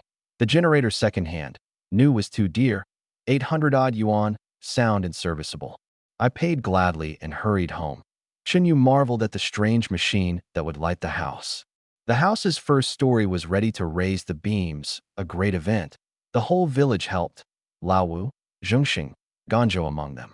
My timber, fine and hard, made the raising easy, and I had extra crossbeams laid dense for the second floorboard's weight.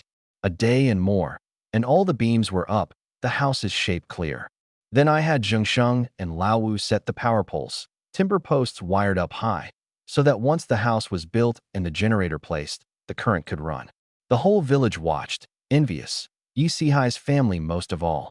In the space the 4 puppets worked tirelessly, herbs lush, rice heading, the bees honey thick. I had them harvested and drew out 3 great buckets, which the sisters jarred with me, no longer even asking where it came from. Sitting jarring honey, I told Xinyu my plan. I want to open a shop in the city. Our goods sell well, but always through others taking a cut. We need our own outlet, with someone to mind it. She approved, only fearing it might be called a legal speculation. I'll ask Chief Lu first. If he says it's safe, I'll do it. She relaxed. Go boldly. Worst case we start over. We're farmers, it's no matter. Such a wife was hard to find in heaven or earth, I thought, and promised her electric light, a telephone, a television in years to come. She laughed, half believing, half dreaming. Chen Ting, coming and going from the kitchen, saw how her sister's eyes shone for me, and understood at last why the 2 of us were so close. Chinyu had married me for love against all the village's doubt, and I had not failed her hope. She felt, for a moment, something like envy of her sister's bond, so unlike her own quiet, distant match with Lu Dawei. Next city trip, after selling to Basyu, I gave Lu Shu 2 jars of honey and asked plainly, if I open a farm goods shop in the city, could it be called speculation? He grew serious. Some already trade here.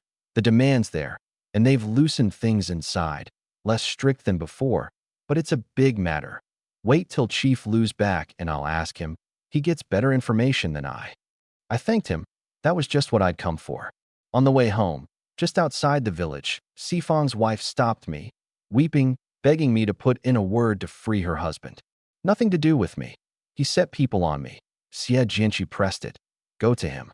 Xie says only you can let it go, and he'll free Sifang.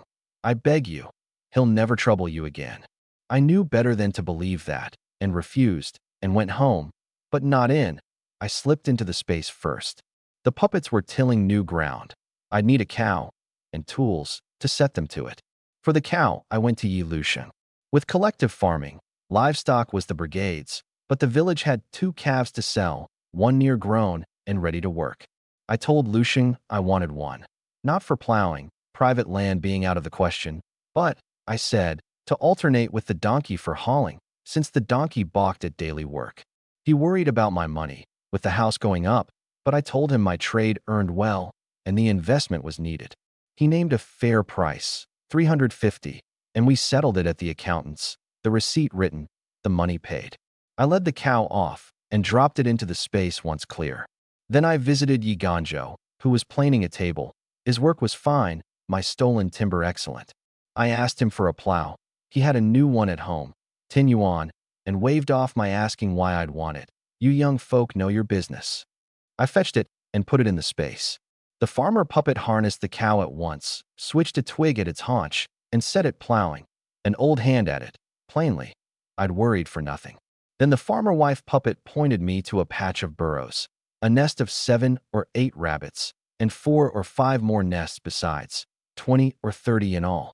The few I'd loosed had bred fast in the space's kindness, near a litter a month, far past what I'd meant.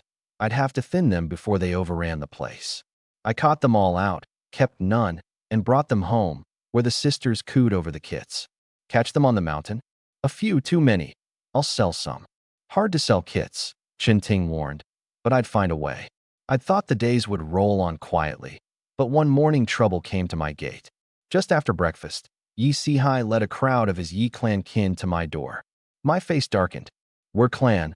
There are things we must say to your face, Sihai said, the men massed behind him. What's this? Come to make trouble. I'll tell you plainly. Before anything happens, I'll call you uncle and mean it. But if something does, and we all lose face, don't blame me for being unkind. The threat landed. They shrank back, uneasy. Ting, pale, told Xin Yu to fetch Lu Sheng, but the village already knew, and Zhengsheng and Lao Wu were pushing in. Same surname, but by branch line Zhengsheng and Lao Wu were of my line, and they'd stand with me. Sihai, are you mad? Zhengsheng barred the way.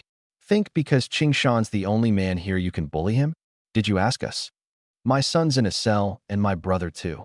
Qingshan stirred it. We want an answer. Plainly, unable to free Sifong and Jinchong, Sihai had come to make trouble of me instead. Ting, still uneasy at the crowd, made to fetch Lu Xing herself, warning the pregnant Chen Yu to stay back. When a voice came from outside, "Is this Yi Qingshan's home?" And someone cried, "Police."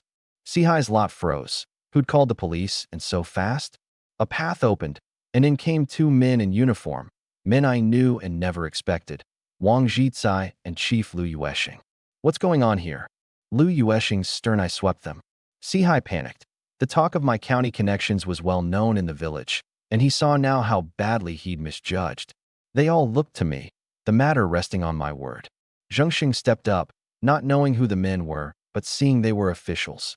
Leader. They came to bully Qingshan. His son and brother tried to make trouble and got jailed, and now they blame Qingshan and bring a mob to beat him. Zhengxing feared them not at all. He'd long disliked them, and now they'd walked right into it. Lu Yueshing paused. He didn't know the matter, but he grasped its shape and looked to me. Uncle Lu, that's how it is. And this is Uncle Zhengsheng, Dachuan's father. You're Yi Dachuan's father? I'm Lu Yuesheng, chief of the county police. The words landed like a thunderclap. Sihai, who'd half hoped this was only some town officer, went white and sweating. Chief Lu, we were just discussing village matters. Discussing with this crowd? I cut in. Come to congratulate me on my new house, have they? Then Yi Luxing arrived, took in the scene, and rounded on them. Off with you. Sihai, I'll deal with you later. Sihai, knowing Luxing had given him an out, scattered with his men, and the onlookers drifted off. It went quiet. I brought Chief Lu and Wang Zhizai in for water. Ting, much relieved, set out salt peanuts and dried fruit. You came at just the right moment, uncle. I half thought you were using me as a shield. Lu teased. I protested I'd not summoned him. I'd come on some business nearby. Knew your house was here. Knew you'd asked my father something. So I thought I'd look in and talk over your matter. What was all that? I told him plainly of the feud with Sifong. You're in the right, he said. Village bullies, the lot of them. I'll have those 2 held a good while longer. He praised the salt peanuts. I had Ting pack some for the old man, which he laughed at, a gift to his father being natural, where a gift to him would not have done. Wang Zhizai watched, admiring how deftly a villager handled such things. Lu walked round my new house. Grand. Why not a multi-story one? No money. This earth brick house suits us. Build too fine, and people think I've struck it rich. He gave his answer on the shop. It's fine to open one. Others have. Trade must exist, or goods don't move. I support it, but keep a low profile. My approval isn't the whole of it, and you may meet other pressures. To keep the business long, stay quiet. I understood. The year was sensitive. He was telling me to walk carefully even with his blessing. Then Wang Zhizai, loose-tongued, let slip their errand. A 6-year-old Zhangzhou case. The May 16th case, in which men with hunting guns had robbed 3 banks, killed 3, wounded several, and taken over 200,000 in cash. One suspect was from this town, of Qiansuan, fled and untraced. They came now and then to check for him. The name surfaced in my memory. Qian Yongjin, caught, in my last life, in the 80s in the neighboring Min province, where a distant uncle had hidden him under a false name, mining coal in Yin City. Chief Liu, glad of my past help, was a man who'd lend a hand when he could. I meant to repay him. As he made to leave, I called him back. Have you got the full picture of Qian Yongjin's family? All of it. That's why we're stuck. Everyone says they don't know where he went. Did you know he has an uncle in Yin City? Liu went alert. Surnamed He. I think. I heard it from someone. That household left here long ago and went there, no word since. You'd mentioning it brought it back to me. I thought I'd point it out. Where'd you hear it? He was startled, having found no such uncle. Just talk. The case was big here. People still chew it over. Some old person mentioned it. I forget who. Worth looking into. His face lit with joy. We'll go to Qiansuan and ask the old folks at once. And if it's true, you've done us another great service. He left, delighted. I'd repaid the favor and earned another, I thought, humming. As I turned to go in, Yi Lucian came up. You didn't think I was taking Sihai's side just now? No. You wanted to cool it. His family's many, and you'd not have me clash hard with them. Glad I'd seen it, he explained. The fault was theirs, and he'd never pleaded for Sifeng or Jinchong. But my kin were few, my father with no living brothers, so a brawl would do me no good. That Sihai had made trouble was, in a way, good. Right was on my side, and the village would back me. And with Chief Liu turning up and his name to hand, no one will dare touch you. Let Sifeng stew inside. I'll warn Sihai to behave. I thanked him. That night a voice called outside. Sihai's wife, weeping, begging me to let her husband go. I came out. In good conscience. I've never said a word against your family or done you any harm, yet you've all come at me. Why bother? The old quarrels you started yourselves. I know it's our fault. I scolded Sihai. I've come to apologize and beg you, magnanimously, to let it pass. Tell him not to come at me again. How long they sit inside is no concern of mine. They struck first. And don't come pressuring me, or I've the power to keep them a year longer, believe it? She nodded, frightened, thanked me, and hurried off. Chen Ting, who'd tidied the house, said, Sihai's wife is truly scared now. Seeing how close you are to the county chief, they daren't trouble you a while. I nodded. That night I pulled out to fish, mainly to keep up appearances. On the river were other fishing households, Yi Jingyi among them, who hailed me, hoping to borrow my luck. We pulled to nearby spots and parted a little way off. The river glittered with lamplight under the dark sky. I cast, and the net came up heavy. As ever, since my rebirth, the things I set my hand to came easily. I'd never haul up empty as the others sometimes did. Yi Jingyi cursed his luck across the water. When I stopped, he came to look, gaping at my full net. We were so close. How'd you get so much? I could only say the fish had gathered on my side that night. He half bought it, and we went home. Next morning, zhengsheng off with the fish, I drove to the city, sold to Boss Yu, then went to pick a shop front. With trade only just stirring in the county, premises were easy to find. I took a central one, cheap, and hired a man to fit it out, telling him that if anything came up he could ask at Lu Shu's on Bai Road, Chief Lu's home. He understood at once and promised to do it well, knowing not to cross a man with such connections. Into the space, the rice near yellow and ready, the herbs lush, the first lingji nearly mature. I'd sell lingji in the city, not to Wang the town herbalist, who'd squeeze me, but among my county contacts. I carried another load of peanuts to Yi Laowu to press into oil for the Li's fish trade, then checked the house, the walls near done, ready soon for the top beam. Chen Yu rubbed my shoulders. Her sister and she each asking first, aren't you tired? True sisters. I told them the house would be livable in 2 months, walls whitewashed, floors hardened, water and power run. Their eyes lit. And I told them of the city shop. Chen Yu glad. Chen Ting urging me to put someone trustworthy in it. Lest goods go missing unseen. Days on, with the village's earlier mutterings quieted after Sihai's defeat, the rice in the space ripened and the 4 puppets harvested it, beating it from the straw the old way, tireless. I picked 6 mature lingji and drove to the city. After selling Lee's fish and honey to boss you, the latest honey harvest had run well past 100 jars. I went to sell the Lingji. At a herb hall, by Kaetang, a middle-aged man eyed the 6 fine stalks and offered 50. Then, when I thought it low, 50 for all 6. I near laughed, took up the Lingji, and walked out, ignoring his call. He chased me, cursing, "Country bumpkin, no head for business," but I drove off. At the co-op, an old herbalist, Lu Liang, examined them, praised them, and asked my price. 70 each. He turned to the co-op man. 70 each. Worth it? And the co-op took all 6 for 420. Outside, the old man followed and introduced himself. Lu Liang. Fine wild Lingji. Hard to come by. Bring more. Sell it by Kaetang. You know it? I just came from by Kaetang. They offered 50 for all 6. I left. He stiffened. You came from by Kaetang? Then, after I told it all, his face darkened. Let me introduce myself properly. I'm the owner of by Kaetang. The man you met is my son-in-law, Zhao Jiukong. I'd left the shop to him. He's wronged you. I apologize, and we don't price herbs that way. His sincerity left me with nothing harsh to say. I'd seen he priced fairly at the co-op, unlike the other. He asked if I gathered herbs, more or less, and pressed me to come to by Kaetang to meet his staff, so such a misunderstanding wouldn't recur. I drove him there. Zhao Jiukong, still rueing the lost deal, paled to see his father-in-law return with me. Lu Liang scolded him roundly. Qingshan came in good faith to sell 6 fine Lingji, and you offered 50 for the lot. Is that how I taught you? And had him apologize. You don't bear him a grudge? Lu asked me, having read me as clever and his son-in-law as the sort to retaliate. I said evenly, don't say I came to inform on you. Don't dog me later. Zhao went stiff. I thanked Lu. He brought me there to set things right, and left. When I'd gone, Zhao said his father-in-law was only making a show to keep me as a supplier. A fool's luck. 6 at once. He can't get such things again. That tipped Lu over. You call that bargaining? That's bullying.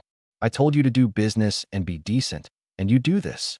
He took the shop back from Zhao despite his protests, unwilling to trust the family trade to such hands. As for me, I'd not meant to stir all that, but I'd found a fair buyer for the Lingji and was content. Meanwhile, the house reached the top beam day. Zhang Wenbin had me gather men to raise all the beams, then board and tile. My timber, plentiful and hard, made it easy, and I'd laid the second floor cross beams dense for the board's weight. A day and more, all the beams up, the shape clear. Then I drove 3 sacks of grain from the space to town to be hulled by machine, far faster than the village's stone mortars, the trike making the haul easy. The mill owner marveled at the trike and at the rice, plump, white, fuller than any he saw, and joked I was eating commodity grain. I said I'd had to buy it, being short. Home, Chinyu gaped at the white rice and, ashamed she could do nothing but eat, near wept. I wiped her eyes. You're carrying our child. It falls to me to do more, and we'll never want for food again. Ting too, seeing the rice, was finally at ease. It was enough for a long while. With the tiles on, the house raced ahead. Zhang Wenbin bringing cement and lime to harden the floors and whitewash the walls. Yi Ganzhou laying the second floorboards, plain smooth and even, nailed dents to the beams to bear weight. We tested them, solid underfoot. The whole village envied the rising house. White walls within and without, the yard hardened, 2 fish ponds dug, a donkey pen built with its own side gate. Like a landlord's house of old, they said. I drove to the city again, gave Lu Shu honey, and asked of the shop and of Chief Lu, who, Lu Shu said, was busy, even bound for Yin City on some matter. Catching Qian Yongjin, my tip had borne fruit. And Lu Shu's wife brought in a woman of about 30, Zhao Yin, for the shop. I set out the terms. She'd sell, not make, the goods, dried fish, honey, Lee's fish, country snacks, 7 days a week for now, 40 yuan a month, above the co-op's 30, a year-end bonus in good years, and a second clerk hired later so they could rotate days off. She asked only that her child might wait in the shop after school. I agreed gladly. She could read and keep accounts. I gave her a key and 200 yuan to buy shelving, telling her to record every expense. Lu Shu told me, after, that Zhao Yin was a distant relative. Her husband executed years back for a crime, leaving her 2 children and no living. A good woman in a hard place, and that they'd see she watched the shop honestly. I'd chosen to have Lu Shu introduce someone precisely because, with his name behind her, the arrangement was safe, and 200 yuan handed over on trust was no small thing in that age. The house finished fast now. Zhang Wenbin came one afternoon. Done. All cleared. Go look. We all went, Lu Xiaoyan in my arms. Inside, the hardened floors, the white walls within and without, the big windows Ganzhou had made for light. The sisters marveled. The old houses were all soot dark, and this was bright and clean. 3 rooms below, a hall, a storeroom, a kitchen, and 4 above, room enough and to spare. Chenyu took my hand, eyes misting. I never dared dream of such a house, and you've built it. Only I know what it cost you, and I'm so happy, and I ache for you, and I'm sorry my sister and I could do nothing. We're family, and you did much, working at home every day without rest. Once we move in, I'll take you both to the city for a couple of days to rest. She laughed. Where would we rest but home? And touched her belly, for the child was the gladdest thing of all. There was work yet. I told Zhang Wenbin to total his wages and I'd settle in a week. He agreed, glad I paid readily. Craftsmen fear nothing so much as a slow-paying employer. I kept Yi Ganzhou on to finish the furniture. Next day we cleaned the house thoroughly. Chenyu, pregnant, given the lightest tasks. Then I called Zhengsheng and Laowu to run the last of the water pipes, the main line long buried. While I wired the house myself, I'd read enough to manage the basics. 2 days, the wiring done. I connected the generator's feed through the switch and a bulb lit. It's on. There's really power. Laowu marveled, eyeing it, half wishing one for himself, though the cost gave him pause. I told him to wait. Someday the government would run lines, and he'd only pay a fee. Water and power both in, we tested the house lights, on at a pull of the switch. Saved the cost of an electrician, I said, pleased. Laowu asked when I'd hold the housewarming feast. I declined one. We'd pick a good day, move in quietly, and live our own life. They thought I should feast, being a man with a household and a livelihood now, but I waved it off. I'd money to earn yet, for hunting and fishing couldn't last a lifetime. I'd have to find a longer road. Zhengsheng and Laowu listened, half hoping to throw in with me. I told them only of the city shop, and that I'd try the trade and see. If it comes to something, we'll talk. If not, I'll lose face alone. Zhengsheng laughed. With your head, how could it fail? Then Yi Ganzhou said the furniture was near done. Beds, tables, chairs, doors all made at once. Not the new and old mix and the buys you go most families managed. He half envied my readiness, which spoke of money earned. My family's situation, you know, I said. Parents gone, all on my own hands. Next morning, I drove the cart to the old house to move the furniture, the sisters along to help load. Zhang Wenbin pointed out each piece, beds, tables, chairs, and the sisters ran their hands over Ganzhou's smooth joints, praising his work, which I called across to him, to his open delight. Praise him freely, I told them. It gladdens him and he'll work the better. Chun Ting smiled and said nothing. Chenyu pinched me lightly. I'd grown steadier, she'd say, but a streak of boyishness still surfaced now and then, which only made her laugh. Having looked it all over, the 3 of us carried the furniture down to the cart. It held a great deal, and hauled load after load to the new house, mostly Chin Ting and I lifting, Chenyu helping and minding the child. By evening it was all in place, and the house, furnished, had a warm, lived-in feel. Is this my bed? Chin Ting asked, pleased, at a 1.5-meter bed. Yours, you'll have this room? And you that one across? Yes. I'd sleep upstairs for the quiet, but Xiaoyu's expecting and up often at night. So we'll stay on the ground floor, the toilet's just there. Then Xiaoyan and I take this room. We arranged it all by nightfall, and the place looked finer still. Good, I said, content, the sisters too. Let's go eat. Uncle Ganzhou's waiting. A day more and Ganzhou had the furniture done, and the house was finished. I gathered everyone who'd worked, Zhang Wenbin's team, Ganzhou, and settled their wages by the days worked. My purse thinned, but the trade had earned well. Chin Ting, watching the money go out, sighed at being unable to help. I had Laowu, Zhengsheng, Old Zhang, and Dachuan to a meal and thanks. Afterward, old Zhang sat smoking. You built fast. Dachuan tugged me to see the house. Inside, I flicked the switch, the bulb lit. It's bright, heavens. Then, guilelessly, Dad, now you and Mum can quarrel at night with the light on. Much clearer. Laowu and old Zhang near choked laughing. Zhengsheng went red and scolded him, while Dachuan blinked, puzzled at what he'd said wrong. Old Zhang explained Dachuan didn't usually talk so, only that the topic had come up. The boy's words were guileless, never malicious. I changed the subject, and Zhengsheng, admiring the house, said he hoped someday to build such a place so Dachuan could find a wife, at which Dachuan declared he'd never quarrel with his, setting the others off again. They toured upstairs and down, marveling. The house we dream of. When they'd gone, Chinyu asked if they'd praised it. Did anyone praise how capable my husband is? She teased. I don't need others' praise. Yours is enough.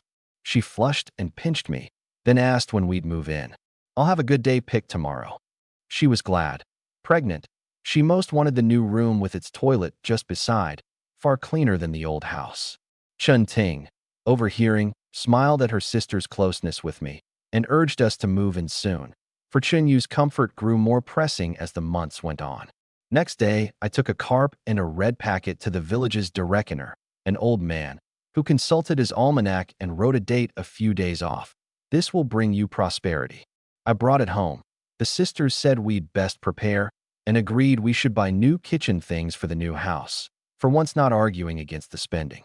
Write me a list, I said, but they knew the goods better, so I had Chin Ting come with me to the city next day.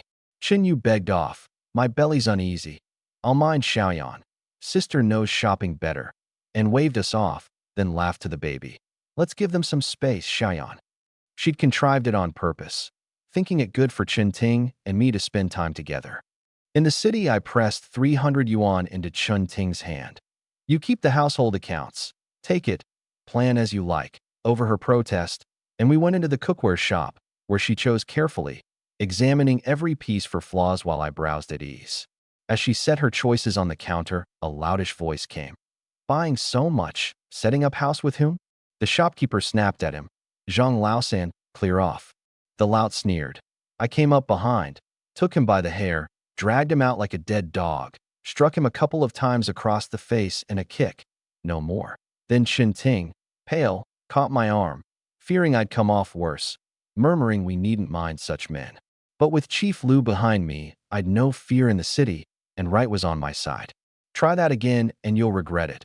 Ask around whether Yi Qingshan is easy to cross.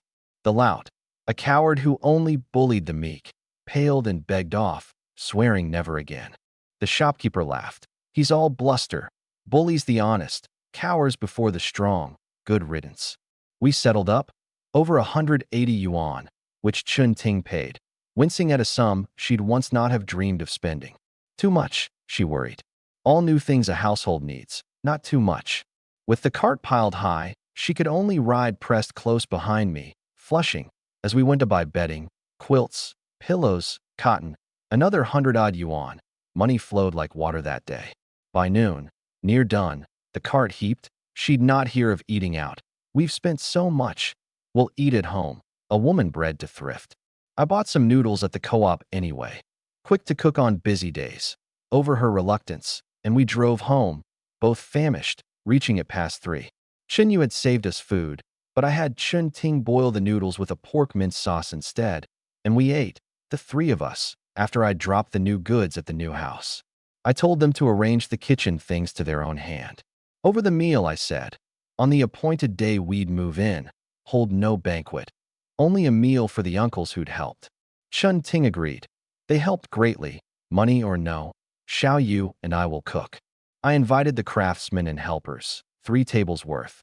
And though some thought a man of 20 with such an enterprise should hold a proper feast for the whole village, I declined. Later, if I make something of myself. No money for it now. Zhengsheng had urged it before and let it drop. The move drew the village's envy. Few my age had done so much. Then old Zhang came. You're feasting everyone tomorrow? Market day, buy your vegetables. But why not hunt something special? I heard there's a pack of boar at Qiansuan and muntjac. Muntjac, a deer-like animal, rare and prized here, hard to take. When? Tonight. Far enough, but if we're lucky you'll give your guests something they seldom see. I checked my gun, low on cartridges, I'd need more. After supper I told the sisters I'd hunt that night. Chin Ting, kindly. We can't stop you. You provide for us. But be careful. If you came to harm, what would we do? 2 women with a child? Coming back safe matters more than any catch. I promised, and drove to old Zhang's, asking first where I might buy cartridges. I'd not resupplied since my rebirth. He gave me some of his own. With you along, we'll surely take plenty tonight, he said, having seen my luck before. Nearing Qiansuan, a thought struck me. Didn't a man named Qian Yongjin from here rob banks a few years back? This is his home village. It is, you remember that. Old Zhang was surprised. Big news for our town. The whole place knows it. Never caught, good at hiding. I'd met him once, hunting, smiling fellow. Who'd have thought him so hard as to rob a bank? Fate is strange, he mused. A man you've chatted with idly surfaces in some great affair. I felt odd too, having lately pointed Chief Lu toward the man's whereabouts. I wondered how that had gone. At a villager's house we met 3 or 4 hunters, guns shouldered. Old Zhang introduced their leader, Qian Zhong, who'd spotted the muntjac. I greeted them all properly. Old Zhang says your aim's fine. Just luck. Luck finds the game. Skill takes it. In country this rough, no ordinary man bags anything. Tonight we'll see. Qian Zhong led off. Old Zhang and I last. I'd never hunted Qiansuan's hills and looked about with interest. Over an hour's winding climb, the forest still but for owls and insects, we reached the place. We saw 6 or 7 muntjac here. Fat ones. I knew I couldn't take them myself, so I waited for you. By the rules, the catch would be split evenly. I didn't mind. I only wanted enough for the feast, to let everyone taste something rare. Unbeknown to us, Wang Zhicai and Chief Lu had just returned to Jincheng. My tip had led them to Qian Yongjin, who'd been mining coal under a false name, married with a child, but he'd slipped away mid-investigation, vanishing again. I feel he'll come back our way, Chief Lu murmured. The most dangerous place is the safest. Hiding all these years, found out now, he'll seek somewhere that eases him. After so long not daring home, our area may feel safest to him. Put men on Qiansuan. I sense he's there. I'll go myself. Wang Zhicai swallowed his doubts. The moon was bright. In the open it shone clear, good for spotting game. Then Qianzhong cried, a boar. Under the moon a boar grazed, unaware. Surrounded. His men, practiced together, moved to close it in. The boar bolted, breaking for the gap, and no one dared a hurried shot. Qing Shan, ready. I'd sighted it. As it near broke free I fired, and it dropped, thrashing, unable to rise. They stared, one shot. Old Zhang said you downed them in one, and we didn't believe him. We left the boar to fetch later and pressed on. They wanted more, hoping for one apiece. Qianzhong was keenest, hunting the muntjac, but we found instead a pack of 7 or 8 goats. Goats, fat ones, a goat each if we take them. The goats took alarm and scattered. After them, I dropped one with a shot and ran first. Goats are fast through the hills, and soon the others fell behind. I dropped 2 more on the run.